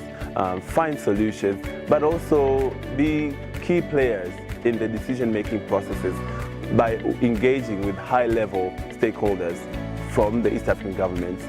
So as a young person, when you get a chance to be part of the East African Youth Parliament 2022-2023, do not take it lightly. Show us what you've got, your skills, your talent, your vision, your activism, your advocacy, and things that you believe in to make East Africa community better.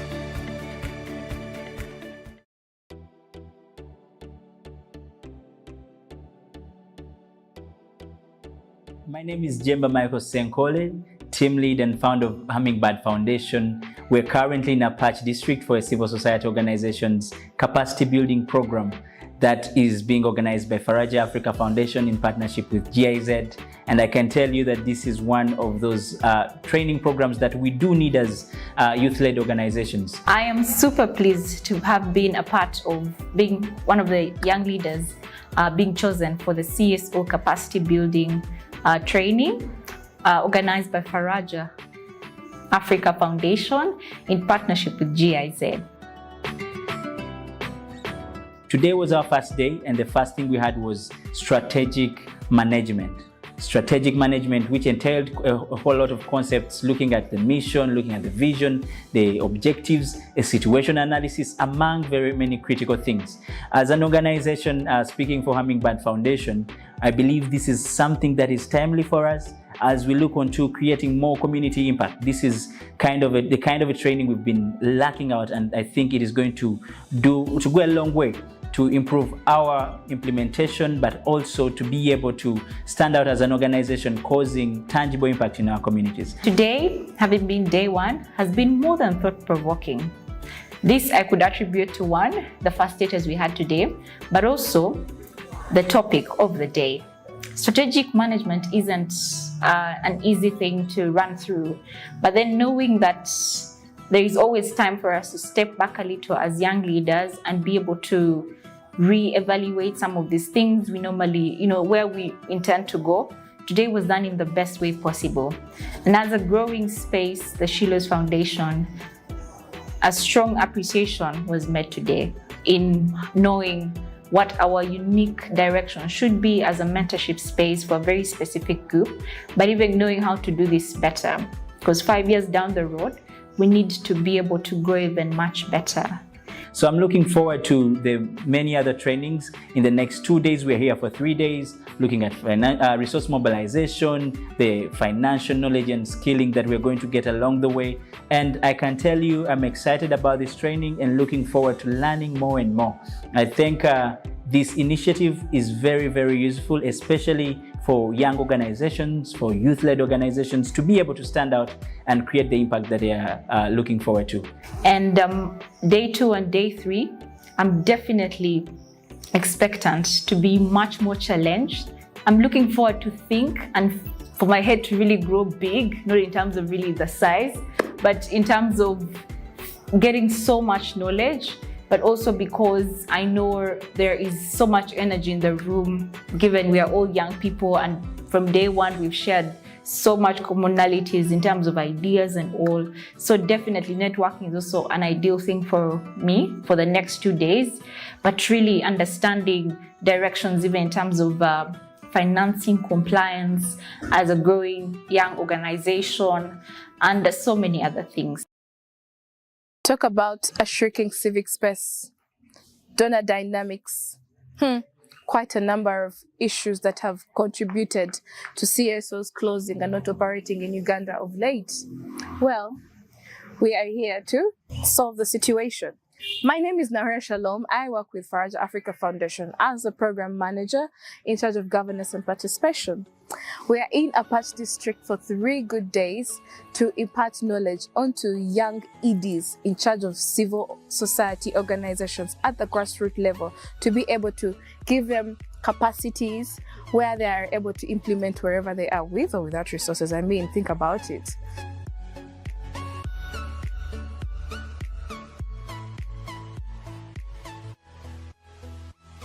My name is Jovia Kusima and I'm an executive director of High Hope Uganda.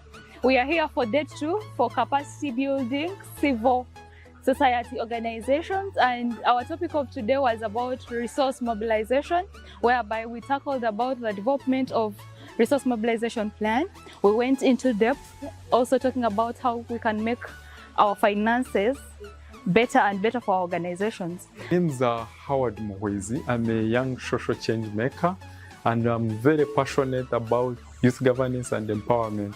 In these 3 days, we are training them on strategic management, resource mobilization, advocacy. How capacitated are you to build your organization from the ground up?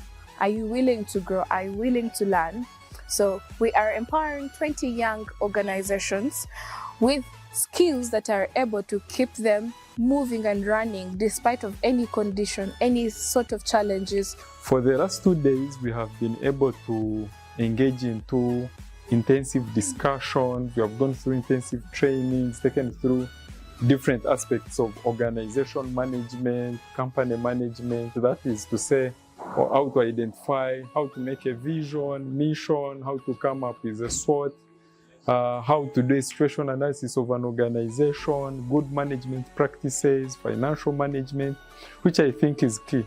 Because in most cases, young people have good ideas, they have good ideas, but the biggest challenge is how to manage and run organizations. As High Hope Uganda, this has been a great opportunity for us to be chosen among the 20 organizations, and also it has been a month of us tackling our financial management and performance. We tackled about the resource mobilization plan. We went into depth to also know our financial management, how we can use our policies to get better connections in order to serve our people. And I want to say today it was such a fantastic opportunity. We had to hear it from the experts who were able to delve into the nitty-gritties of resource mobilization. What does it take to do resource mobilization? What are the core pillars of resource mobilization? What are the do's and don'ts of resource mobilization?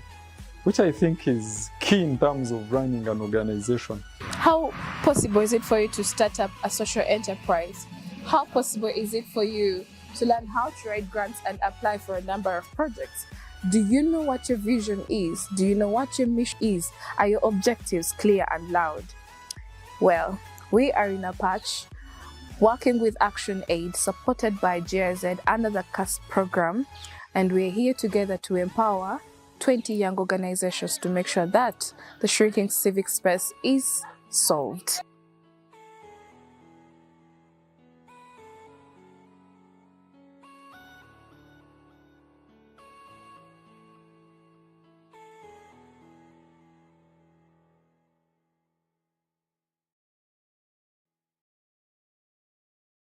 Whenever issues of young people are not spoken out by young people themselves, they don't necessarily get audience.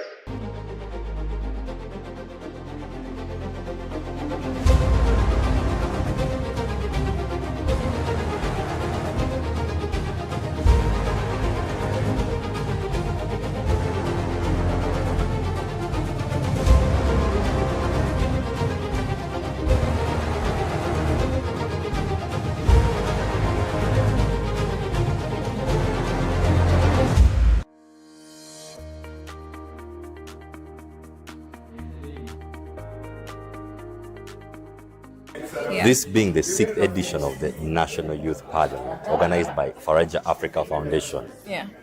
As always, the drill is you have the regional parliaments where youth get to debate on various issues. So how were the regional parliaments of this year?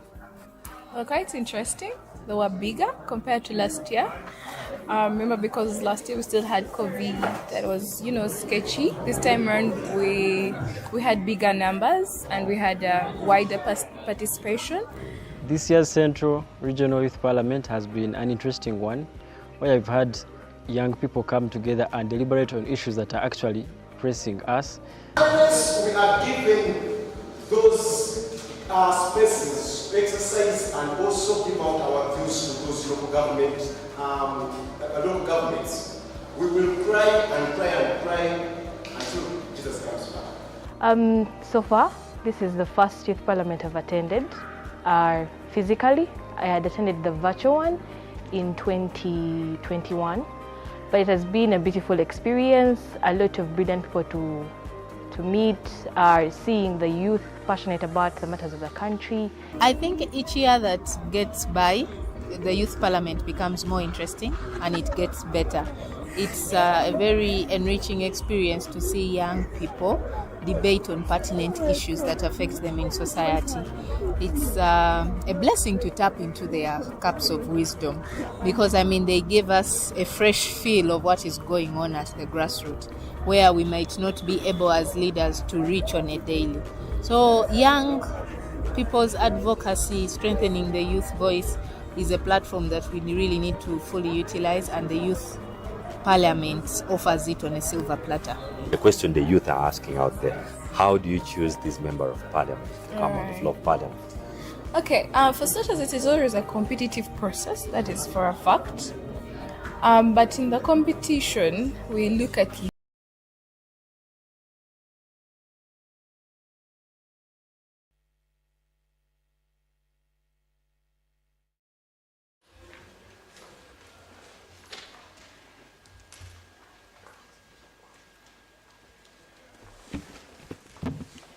Honorable members of the 8th East African Youth Parliament, you may take your seats.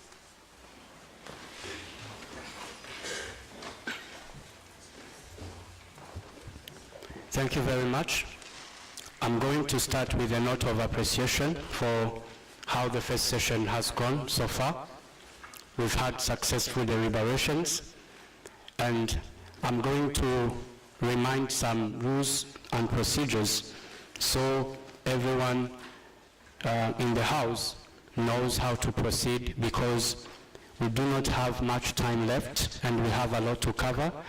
I would please urge you to work and to abide within these same rules.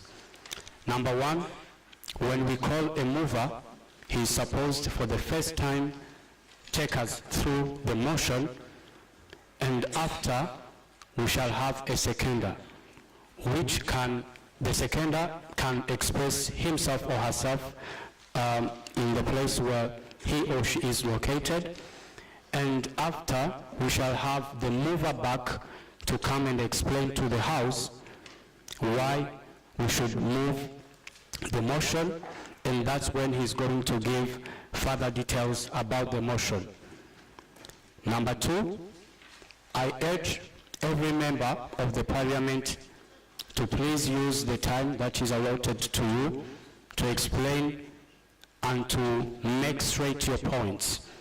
And once you are expressing yourself, make sure your ideas are well heard.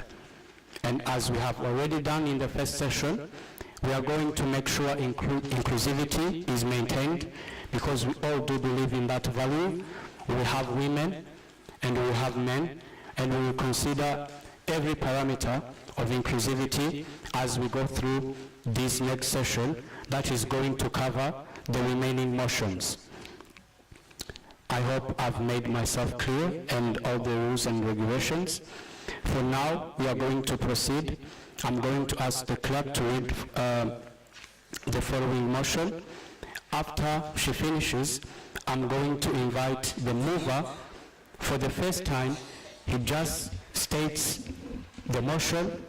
After we have the seconder, who can always express himself or herself from where he is or she is located. After, we shall have back the mover to come and explain.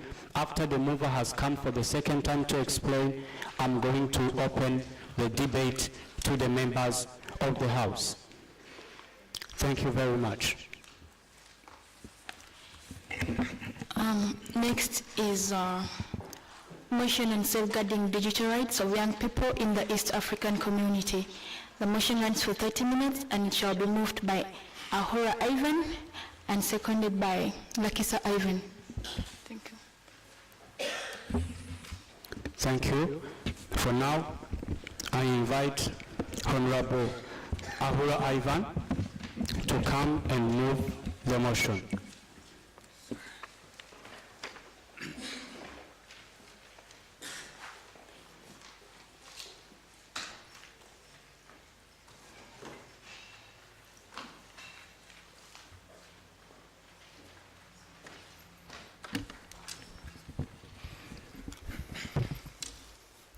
Thank you so much, Right Honorable Speaker and honorable members.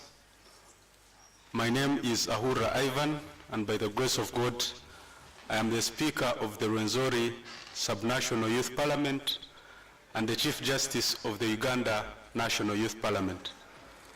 I want to start by congratulating all of you for being selected as delegates representing your different countries.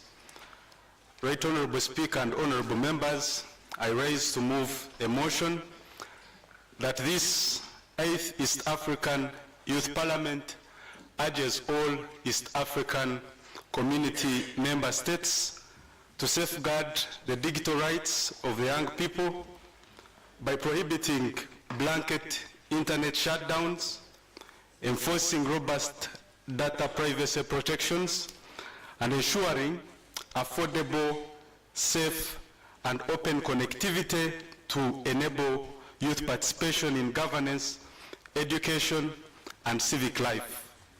Honorable colleagues, access to the internet today is not a luxury, but a necessity, and it's the foundation upon which the freedom of expression and access to information and civic engagement rest.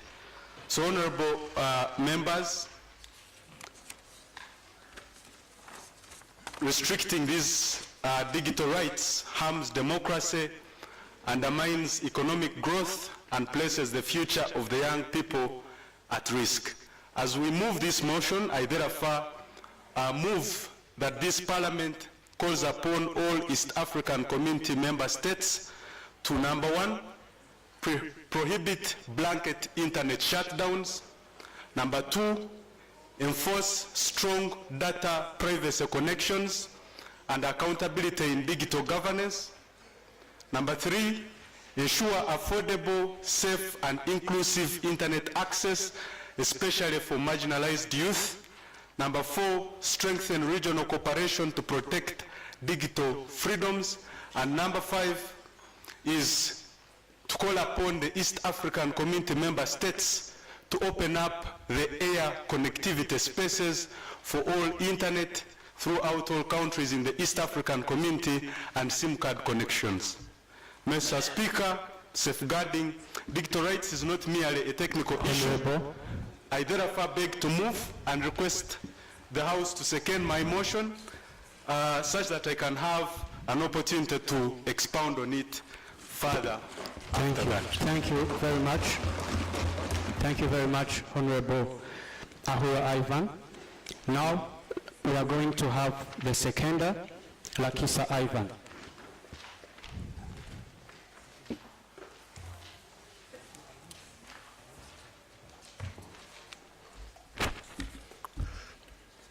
Right Honorable Speaker, first of all, I'm sorry for a little bit altering the rule because the microphone where I'm sitting is not working well. Greetings, Right Honorable Speaker and honorable members of this great august House. I am Lakisha Ivan, and by grace of God, a speaker for West Nile Sub-Regional Youth Parliament. I come on this floor of August House to second a motion appealing to East African partner state to formalize youth roles in national governance and urging member states to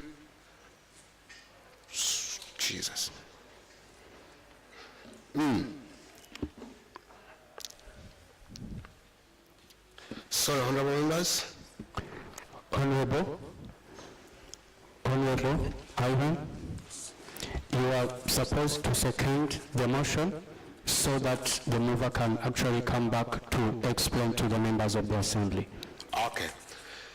Sorry, Speaker. I'm here to second the motion stating that motion on safeguarding digital rights of young people in the East African community. Actually, based on different statistics that we have read and we've seen the digital expansion. Thank you very much, Honorable. You have seconded the motion. Okay, thank you. Thank you very much. Now, I'm going to invite the mover of this motion to come and explain to the members of the House why the House should move the motion. Welcome, Honorable Ahura Ivan.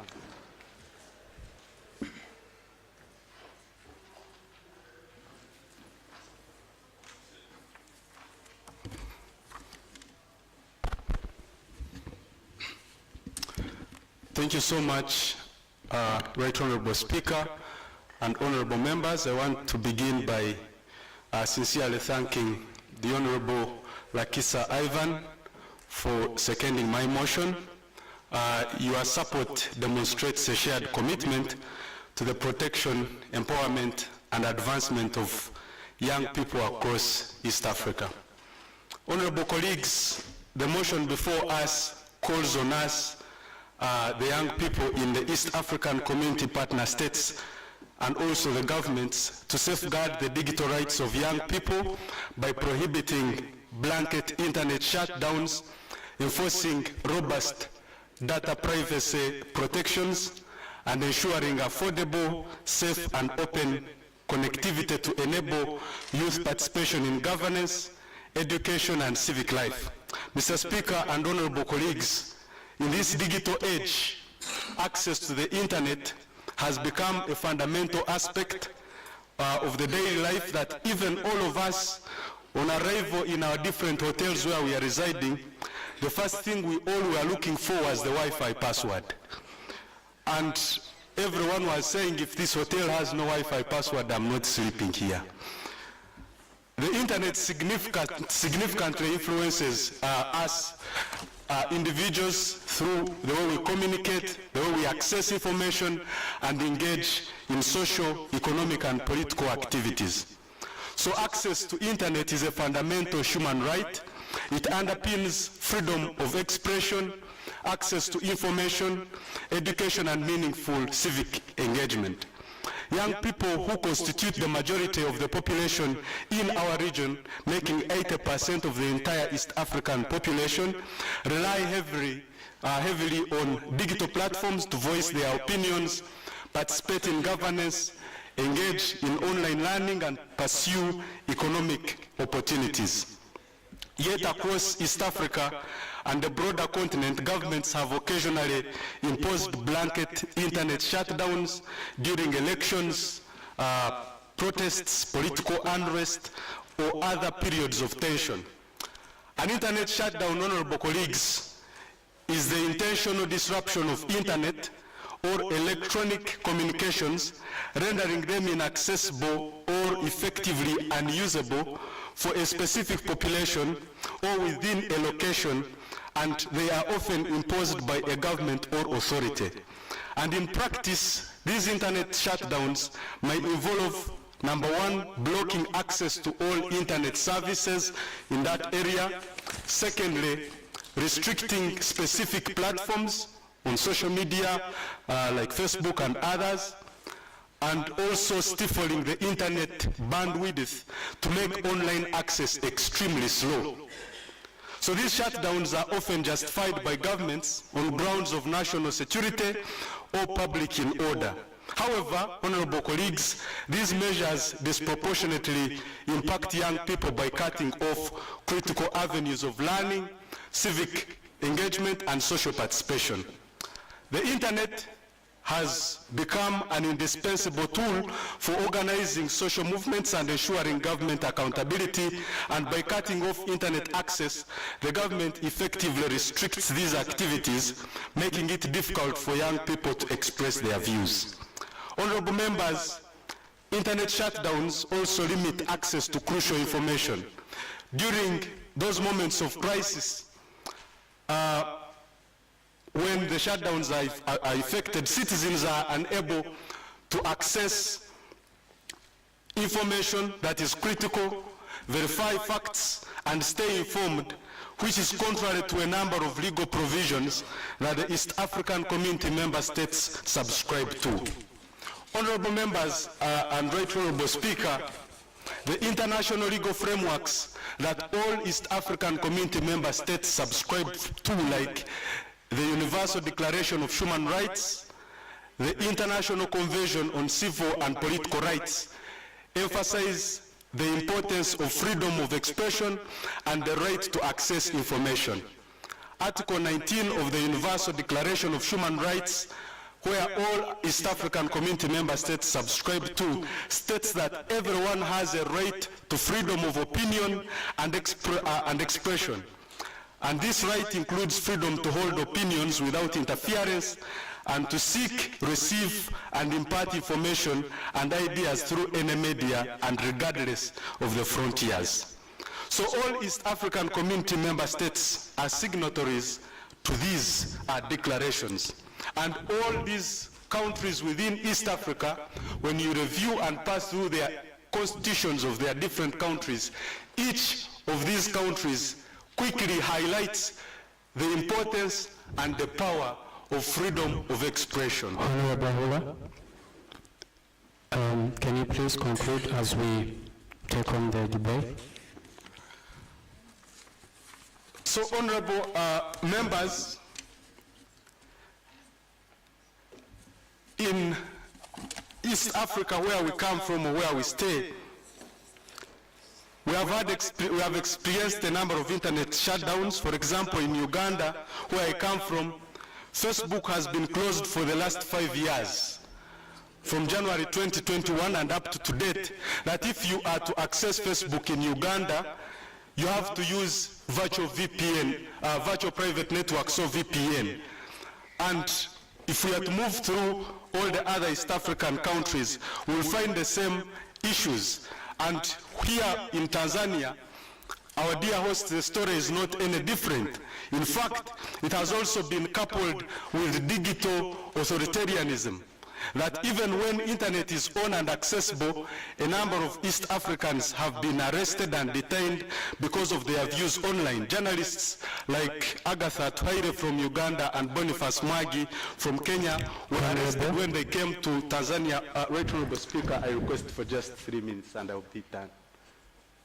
1 minute. 1 minute as you conclude, and then we are going to have the debate. Yes. Honorable, I was requesting for 3 minutes. Okay, go on. Thank you so much, Right Honorable Speaker. But even those worrying happenings, connectivity to the internet across all East African community member states to enable youth participation in governance, education and civic life has continuously remained uneven. And I want and I hope all members of this House do testify that as we are coming, the connectivity to the internet, that if you passed through Uganda 8 hours from Kenya to Busia and entered Kenya, if you wanted to remain connected to the internet, you are required to buy a new SIM card. And even then, if you don't, you have to buy roaming data, which is highly expensive, but also extremely slow in terms of operation. And then 5 to 6 or 7 hours later, if you pass through Kenya and enter Tanzania, you're required to buy another SIM card. And also after buying another SIM card, and by the way also the process of buying a SIM card is not for everyone. You have to present a passport, or else you have to look for a technical know-who in Tanzania or any other country who will register the line in their names and give it to you. So honorable colleagues, as we discuss this motion, in the context of East Africa, I would like us to also draw an important lesson on international precedents as I conclude. This very month, on 4th September 2024, the government of Nepal ordered the shutdown of 20 social media platforms, including Facebook, among others. This shutdown coincided with the social media trend whereby the Gen Zs in Nepal were exposing nepotism, undue privileges, corruption, and opulence in government officials. The government responded by issuing blanket internet shutdowns. This sparked a series of protests within Nepal, and a number of government houses were burnt down, including the parliament of that country. And honorable members, the Kathmandu Post, which is one of the most prominent newspapers in Nepal, wrote a very powerful article which I feel it gives the strength of our debate today. And they wrote in their newspaper and put this statement that I will pick and quote verbatim. These protests are not just about social media. They are about trust, corruption, and a generation that refuses to stay silent. Gen Zs grew up with smartphones, global trends, and promises of a federal, prosperous Nepal. For them, digital freedom is personal freedom, and cutting off access feels like silencing an entire generation. Honorable colleagues, that is the quote from the Kathmandu Post, and it further emphasizes that many young people across the world, including East Africa, rely on online platforms for income generation and economic survival. Honorable members, the implications of East Africa through these blanket shutdowns are clear. Therefore, this House must act decisively, and I urge all East African community member states to, number one, once again, prohibit the blanket internet shutdowns. Secondly, enforce strong data privacy protection and accountability. I'm just reading the Honorable, thank you very much. The prayers, honorable member. No, we shall continue after. Thank you very much. The prayers, honorable member. Thank you very much, honorable. Thank you. He actually asked for 3 minutes, but I've been more gracious because I was interested in what he was saying. So now I'm going to proceed with the opening of this. Yes? Right, Honorable, thank you so much. Honorable, can you please stand up as you address the House? Thank you so much, Right Honorable. The information I want to give is that hazard should be amended to include laws and provisions that are binding. Citing instruments like the UDHR, the Universal Declaration of Human Rights, is not a binding instrument. So presenting it before people through the ASAD, presenting it before the ESC, maybe it will be a scapegoat. They will say you're citing declarations that are not binding to member states. So I think we should limit our conversations to binding instruments like the ICCPR, the ICER, and other binding instruments. I beg to submit. Thank you. Information, Right Honorable Speaker. Okay, yes, Honorable. Right Honorable Speaker, I would like to inform our current Speaker that what makes an instrument binding is when that country signs and agrees on it. And all East African Community member states in unison signed and agreed to ratify the instruments that I quoted in their countries. So therefore, the mere fact that they subscribe to them without anyone forcing them, they have to abide to what they put their hands on representing us as countries. Therefore, quoting them is not out of precedent, but rather an affirmation that they have to follow what they say. Thank you. Thank you very much, Honorable. So now I proceed with the opening of this debate. As I said, we will make sure everyone is heard. So I'm going to start with the Honorable. Yes, please. Introduction and then go on. Thank you. For recording purposes, I bring greetings to you from the Power of Africa. I'm Nachime Hajara.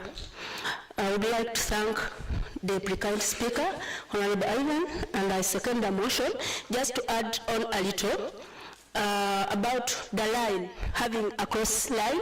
Like I don't need to buy a new line when I'm, I don't need to buy a new line when I'm coming to Tanzania. I can have East African line. Like me, personally, I'm not comfortable using Wi-Fi. IT people can fact check me on that. Since you log in an Wi-Fi, the technoland has all the authority, has all the access to your information. Most of us, when we use Wi-Fi, we just move. We don't log out.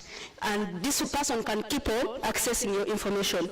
On that, he talked about internet shutdown. Here we talk about internet gadget shutdown.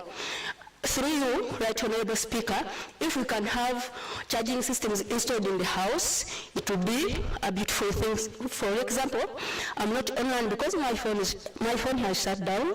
I don't know whether it's about security issues, why we don't have charging systems within. It's my concern. I will be rectified on that. Slight away from that, I would like to talk, since I may not have the chance, I would like to talk about the way we elect speakers. To me, I feel like as youth, we should not have things on tables, just silver plates. I didn't see any much effort for our Honorable Speaker's deputy, those who are contesting. I didn't see any struggle for them to get into these positions. So someone can't fill this position depending on what you have gone through. I beg, if we can have speakers, or let me say the leaders within the House, to debate. We choose on merit, we choose candidates depending on their capacity, not just because that I'm from Uganda and it is my turn. Because it's like, if I don't win the speaker seat, of course I will be a deputy. There's nothing much. We shall end up getting incompetent leaders. Thank you. Thank you very much. Yes, Honorable. Thank you very much, Right Honorable Speaker, for the opportunity. I would also want to take this opportunity to congratulate you upon being elected as Speaker of this 8th Parliament. I am standing to oppose the motion on safeguarding digital rights of young people in the East African community. The mover of the motion, I would love to thank you so much.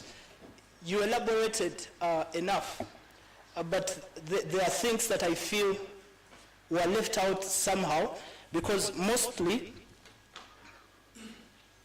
the mover of the motion elaborated on access to internet. For example, he gave two examples that I want to rely on. One was where all of us moved in our hotel rooms, and the first thing we were looking for was, can we access some Wi-Fi? And then he mostly speaks about internet shutdowns in the country, in East Africa, and all over the world. I would like to inform this House that the motion that we are moving, if you only bring internet access, East Africa, we've not had a lot of challenges in accessing the internet. We've not had a challenge where maybe our governments are trying to say the young people should not access internet. They have not limited us, yeah? So that is not a problem. Now, I want to go back to the motion. The motion on safeguarding digital rights of young people in the East African community. I want to look at two words in this motion. Safeguarding digital rights, that is one. Two, young people, right? This motion is looking at safeguarding the digital rights of young people in East Africa. Now, one thing is for sure, that we have these rights. They are there. Now, our motion is seeking to safeguard them so that we have the young people have full rights to digital access, to their digital rights, which I am opposing for these reasons. We've had a lot of, I'll start with actually the first one, where you say the mover of the motion, Right Honorable Ahura Ivan, that we accessed internet when we go to our hotels. Yes, we did, but we were limited on Twitter. If all of you try to log into your Twitter, you can't access it. I just found out in Tanzania, we are limited to access Twitter. And I want to support Tanzania for limiting Tanzanians to access Twitter. Why? Honorable, time. All right, let me use 2 minutes to, because I think I'll be the one. 1 minute, please, 1 minute. All right. Now, our digital rights, our governments have found that the young people cannot fully access all the digital rights. We have a lot. In fact, we should look into studying all these rights that we have, the digital rights. It means you have access to every social media, you have access to every video, you have access to, but then that means as a young person you are not protected from, for example, exposure of harmful content. We've had examples of cyberbullying and harassment on social media. We are not speaking about this. I think our governments are only trying to protect the young people from cyberbullying. Thank you very much. Information right honorable speaker. Information right honorable speaker. After I shall come back to you. Yes, honorable.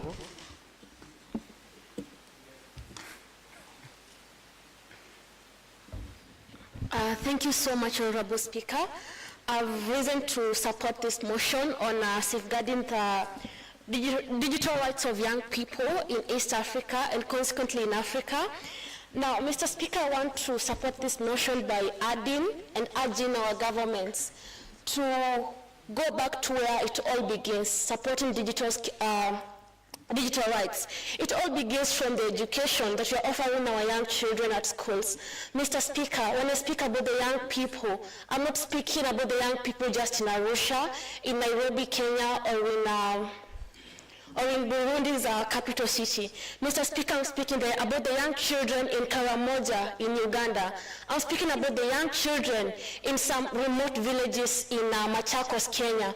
Mr. Speaker, when you look at the kind of education our governments are offering to the children, they are very sickening. In fact, it's very saddening because we find like some of our young children are learning from classrooms that do not have facilities such as laptops and internet, and also what are they called? Some of our children are literally learning from the floors. And these young people, Mr. Speaker, are supposed to compete with children from Japan in accessing these digital skills, for example. Mr. Speaker, I want to urge the respective governments of East Africa to truly look at our education system and ensure that the African child, the East African child, the Burundi child, the Ugandan child, the Kenya child is fully equipped to acquire digital skills, and therefore they will have acquired digital rights in the process. Thank you, Mr. Speaker. And Mr. Speaker, yes. And Mr. Speaker, as I finish, I would like to finish with the words of Barack Obama. He said that the future belongs to young people with an education and the imagination to create. Mr. Speaker, we must look at the roots of all this. It all begins in the quality of education offered to our young children. Thank you very much. Information, Right Honorable Speaker. I'm going to receive 1 point of information. Thank you so much, Right Honorable Speaker. I would like to inform Honorable Tusubira, and first of all congratulate him that he was struggling to say that he's in support of this motion, but maybe used some other term, because everything he explained, Honorable Tusubira, among all of us in this house, was the first person to struggle and look and know that Twitter is blocked in this country. In simple terms, he was fighting so hard to access Twitter, and the internet shutdown restricted him. So I want to congratulate you for joining the team. Honorable Thank you very much, Honorable. Speaker, he says that in East Africa there are no shutdowns, and he gives an example of that. And moreover, he comes from Uganda. Thank you very much, Honorable. Years without access. Thank you very much. And only requires VPN to access. Thank you very much, Honorable. Thank you so much. Yes, I'm going to have the Honorable right there. Yes, I'm going to come back. All right, please come back.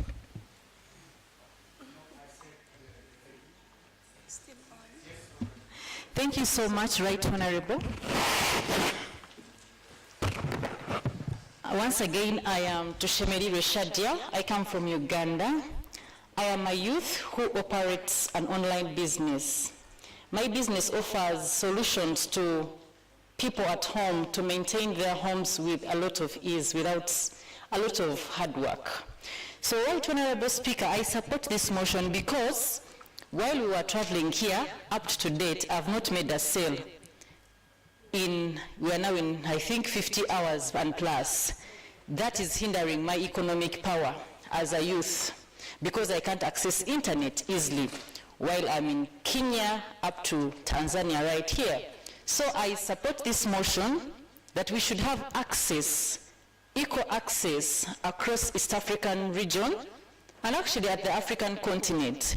But specifically right now, in East Africa, we need equal, accessible, and affordable internet access. It is now a fundamental right for any youth to be online. Thank you so much. Thank you very much. Thank you very much, Honorable. I'm going to receive 1 point of information. Please, Honorable. Can I carry this one? Thank you so much, Honorable Speaker. I don't know what we're discussing, by the way, because I'm confused. Honorable, introduction. Thank you. Honorable Speaker, it starts with wisdom. Huh? After wisdom, then content, right? Because for the beginning, when the motion mover was explaining, I got lost. We're looking at safeguarding digital rights of youth, of young people. And we're discussing access. My thing right is, if you talk about safeguarding, how are young people safe when they're using those those information, right, Honorable Speaker. Thank you, Honorable. Should I continue? So I know what's safeguarding, Mr. Speaker. Information, right, Honorable. Thank you very much. I'm going to receive a point of information from the Honorable. Mr. Speaker, I'm still on the floor. Information, right, Honorable. You can finish, and then I'm going to receive. Thank you so much. Yes. He can finish first, and then I'm going to come back. Exactly. Thank you so much, Mr. Speaker. And please protect me. Now, Mr. Speaker, when we talk about safeguarding, how young people can be safe online, I'm looking at the weak reporting mechanisms that we have in the systems. When a young girl or a young man is violated online or abused online by you people, okay? I'm looking at how best this young person can report online and get and be protected. Okay?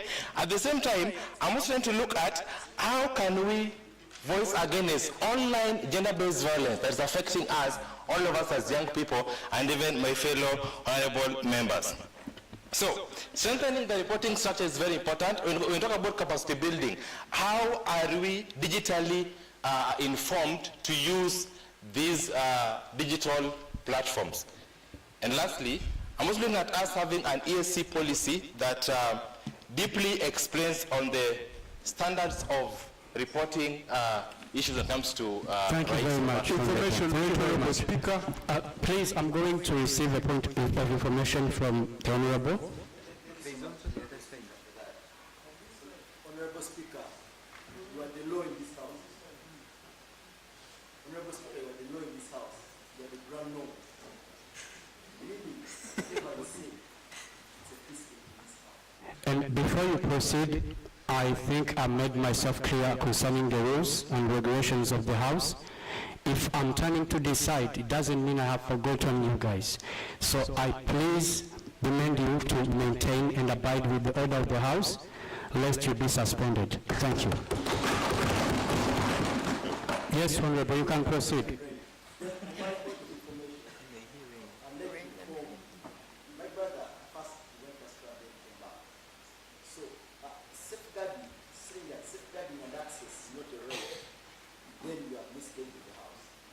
Human rights are fundamental human rights. We are all here, we are all bound by the Bill of Rights, I'm sure. Every legislation or constitution, all the states here has got what we call Bill of Rights. And it states that human rights are fundamental and are not granted by the state, even by any person, meaning they are irrelevant. Me just accessing internet, it's my fundamental human right. Me safeguarding, you safeguarding me, doesn't give you a right to limit me or prohibit me from accessing it, but rather you must protect me well Thank you very much, Speaker. Speaker. Thank you very much. I'm going to receive the Honorable.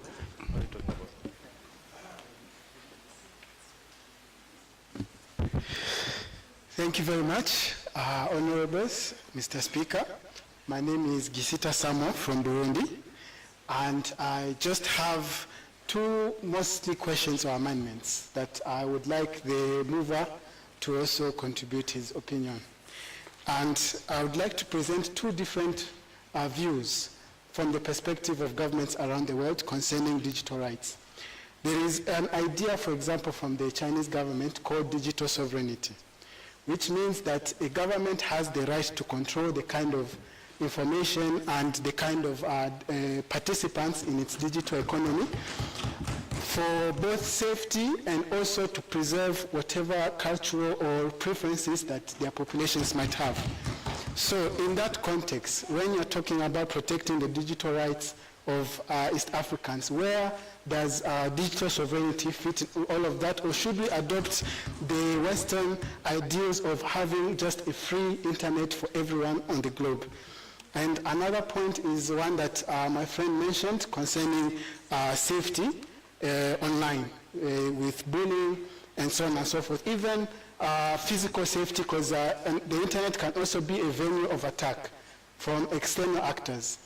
So the government needs to maintain a set of tools that can help them cut the internet if, say, an adversary is using the internet infrastructure in the country to attack the population. So in that regard, how would the policies for protecting the digital rights of East African youths be aligned with such concerns that might be legitimate from a government. Yes, right. Honorable Speaker, information. Okay. Thank you so much, Right Honorable Speaker. And before I answer my honorable colleague, I would like to first find my colleague because he said he's lost. It will be a very big disservice when we have an honorable member in this house and he's lost and we are not finding him. Now, honorable member, I would request you to listen and listen clearly that as I read for you the motion again, probably you didn't get it clearly. The motion says, I rose a motion that this 8th East African Youth Parliament urges all East African community partner states or member states to, number one, safeguard the digital rights of young people. That is the first thing, by prohibiting blanket internet shutdowns, enforcing robust data privacy protections, and ensuring affordable, safe, and open connectivity to enable youth participation in governance, education, and civic life. I want to believe that after that full explanation, you have now been found, and please don't be misled by the brief statement put on the screen because it doesn't explicitly complete my motion. Point of order, Right Honorable Speaker. Now, to my point of order, Right Honorable Speaker. Before you proceed, Honorable, can you proceed for 1 minute? And Thank you so much. I'm going to receive his point. Thank you so much, Right Honorable Speaker. To answer the first question of my brother about digital sovereignty, and he gives a reference to China, that's a very wonderful example, because China, throughout the entire world, is one of those countries that within a space of 30 years, they have managed to move from third world countries to a first world economy, to become the second biggest economy in the world. And one of the things that have helped them reach there is because of their ability to make internet accessible from the child up to the old person. And in that he talks about issues of a country reserving the right to decide what takes place. And I want to believe, Honorable Member, you're talking about issues of algorithms on different spaces. And the live example with China is with TikTok. On TikTok, not every funny video is viewed in China. But because of the algorithm that is set by that country, you access TikTok and you are able to access edutainment and get trained in that regard. But, Honorable Member, the issue in my communication, I want you to know that there is a difference between setting algorithms that people access and putting a blanket internet shutdown. In an internet shutdown, you even have no opportunity to access that media platform. You have no ability to access that internet platform because you're completely blocked from accessing it. And what he talks about of digital sovereignty requires those people to access and use them effectively. The issue is they can access it, and that is what we are fighting for. Thank you very much. East Africa. Please allow me to receive the point of information. Continue. Thank you so much, Right Honorable Speaker. I rise on a point of order. Right Honorable Speaker, is it in order for the honorable member, the mover of this motion, to bring in a motion we don't know? In your house, Right Honorable Speaker, you gave us an order paper that stated the motion as it's clearly projected there, yet the Right Honorable Speaker decides to bring a motion we've never heard about. So, it would be a shame that in this august house, somebody goes ahead to look down on your power, bring in something that we don't know about, something that we've not discussed about or even agreed on as a people, as members of this audience. It is a shame, and I think it's not acceptable. But also, I'd like to couple my point of order with information.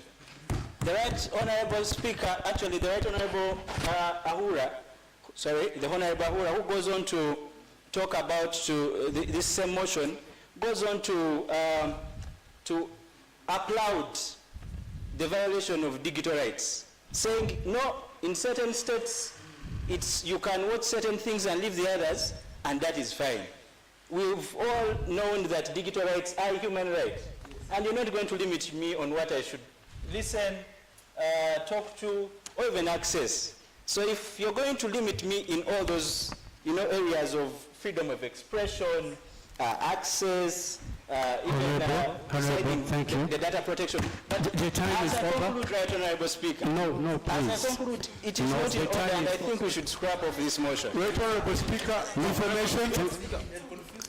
Thank you very much. No, Honourable. Please, Honourable. Yes, I'm going to receive point from Honourable. Thank you, Honourable Speaker. I think Honourable Member has put it clear that the Honourable Ivan, to some extent, sneaked a motion into the House. And I think, Mr. Speaker, with your powers, the fellow should be advised to leave the chambers. Otherwise, let me proceed and say that... Honourable. Let me proceed and say that... Honourable, I don't remember allowing you to speak. I allowed the Honourable... He should leave the chambers. I'm on the floor. Please, I'm finalizing. No, please. Let me finalize my submission. We are going to get back to you. Yeah, you should leave the chambers. Yes, Honourable. Proceed. Yes. Right, Honourable We can Speaker. start with her, and then you are going to proceed after. The one behind you. Okay, thank you. Who is it? Me. Okay, thank you, Honourable Speaker. My name is Jackie from Kenya, a court of Mama wa Africa, and a politician back in my country. I've been run for woman rep seat 2022 and going for the same in 2027. Now, I'm standing here to support the motion. Actually, and I stand to be corrected.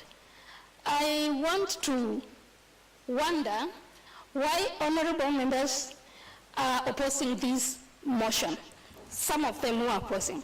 Because of the digital thing is why we are here like right now. Because when we are being told to come here, it is just a WhatsApp message which was just sent, and we find ourselves here. Support, there was blanket closure of internet. How could we have found ourselves here? And then it helps young people to connect with global conversations. If we are shut down from digital things and they are not being safeguarded, how are we going to connect with global conversations? How are we going to do our things? Because it is digital internet thing which is making us to be here like right now. So I stand to support the motion. Thank you. Information, Right Honourable Speaker. Thank you. Information. Before I receive any point of information, I'm going to receive the Honourable.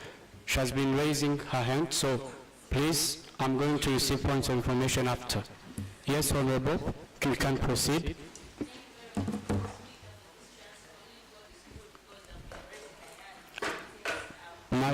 The mic, Honourable. Okay, proceed.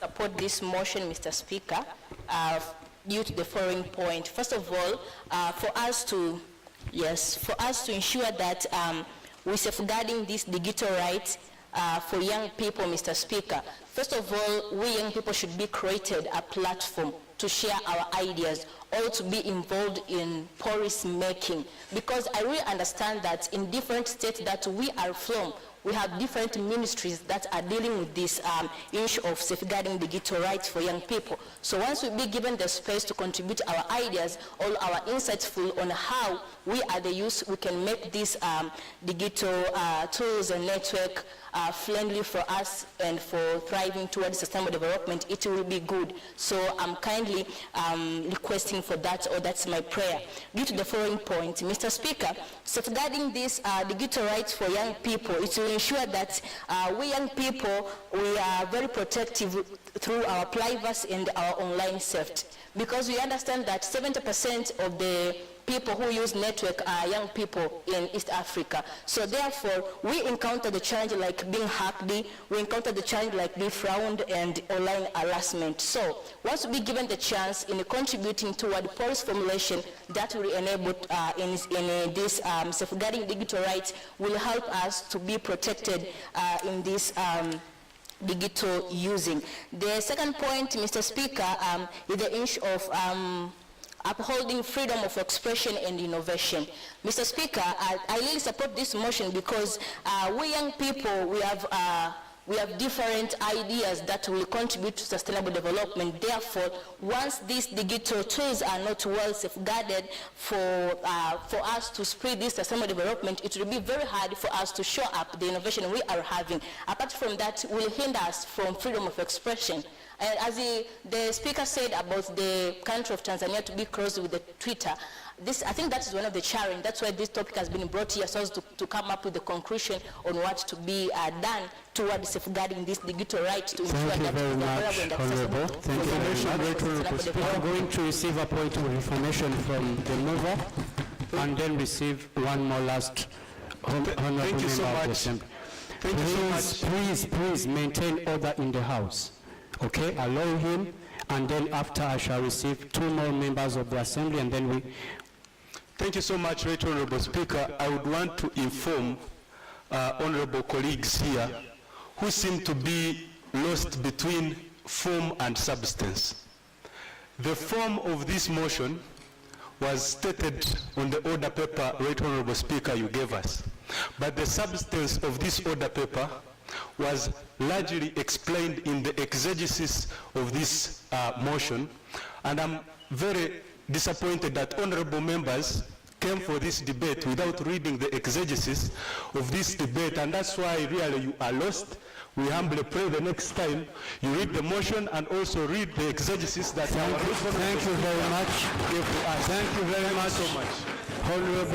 Honorables, thank you very much. Thank you.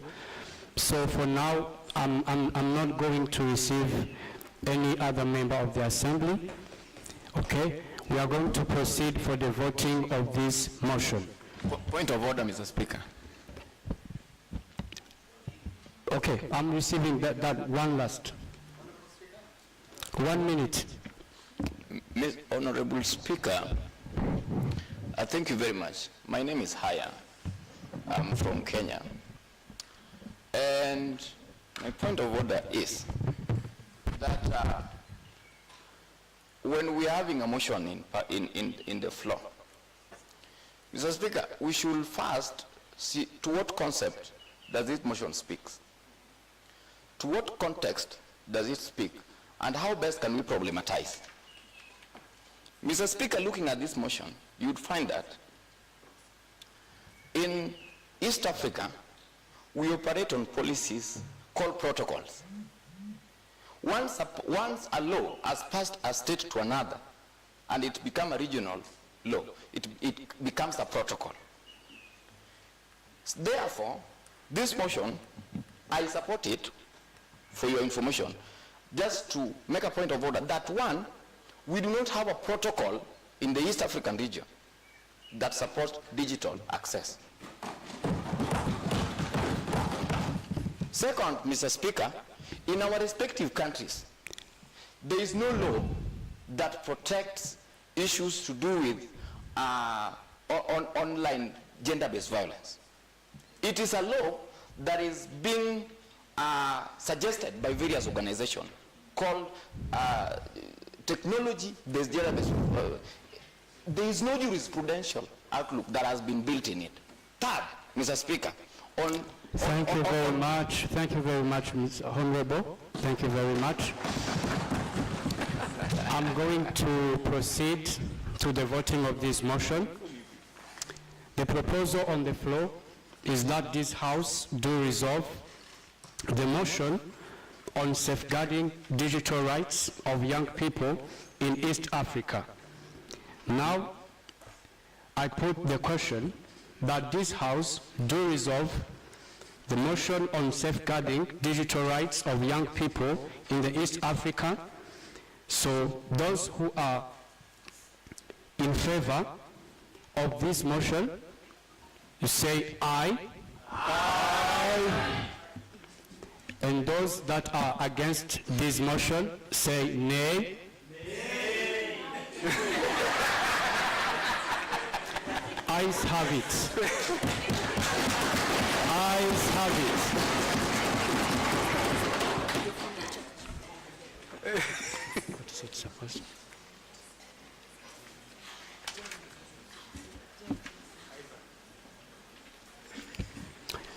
Honorable members of the Assembly, I want to take this time to appreciate you. Thank you very much for your perspectives on different motions. We do not have time to take a short break before we proceed to the next motion. That's why we are going to immediately proceed with the next motion that we have for today, and I think this is going to be the last motion of the day. No? So for now, I'm going to invite the clerk to read for us the motion, and then thereafter we shall proceed and then invite the mover of the motion, and then after we have the seconder.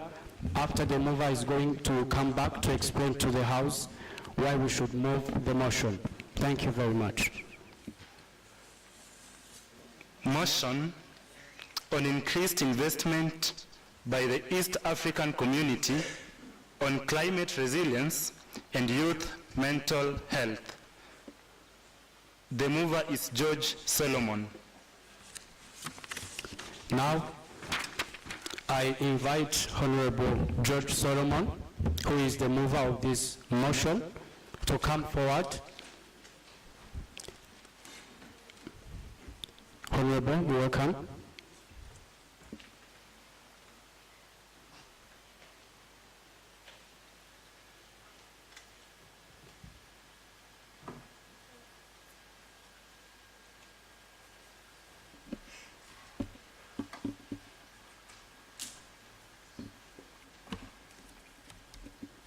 Thank you, Honorable Speaker, honorable members of the House. Good afternoon. Yes, my name is George Solomon, a Tanzanian delegate, and also I am the program manager of Empowerment Bridge Initiative. Honorable members of the House, I raise before you to move the motion on increasing investment by the East African community on climate resilience and youth mental health. That is by urging the East African community and its partner states to integrate climate resilience into national youth mental health strategies, recognizing the psychosocial impact of climate change and investing in youth-centered support systems. Honorable Speaker, thank you. Thank you very much, Honorable. Now I'm going to invite seconder, Honorable Kenny John, if you can proceed from where you are, and then, or you can move forward. Yes, but if you have a mic just close to you, you can use it and then tell us if you second the motion.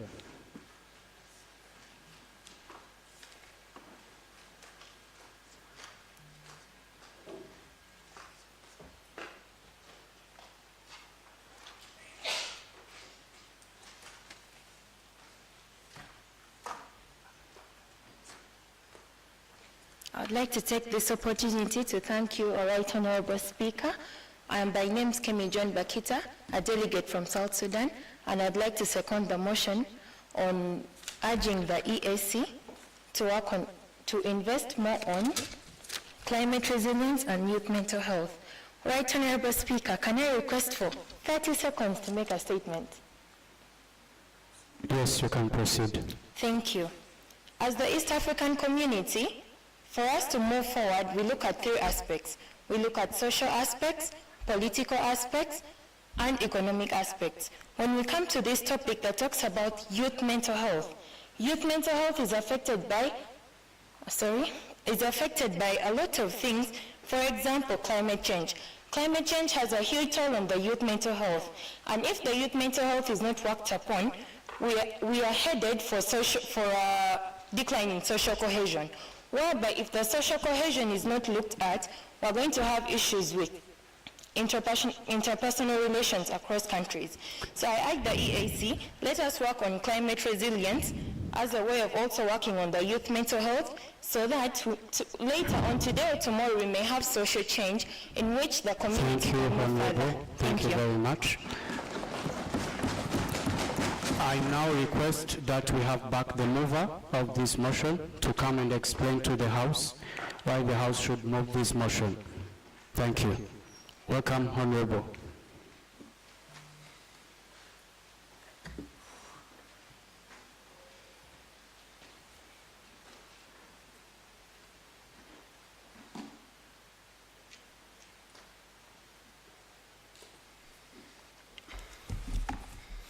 Thank you once again, Honorable Speaker, honorable members of the House, for giving me this chance to explain why the House should move this motion.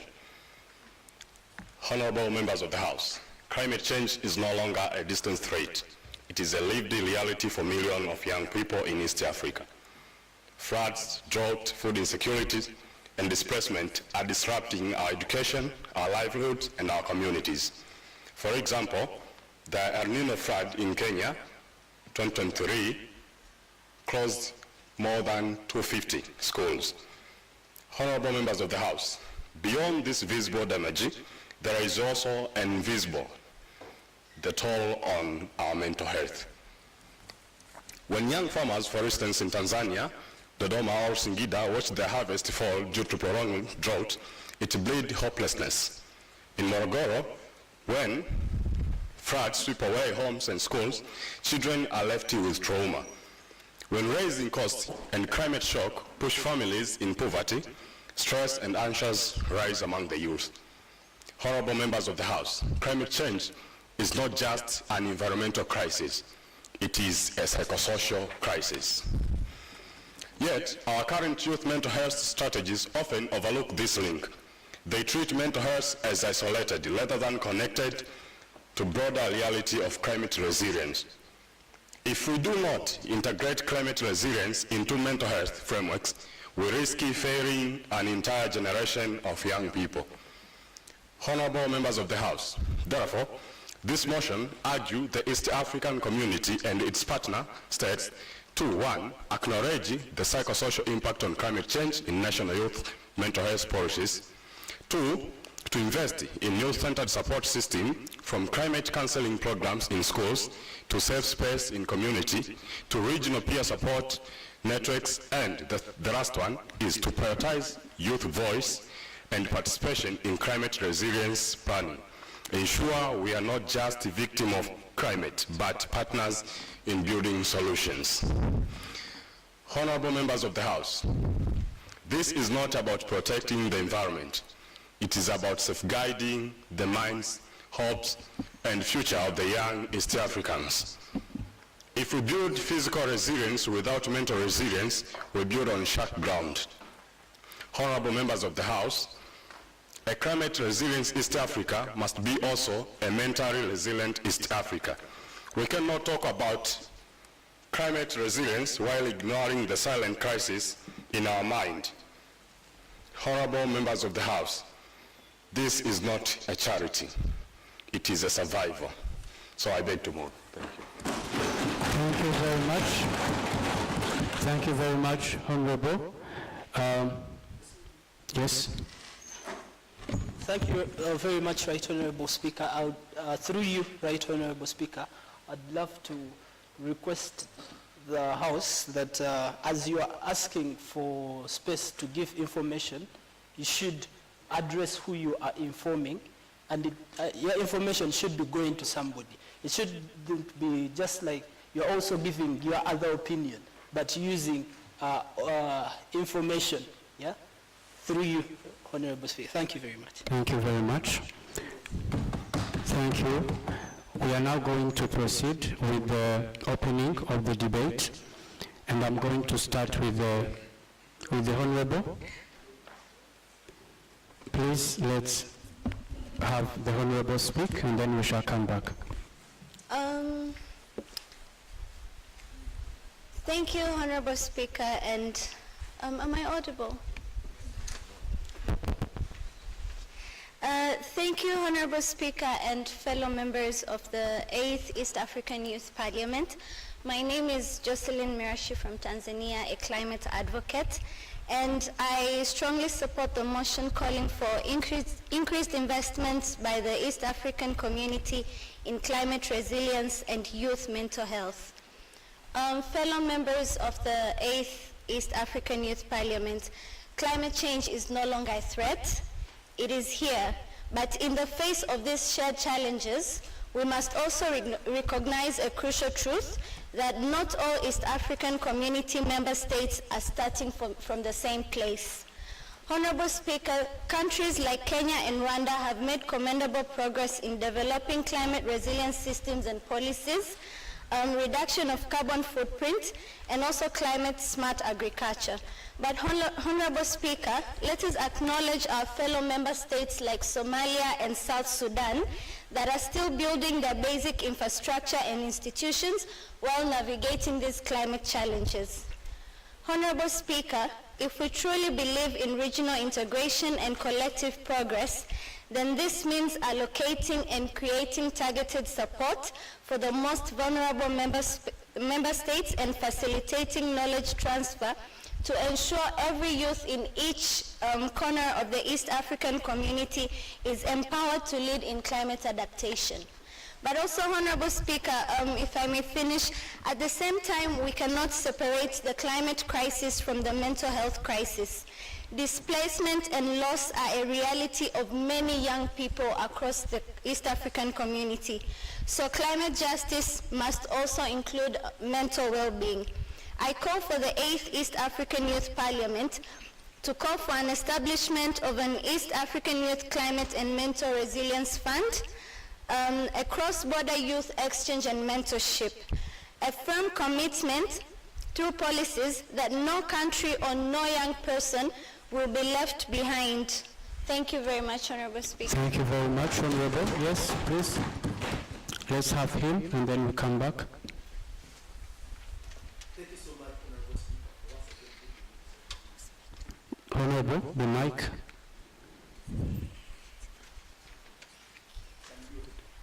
Thank you so much, Honorable Speaker. Honorable Speaker, I would like to first thank the people who came up with something. It's a very, very powerful one.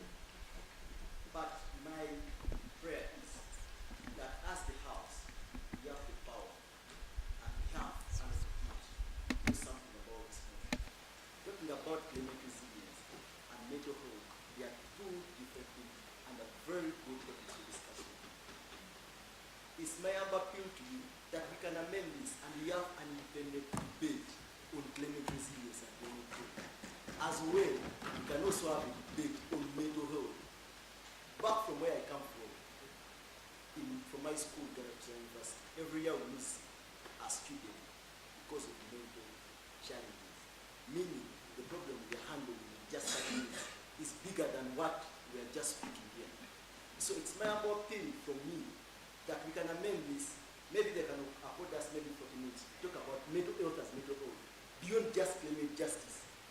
We all know here that in one time in one of our newspapers, they were saying that almost that Honorable, can you find any mic working around you so you can use it? And please try to conclude. You have 1 minute left. Yes, as I conclude, is right. As I conclude, I was saying that in our country, Uganda, one of the newspapers, the Daily Monitor, reported and said that almost 70% of the youth in Uganda are mad. That means that they are facing mental challenges. The same with other African countries, majorly East Africa. Through you, Honorable Speaker, with the power accorded to you, with a vote of 57 to 89, you have the power that we can have a separate discussion on climate justice and mental health, not just directing it to climate justice, but rather entirely. Because everything starts with our mental health, I beg to submit. For that, I can even move a motion. Thank you very much, Honorable. Before I proceed into receiving other perspectives from the Honorables in the House, I'd like to ask if there is any member in the House that seconds what he just said, so we can proceed. But I just want to see that in the House we have the kind of people that support his perspective. Procedure, Right Honorable Speaker. Okay, proceed. 1 minute. Thank you so much, Right Honorable Speaker.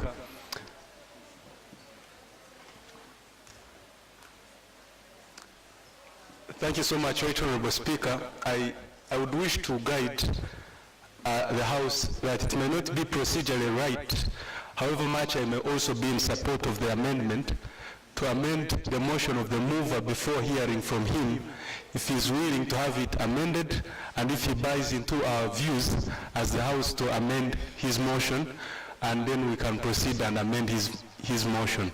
Thank you. Thank you very much, Honorable. I'm just informed that procedurally speaking is not accurate. It cannot happen as he just asked. But if he was the one who moved the motion, we would have considered his petition. But as for now, we are going to proceed the debate, continue the debate as it has been stated in the motion. And for that, I'm going to receive, yes, Honorable.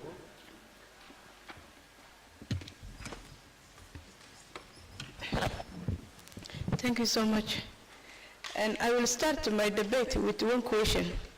How many members, honorable members here, have a piece of land? How many people in here have a lot of cows, camels, goats, and something like that? I think the impact of climate change is affecting for the elders, because that people are the one who lost a lot of things comparing to us. Let's be reality. Because as a youth, we don't need to put everything. We don't need to say everything is our challenges.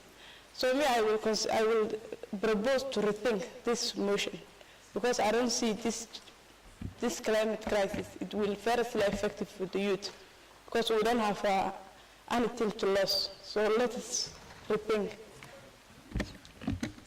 Thank you very much, Honorable Speaker. I'm going to receive the Honorable.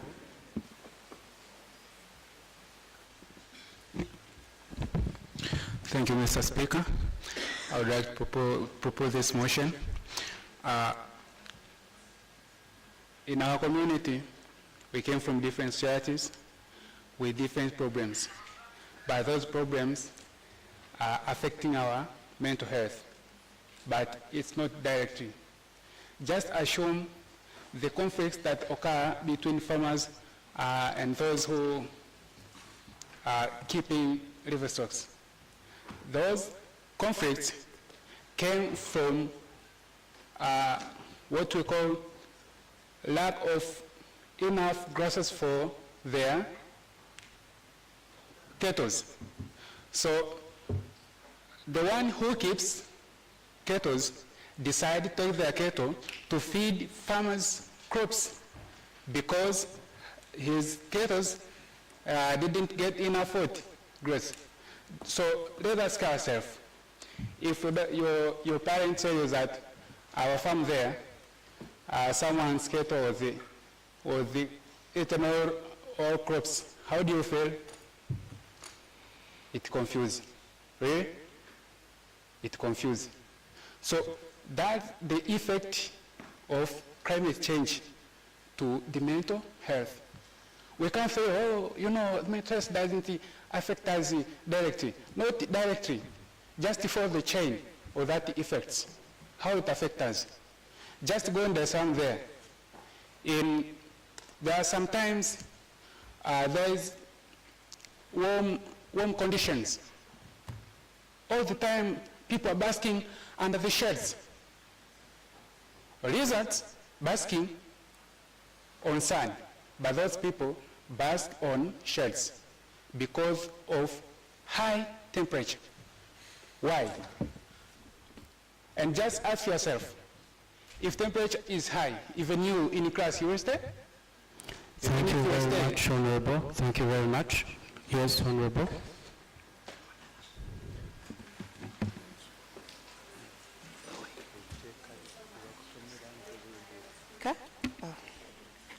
Yes, my name is Shakira Nakalema. I'm from Uganda. I would like to just share something small on the motion. So this motion is very critical, and it talks about two things here: climate resilience and youth health. Youth mental health. Yeah, they are specific on the youth. Now, I would like to speak for the woman who is in that marginalized community. It's the marginalized community. She's the broke, she's the poor. Okay, she's in that state of low income earning.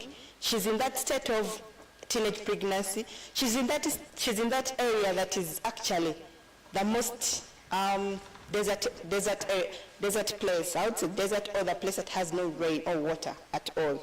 Now, this is what I wanted to frontier. Climate resilient policies are in place, but the magnitude at which they are being implemented is low. If it is supposed to be in a spectrum of like Uganda, where we find that people who are in marginalized communities are having both direct and indirect mental health impacts. I don't know if you've thought about those impacts. For example, if you talk about the weather events, the extreme temperatures that are happening maybe in northern Uganda, it's still a marginalized community.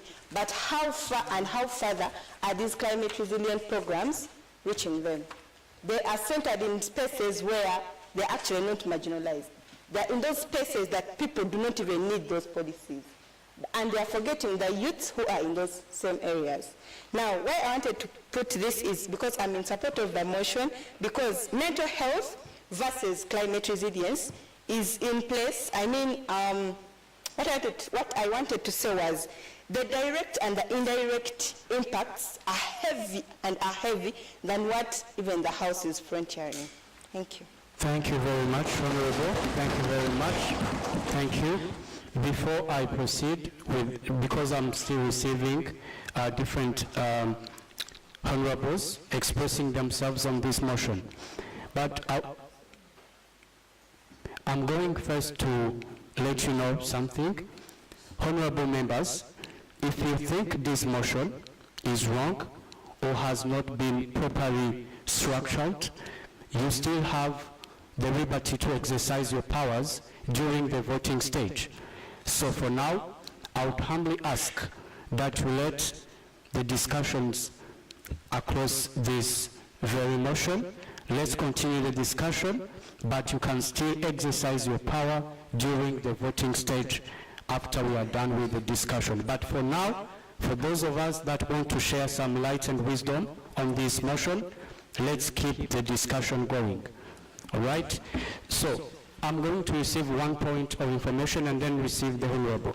But first, let's receive the point of information. And to clarify on that, as it has been said earlier, if you are giving a point of information, please do clarify to whom you are referring the point of information. Thank you. You are welcome, Honorable. Thank you, Honorable Speaker. I'm referring the point to the Honorable member who spoke before me. I think before we drift far away from the motion, like the second motion did. We are talking about the increase in investment. We're not discussing policies or politics of climate resilience. We're discussing the increase in investment in climate resilience and mental health. Thank you. Thank you very much. Yes, Honorable. Thank you for this opportunity, Honorable Speaker. So this is the side of my point of view on the mental health specifically. As I've been working with different organizations providing the mental health education to young people at schools, we have faced that some of students are failing because of the mental health problems. And what are we speaking when we are saying mental health? Maybe we can see it in different perspectives, but it's starting with how people think.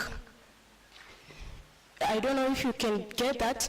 So we need so much investment in this, as we need a lot of mentors and trainers for the mental health sessions to youth, as we know that among the East African countries, we have high number of youth more than other ages, is from 14 to 35 years, and high number of youth are affected with mental health problems due to climate changes and technology development. So we can take a way forward to call of action on how we are going to save youth in mental health issues. I don't know, I wanted to take examples, like some students had anxiety, depression, under pressure, they are afraid of failing, and what, but it's because of how people think.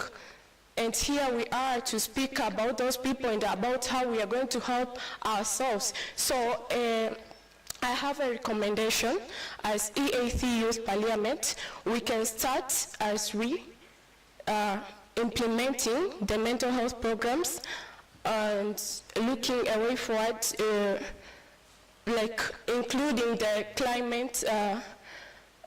climate advocates, and to the stakeholders, civil society and government, they should see, collaborating with the EAC, they should see how we are going to invest highly in mental health issues, because any society without a good mindset, without positive thinking, we are not going to do anything. Thank you very much, Honorable. So I second the motion. Thank you very much. Please, let's receive the Honorable just beside her. He has been raising his hand.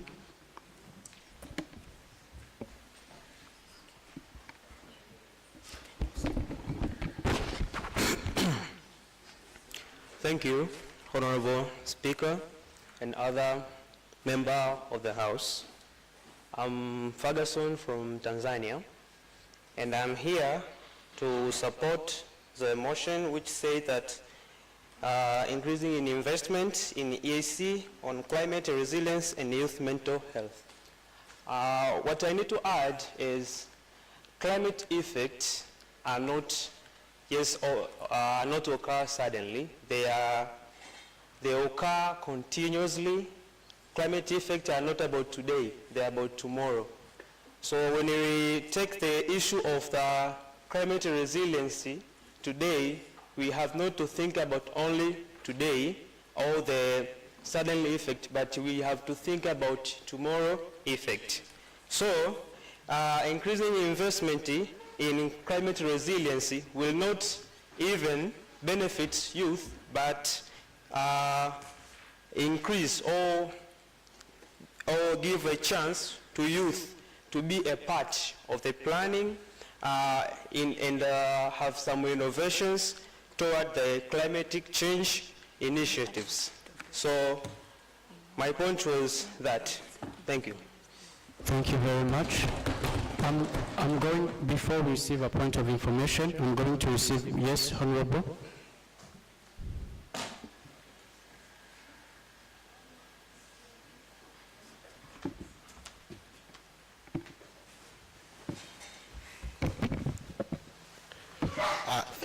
Thank you, Right Honorable Speaker and colleagues. Actually, I would love to start by saying bravo to Honorable George Solomon for putting this motion. Personally, I come to second this motion, to support it fully, because I come from a region in Uganda that at least the youth have seen what it means by implications of climate in a society. I come from a community called Owere, a community that has been entangled by flood since 2020, and no effort has ever been made. No funding has ever been directed to support such a community. On the 15th of this month, a woman gave birth in a boat. A 32 years old young person like us gave birth on a boat. And currently, as I speak, the mentality of the young people is against all government programs in the area. What does that mean? It is a conversation that we must really put an effort to as young people. When you look at statistics, you will get to realize that over 13.6 billion young people faces a similar crisis in a kind of a financial reduction in whatever investment they are putting due to climatic related issues. What is that telling us? It is telling us that the ability for young people to relate to the existing threats being levied to us by the climate is no longer something we can smile about or even sit down about. It really needs a collective hand that EAC, together with other development partners, must begin to have a conversation, and the time is now. Thank you. Thank you very much, Honorable. The Honorable who was going to give a point of information. Thank you. 1 minute. Thank you, Right Honorable Speaker.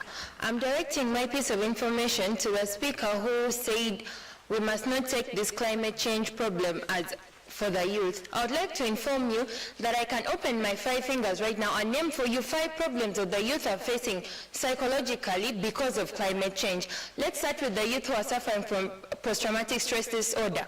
Let's talk about the floods. Let's talk about the loss of lives, the loss of property. Why? Because of the floods. Let's talk about youth who are going through stress, who are going through anxiety. Why? Because of displacements. I know of youth who can't settle in one place. They lack attachment to the place. We feel like we should not invest our lives here. Why? What if floods happen tomorrow? So I stand with this motion and say that the government should invest more on the youth mental health, because if they are not investing in the youth mental health, whose mental health are they investing in? Old people? Thank you. Thank you very much. Okay, thank you. I want to assure you something. There are some people in the House, they have been saying, expressing themselves, and that does not disqualify you from speaking again. But allow me please, because this is the last motion, allow me please to prioritize people who haven't spoken before. Okay? Please. And on this, yes, Right Honorable, I'm going to ask something. Please, let me allow the Honorable to speak and then come back to you after she finishes. She has been raising her hand. Yes, Honorable, you can proceed. Thank you, Right Honorable Speaker. May you sit train. My name once again is Hannah Teresa, and yes, we are talking about climate resilience. We are talking about mental health. I will blame all this on capitalism. There's a speaker in the morning who quoted a quote and said, the future that destroys the environment is not one that pays the price.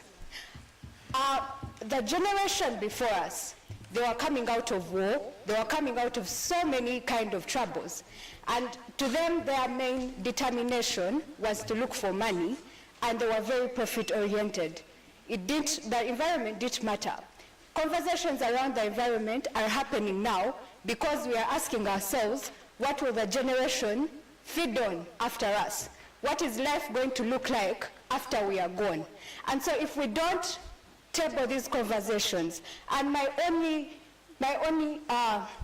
request is that we don't stop here. Many of us come from communities where we are facing strong mental health challenges. We may draw them back to climate because there are communities that face floods, there are communities that are displaced because of certain reasons, and as young people who are going to later on get into power, we need to go back and do grassroots, community mobilization.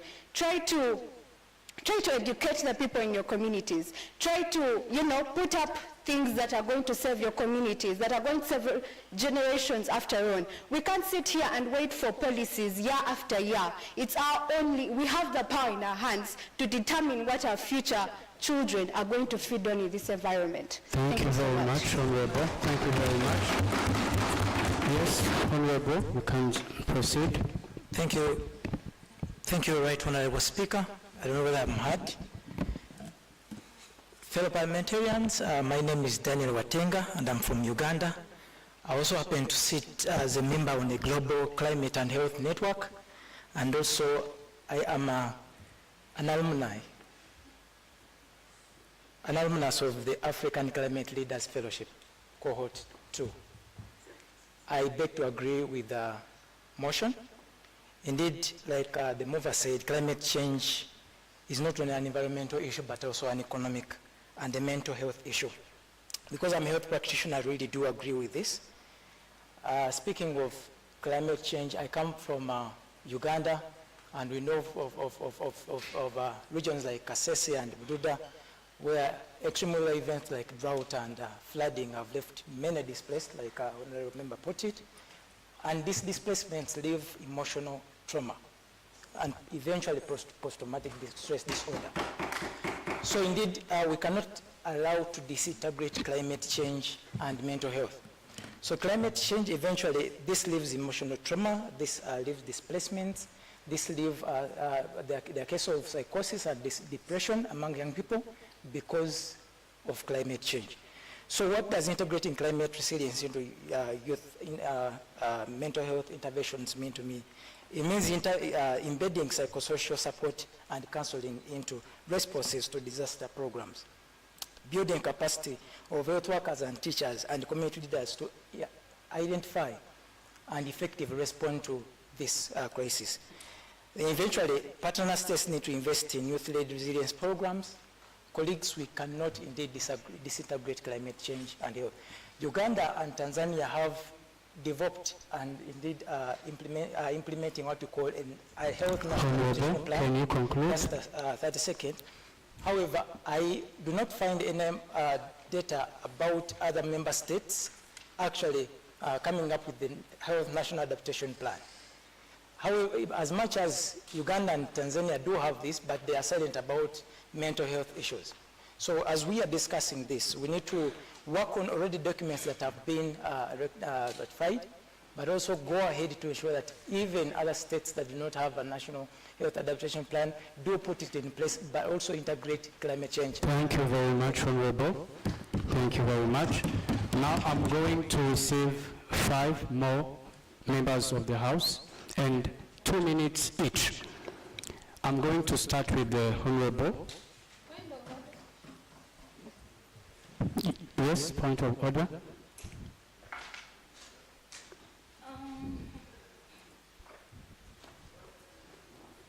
One minute, please.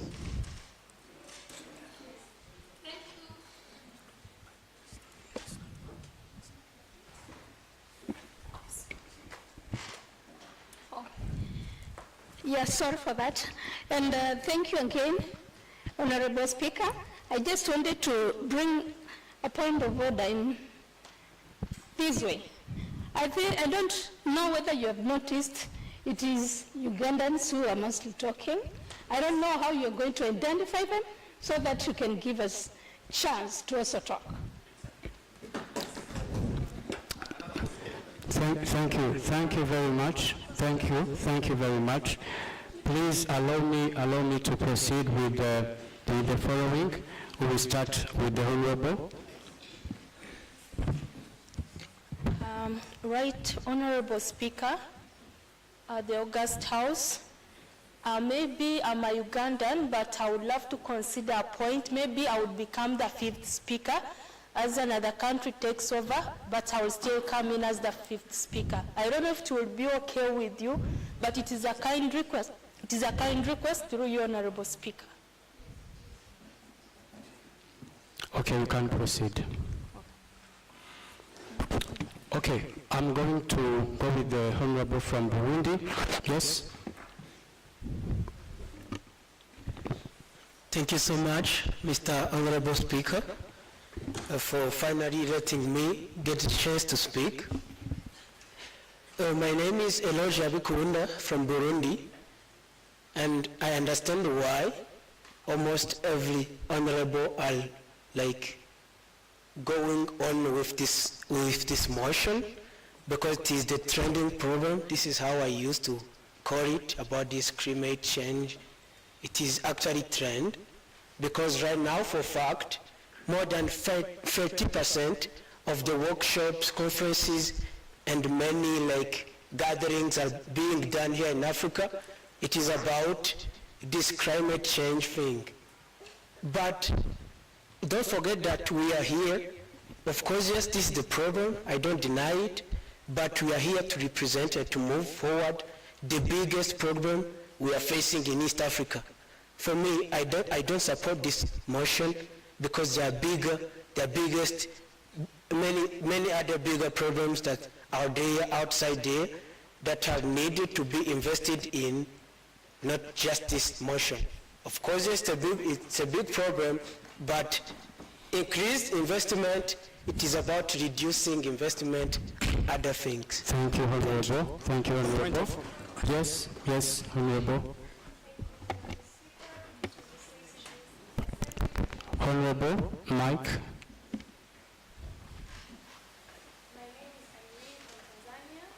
And I would love to second this motion. We cannot separate climate change with youth mental health. Point. We cannot separate youth mental health with climate change, because the mind, how the mind works, is how the community will work. And when it comes to climate, there's so much information that we as youth receive from online. When we're on our phones, most of us, I think that was the motion before this one, where we're talking about internet and that we need more internet to be out there. It means we receive a lot of information daily. We don't have places or environments where we can just go and zone out of the internet, zone out of all the information that we receive and connect with ourselves. So I would love to second this motion and propose that we are stating problems inside this parliament, but we also need solutions. We need as many solutions as possible. So we are asking for investment funds, but where do we want to allocate these funds into? Is it policies? Is it committees? What do we want to do with this investment? Thank you very much, Honorable. Thank you very much. Yes, Honorable from Rwanda.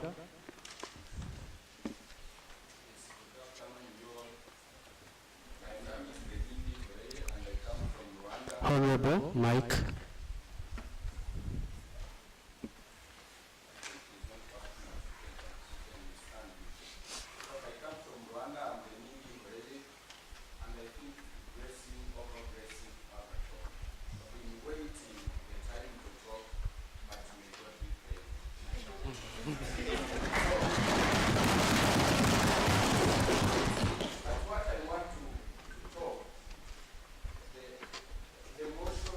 Must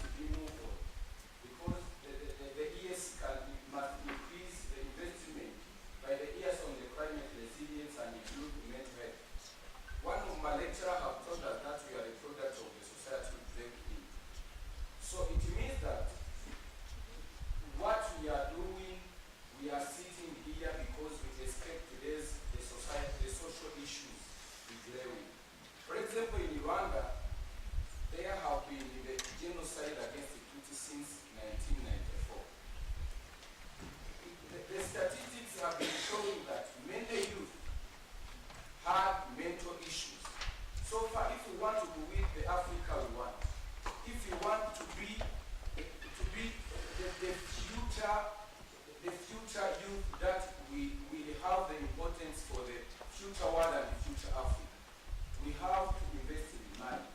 The mind which is safe, the mind which is health, and the society which is very crucial and good at changing. Thank you, Honorable Speaker. Thank you very much. Thank you very much. Yes, Honorable.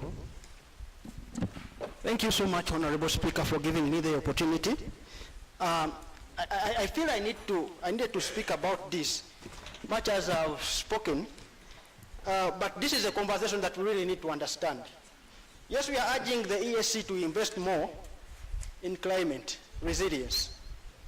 But if you look at our contribution to climatic damages as a region, compared to the contribution that the European countries are making to climatic damages, our contribution is very minimal. I happen to have attended Banku, that is in Abidjan, and you find that the conversation that they have there is what we call climate financing. And every state that has a huge contribution to pollution, greenhouse emission, has a contribution to make. They talk about a $1 billion investment to countries that are climate responsive. We have biodiversity as East Africa. Where do we get to a conversation with European countries that are the biggest polluters to tell them, look here, we need investment in the efforts that we've done? When we go out to negotiate for loans, do we present our biodiversity in exchange of these loans? Because, we are busy conserving and not developing just because of climate action. Europe is busy polluting and sending greenhouse gases to the global south. For us, we are not developing, they are developing. As I speak now, the biggest polluter in the world is Denmark. They bring a lot of greenhouse gases, but much as they are investing much. Honorable, what I'm trying to make is that one minute. In one minute. Yes. We really need to look at these two things. One, if you look at buying a Tesla, which is climate responsive, it is very expensive. The taxes are allocated to it. If you look at buying a solar panel for micro-scale irrigation, it is very expensive. So, what am I making? Let us have a conversation with the people that are polluting the more, so that they also help the ESC to increase funding to climate resilience interventions.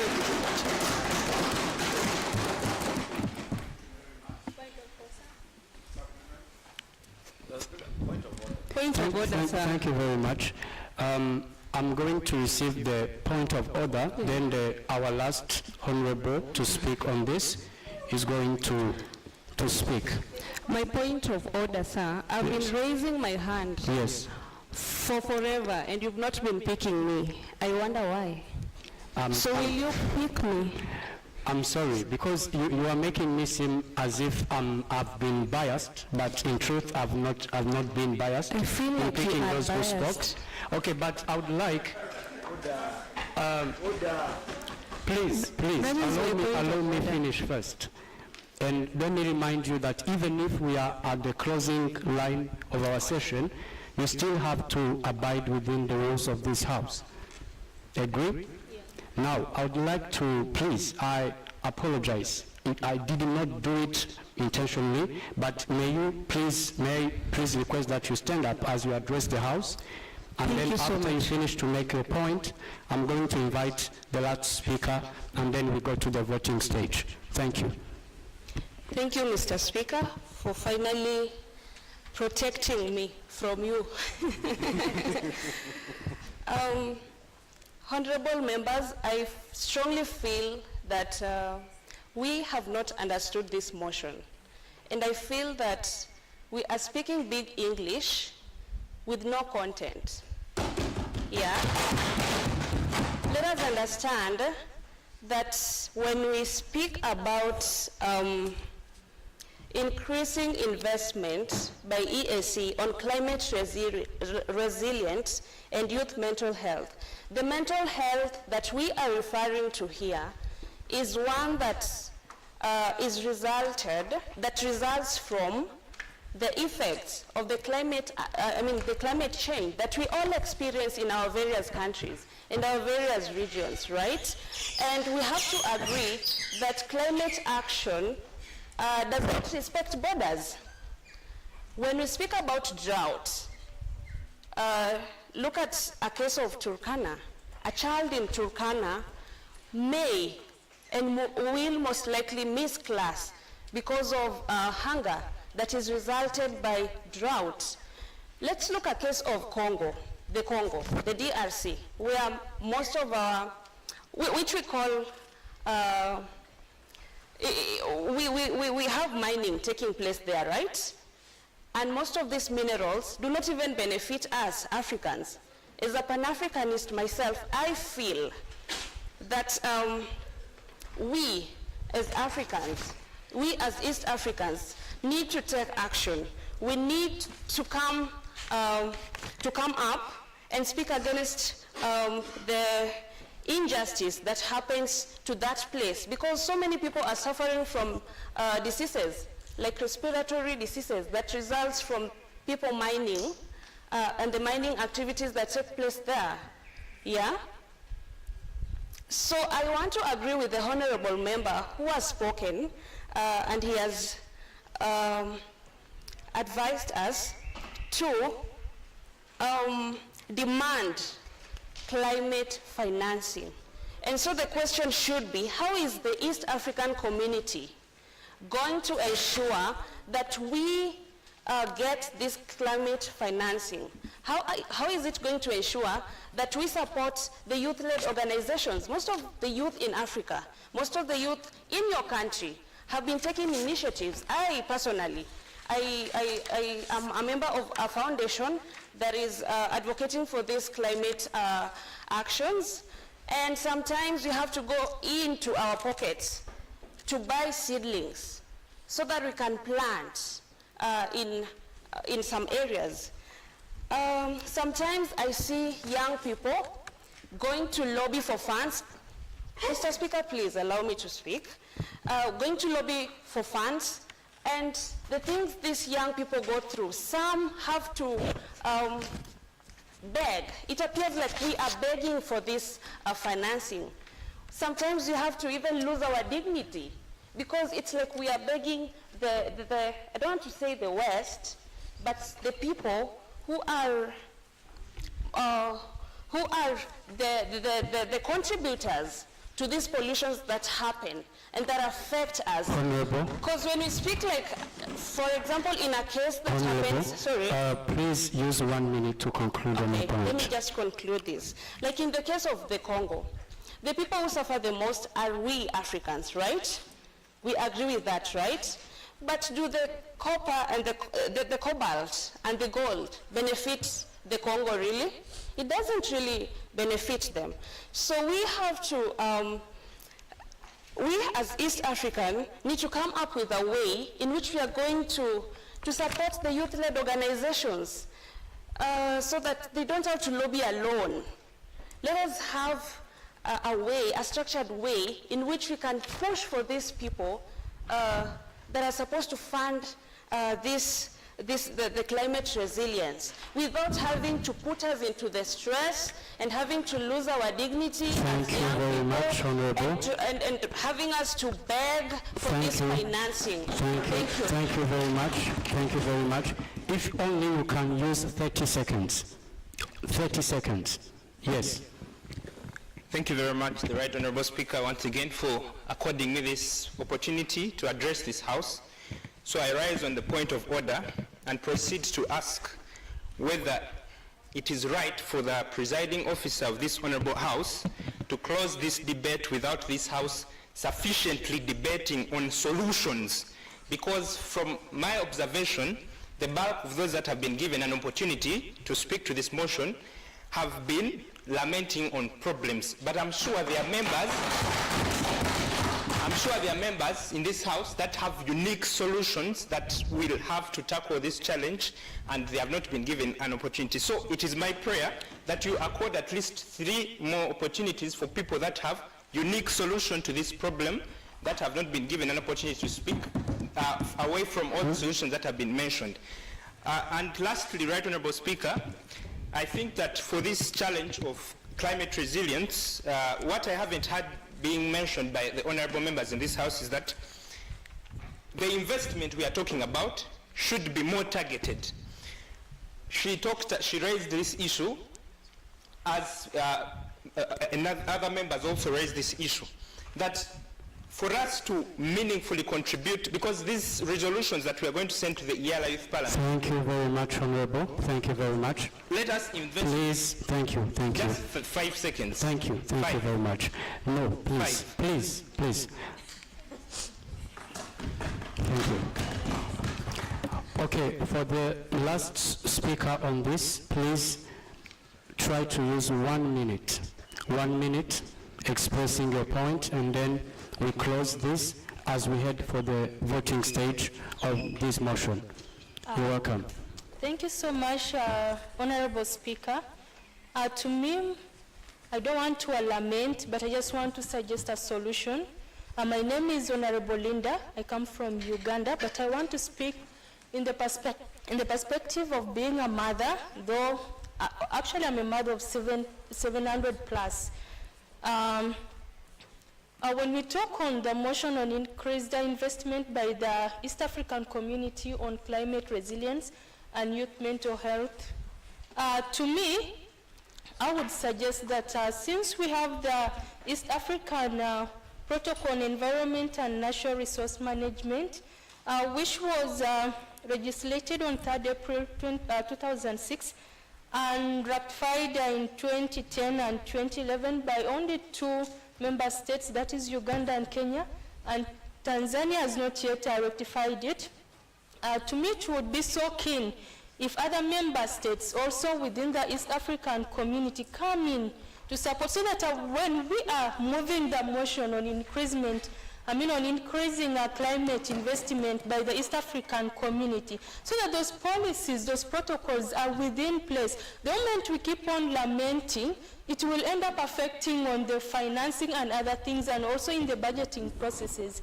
And also it will affect the youth of the East African community. Thank you. Point of information.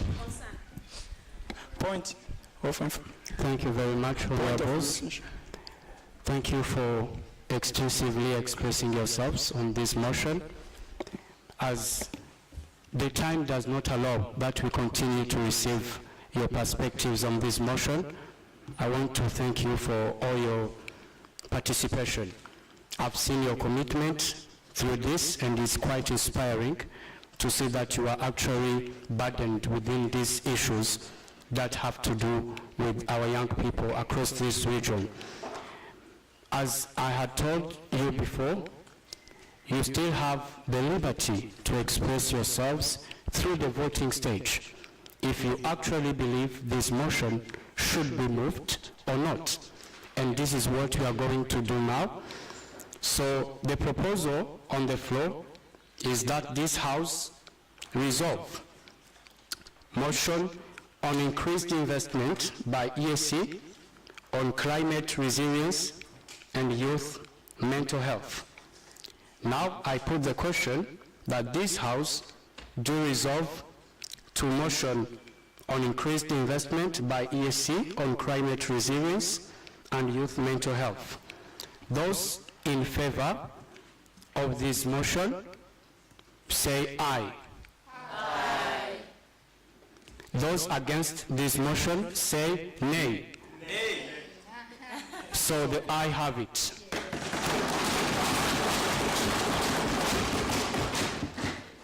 Thank you very much.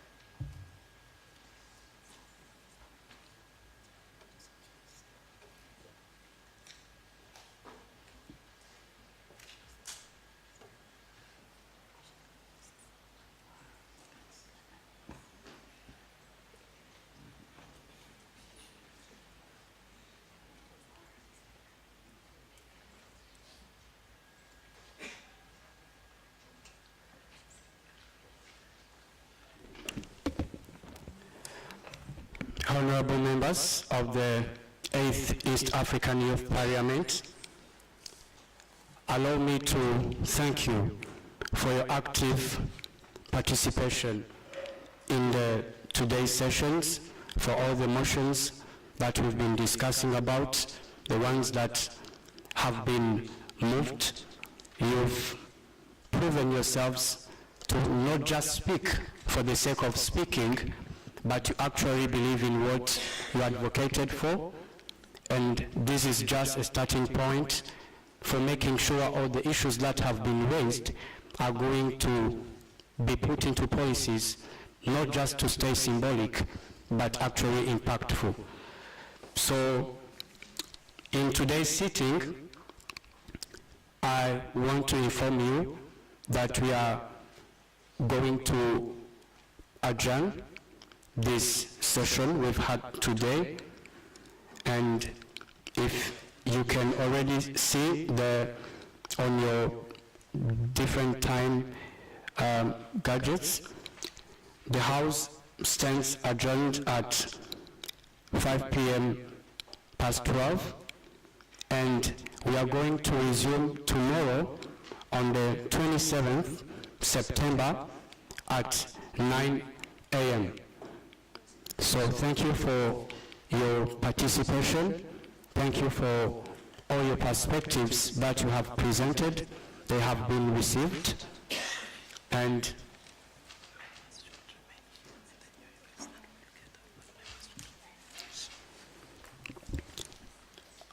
I wanted to thank you for all we have been deliberating on, and hopefully tomorrow you come again with so much passion, energy to engage, to speak boldly, and to make sure your ideas, what you believe about these motions, because it's not just motions, but these are the beliefs we all share.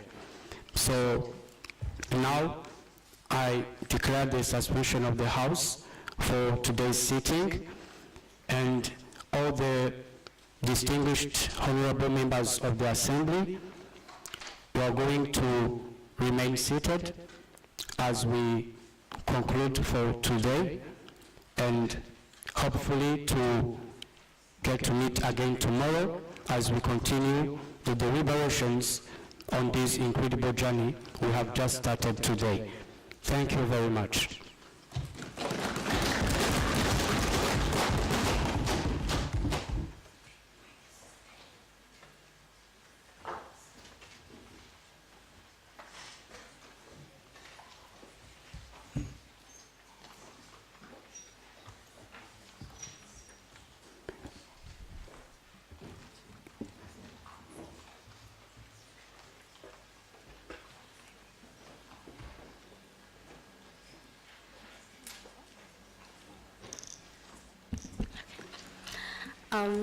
All protocols observed. I greet you all this evening.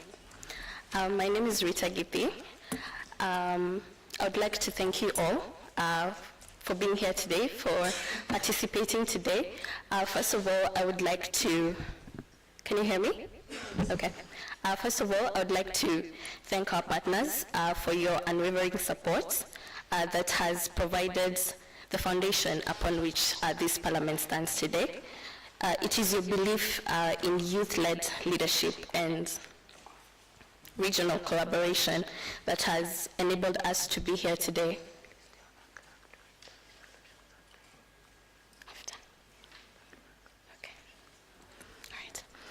Secondly, I would like to thank you, honorable members of this House, for your courage and your commitment to not only being leaders of today, but being an embodiment of the change that you would like to see.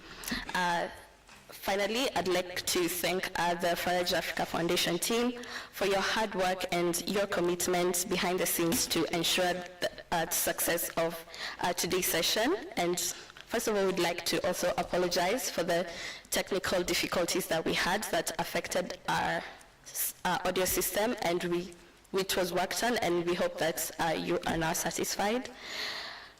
A few administrative announcements. There was the first motion that was tabled today was a motion that was urging, it was a motion proposing the formation of standing committees and adoption of terms and references for the East African Youth Parliament. So in reference to this, let's kindly agree to all make sure that we are part of a committee that you feel is best suited to your interests and to your strengths before we leave the premises today. So we have 5 standing committees that I will forward to the group. The first standing committee is on Governance, Peace and Security Committee. Is the Governance, Peace and Security Committee. So for that committee, you will register with me. The second committee is Education, Skills and Innovation Committee. So that committee you will register with Rachel. The third committee is Economic Empowerment and Regional Trade Committee. You will register with Daniel. The fourth one is Health, Wellbeing and Social Development Committee. You will register with Claire. And then the final committee is on Education, Skills and Innovation. I had read that, right? Yeah, sorry. So we have, one more time, we have Climate, Environment and Digitalization Committee. We have Health, Wellbeing and Social Development Committee. We have Education, Empowerment and Regional Trade Committee. We have Education, Skills and Innovation Committee, and we have Governance, Peace and Security Committee. So there's a table outside. There's a person who is designated for each committee. So you register again with the committee that you feel is best suited to your interests and your strength, not just your interests as a person, but as a country. The next announcement is that for everyone who had not registered, kindly ensure that you register at the desk, at the registration desk outside. And then West Nile, people from West Nile, Uganda, you are going to make sure you register with Sharina outside, and also people from RDE and the Dutch Youth Sounding Boards. And then finally, as we go out to reset tonight, you are informed that we will be moving. The people at CityLink, you'll be moving to MSTDC, which is a more comfortable and convenient place for you.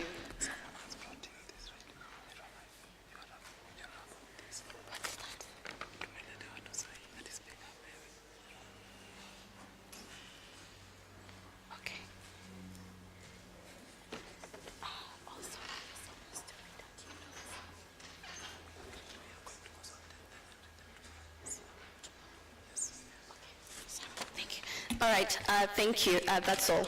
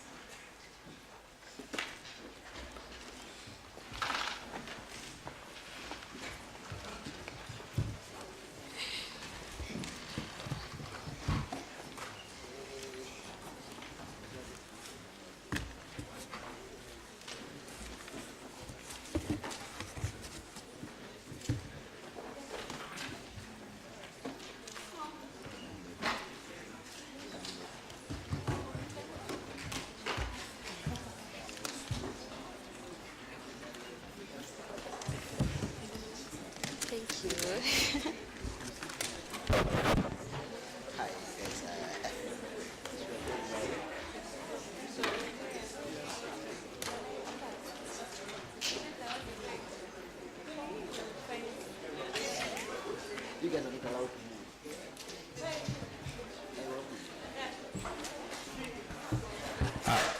Hello. Hey,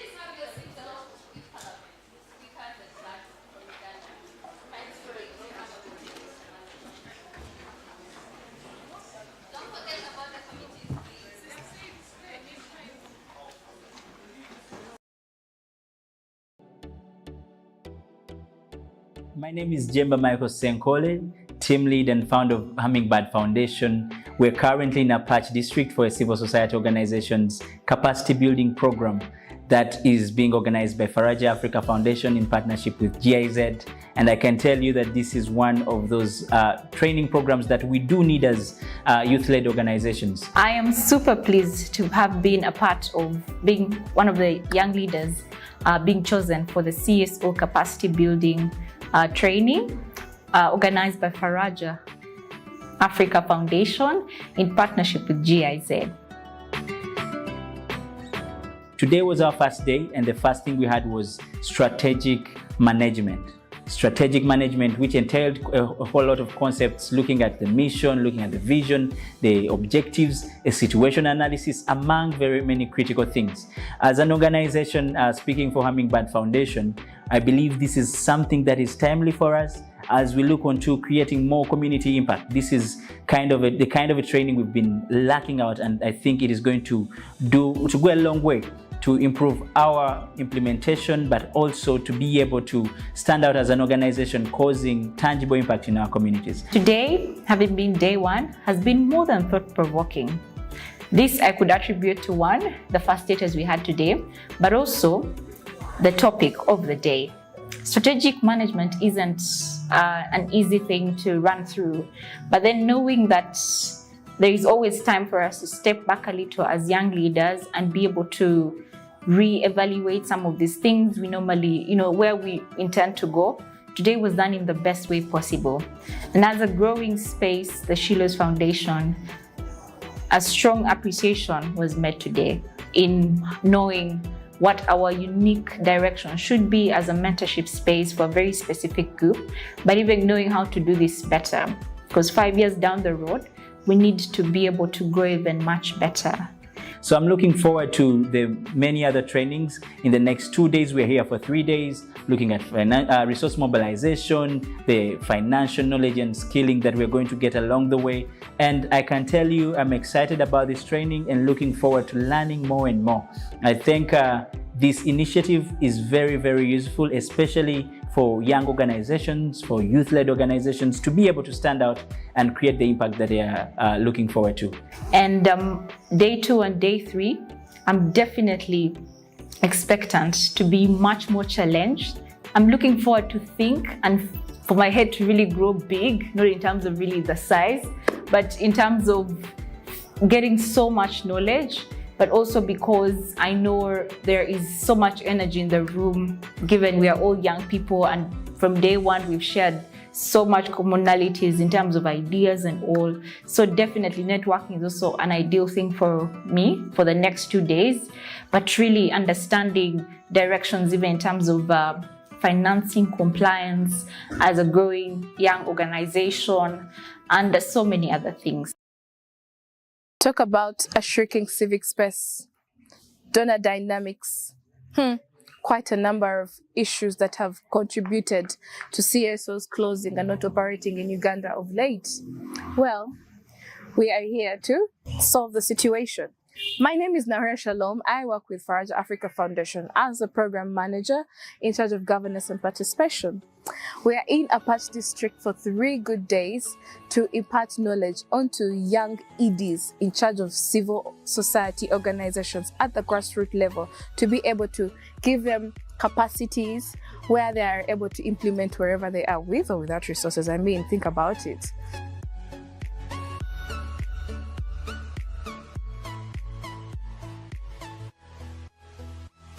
My name is Jovia Kusima and I'm an executive director of High Hope Uganda. We are here for day 2 for capacity building civil society organizations, and our topic of today was about resource mobilization, whereby we tackled about the development of resource mobilization plan. We went into depth, also talking about how we can make our finances better and better for our organizations. My name is Howard Muhwezi. I'm a young social change maker, and I'm very passionate about youth governance and empowerment. In these 3 days, we are training them on strategic management, resource mobilization, advocacy. How capacitated are you to build your organization from the ground up? Are you willing to grow? Are you willing to learn?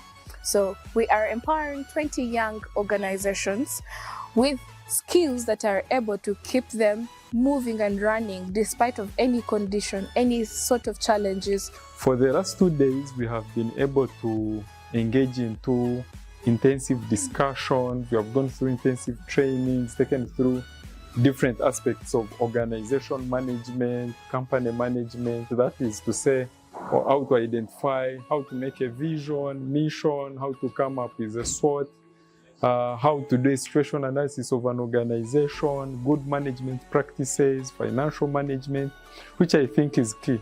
Because in most cases, young people have good ideas, but the biggest challenge is how to manage and run organizations. As High Hope Uganda, this has been a great opportunity for us to be chosen among the 20 organizations, and also it has been a month of us tackling our financial management and performance. We tackled about the resource mobilization plan. We went into depth to also know our financial management, how we can use our policies to get better connections in order to serve our people. And I want to say today it was such a fantastic opportunity. We had to hear it from the experts who were able to delve into the nitty-gritties of resource mobilization. What does it take to do resource mobilization? What are the core pillars of resource mobilization? What are the do's and don'ts of resource?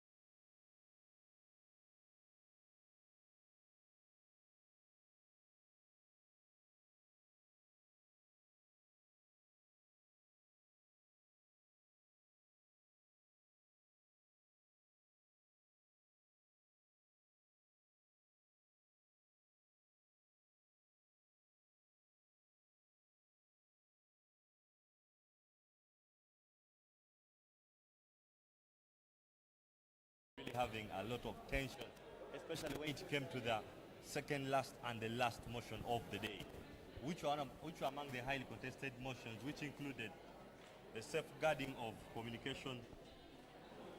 Now the delegates had to have a lot of heated conversation in the discussion regarding safeguarding digital rights of young people in East Africa, as well as increased investment by the EAC on climate resilience and youth mental health. This has been one of the two highly contested motions of today. And Jackie, you can read as Yes, well with please. me. So how did you find day one? I found it a little bit hot for some honorables because it has been, I think, the excitement since today has been our first day sitting, and I've seen honorables, those that come in all the time and have an opinion about each and everything. Every debate, they're having an opinion about it.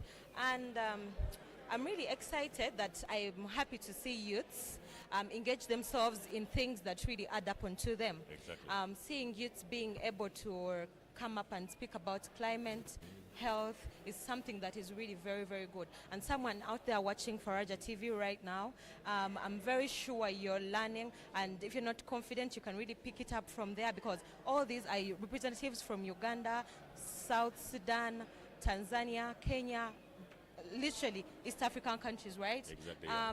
I think we are going to have a panel. Yeah, actually, we would have a very brief panel that will help us digest how the day was. Now, the challenge is on the panel, we might have delegates who are really contesting each other. Okay. Some are supporting the motions, others worried. Like some of them out there would love to come and stand into our positions. Do you think they will have a chance? Maybe a few will have a chance. Not really. Do not please come for us. I think before we have the panel, we can have at least one interview for someone to take us through how little bit the day has been for them. Because, I mean, we can't just go straight for the panel. Because people have been there and they may not have come out to say something because maybe they didn't get a chance, but they can come back and give us a little interview, right? Okay, but we are going to really make sure the people who are coming in are people who haven't yet, whose faces you haven't seen since morning. Because I know most of you are saying we have been seeing the faces in the discussions being repeated over and over, but on the panel it's going to be new faces of people whom you haven't seen, but who are in the house deliberating. So joining us shortly is going to be a panel of young, vibrant leaders and delegates from across East Africa. That is South Sudan, Rwanda, Burundi, Kenya, Uganda, Tanzania, and Somalia. We hope the team is going to make it much more interesting. But stay tuned as we bring on the hot panel of young delegates from East Africa. Faraja TV, I'm Shedrick alongside Jackie Nabosa. See you very shortly.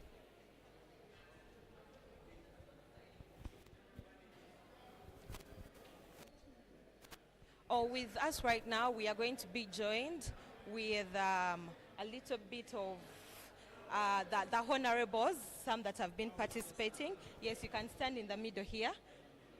You can stand in the middle. Yes, how are you, sir? I'm all right, thank you. How are you doing? I'm good, how are you doing? So you can briefly introduce yourself to someone watching you there. My name is Simon Peter Tusuria, and I am from the National Youth Council, but also a representative of the young people of Uganda to the East African Youth Parliament, and it's an honor to be part of this parliament. Okay, which country are you from? Uganda. Okay, so we are going to be giving a little bit of chance for each of everyone on the panel to introduce themselves. Yes, hi, how are you? Welcome. Thank you. Very happy to be here. How are you doing? I am doing well, thank you. Okay, sir, can you please give yourself a brief introduction about yourself, where you're from, and yeah, we can. I am Jemba Michael Senkole. I'm the board chair to the Youth Advisory Board to the European Union delegation in Uganda, and I am a delegate to the 8th East African Youth Parliament, and very happy to be here. Yes. Okay. Have you been sitting yearly? Yes, we've been sitting yearly, and for the past 7 years, we've been always coming here in Arusha to deliberate about the key issues affecting young people in the region, and trying to make sure that the voices of young people are well represented, the issues that are pertinent to the many young people are well talked about, and also brought to attention of the different stakeholders that may be able to support youth action all over the region. Okay, thank you so much. We are still going on, and the panel is quite big, though not that big. And with me, I have a lady joining us. Yes, hi, how are you? Welcome. Hi. How are you doing? I'm okay, thank you. You're good. Okay, can you please briefly, as you can see, the other honorables have literally been giving a little bit of introduction about themselves. Can you please introduce yourself? My name is Hannah Teresa Amumpare. From Uganda, a third-year student at Macquarie University Business School, and I'm also the Minister of Gender. I'm a member of the National Youth Parliament, and I serve as the head of government business in that parliament, and I'm also the clerk to the Central Youth Parliament. You're the clerk this year? Yes. Okay, so as you can see, we are having the clerk on the panel, and right now I am being joined by a lady. Yes, she is going to also introduce herself, and we are going to get to know what her expectations are and what she has really experienced in this 8th sitting of the East African Youth Parliament. Yes, hello, you're welcome. Thank you so much. Yes. How are you doing? I'm doing great. Okay, so you're watching Faraja, you're live on Faraja TV, and we are here to ask you some little questions. All right. Okay, my name is Jackie. Nice to meet you.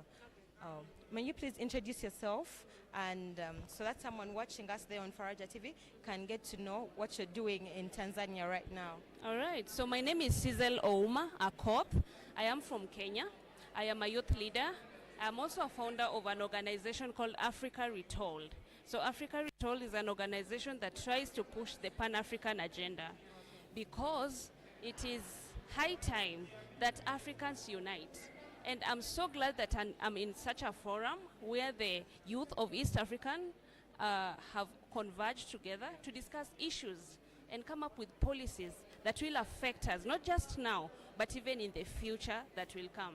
Okay, I may want to really know what basing on the last session had 2 motions. Which one would you really love us to at least have like 2 questions? To have 2 questions? What do you mean?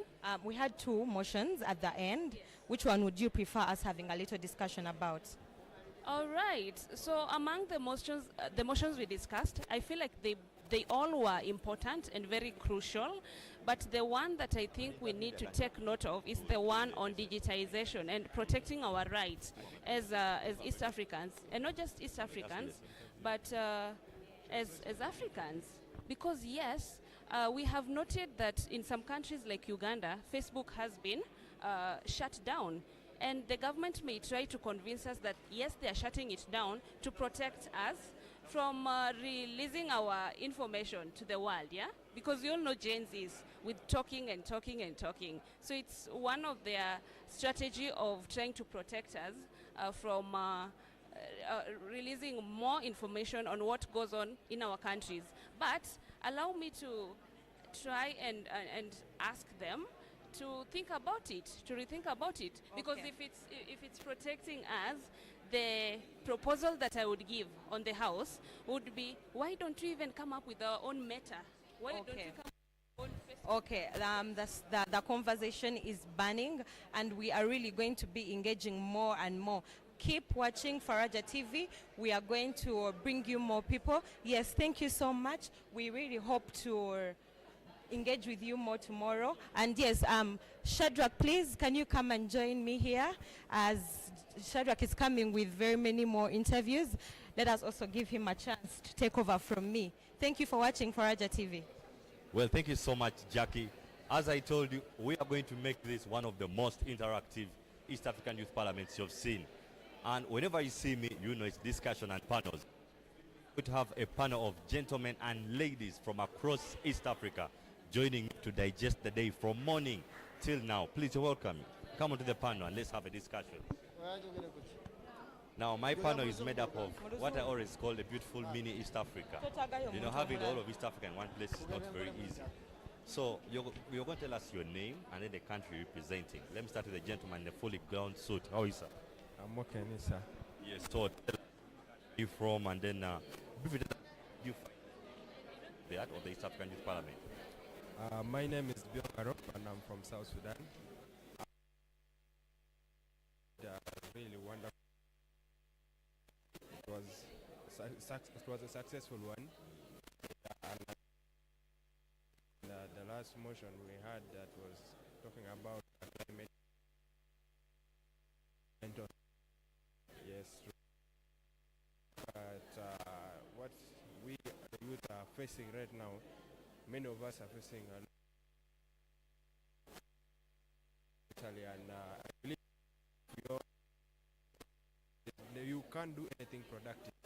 So I really feel like it's really a very good motion that really needs us to pay a lot of attention to it, and we do its solution because that's what affects most of us. Thank you so much, Honor. Let me take the blessing of the speakership. Never know, one day I might also become the. All right, Honor. Thank you very much. Yes, allow discussion. As you can see, a panel. So take me through, how did you find the experience? How did you feel the morning till now? I would like to of the Faraja team and everyone who has participated in making sure this event has gone through. For my personal experience, very gracious.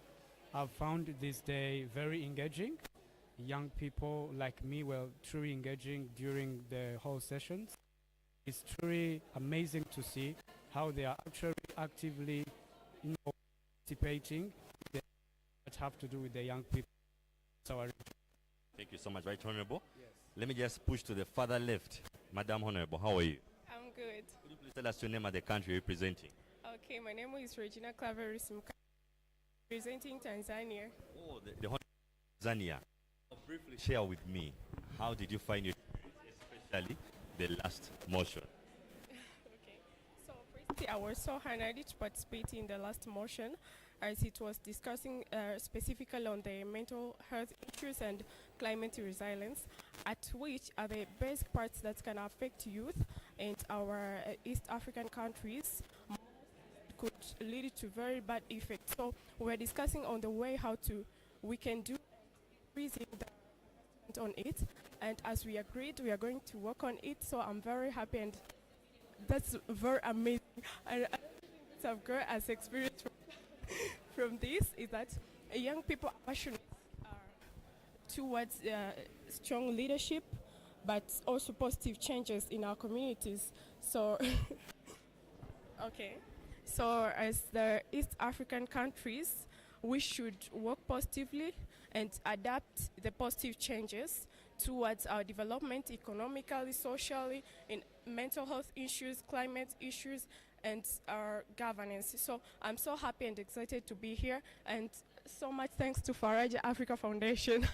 Well, thanks. I can understand where the excitement and the passion is, because today the youth got to discuss various issues affecting them. One of my points of concern was on the first motion of the afternoon session, which was really mainly on safeguarding digital rights of young people in East African community. I saw a lot of controversy among the youth on that issue. Mr. Honorable, what is your opinion about the safeguarding of digital rights of the youth? On that, my opinion on that, it's really very, very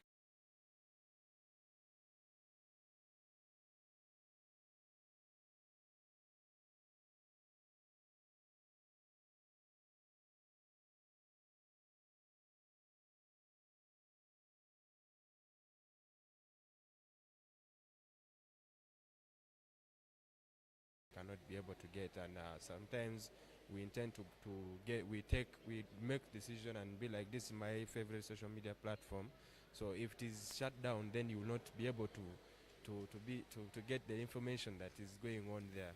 Yeah, like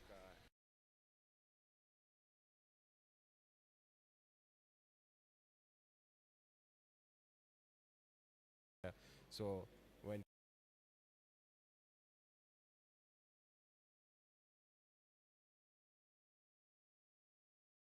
the youth love using the social media platform called X. Now, Right Honorable, you were at the center of attention during this session. Most of the youth, others were in support of the motion, others were against it. As the Right Honorable of the 8th East African Youth Parliament, what advice would you give to the youth?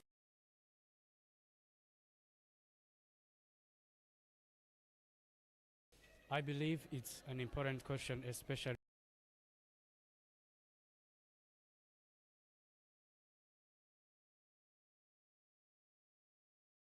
good to look at things in different perspectives and different points of viewership. I believe in safeguarding the rights because the rights are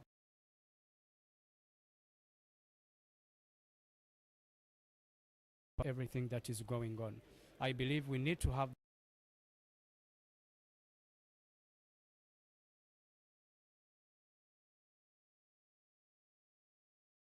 but to enjoy rights, but at the same time to agree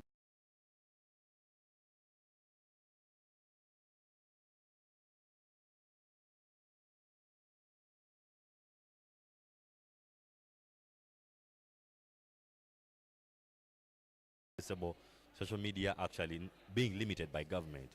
What advice do you give to the regarding such points? First, I always talk to young people. I'm engaging in different mental health programs, training young people about mental health. But I always tell young people this: the mountain is you, no matter what is happening.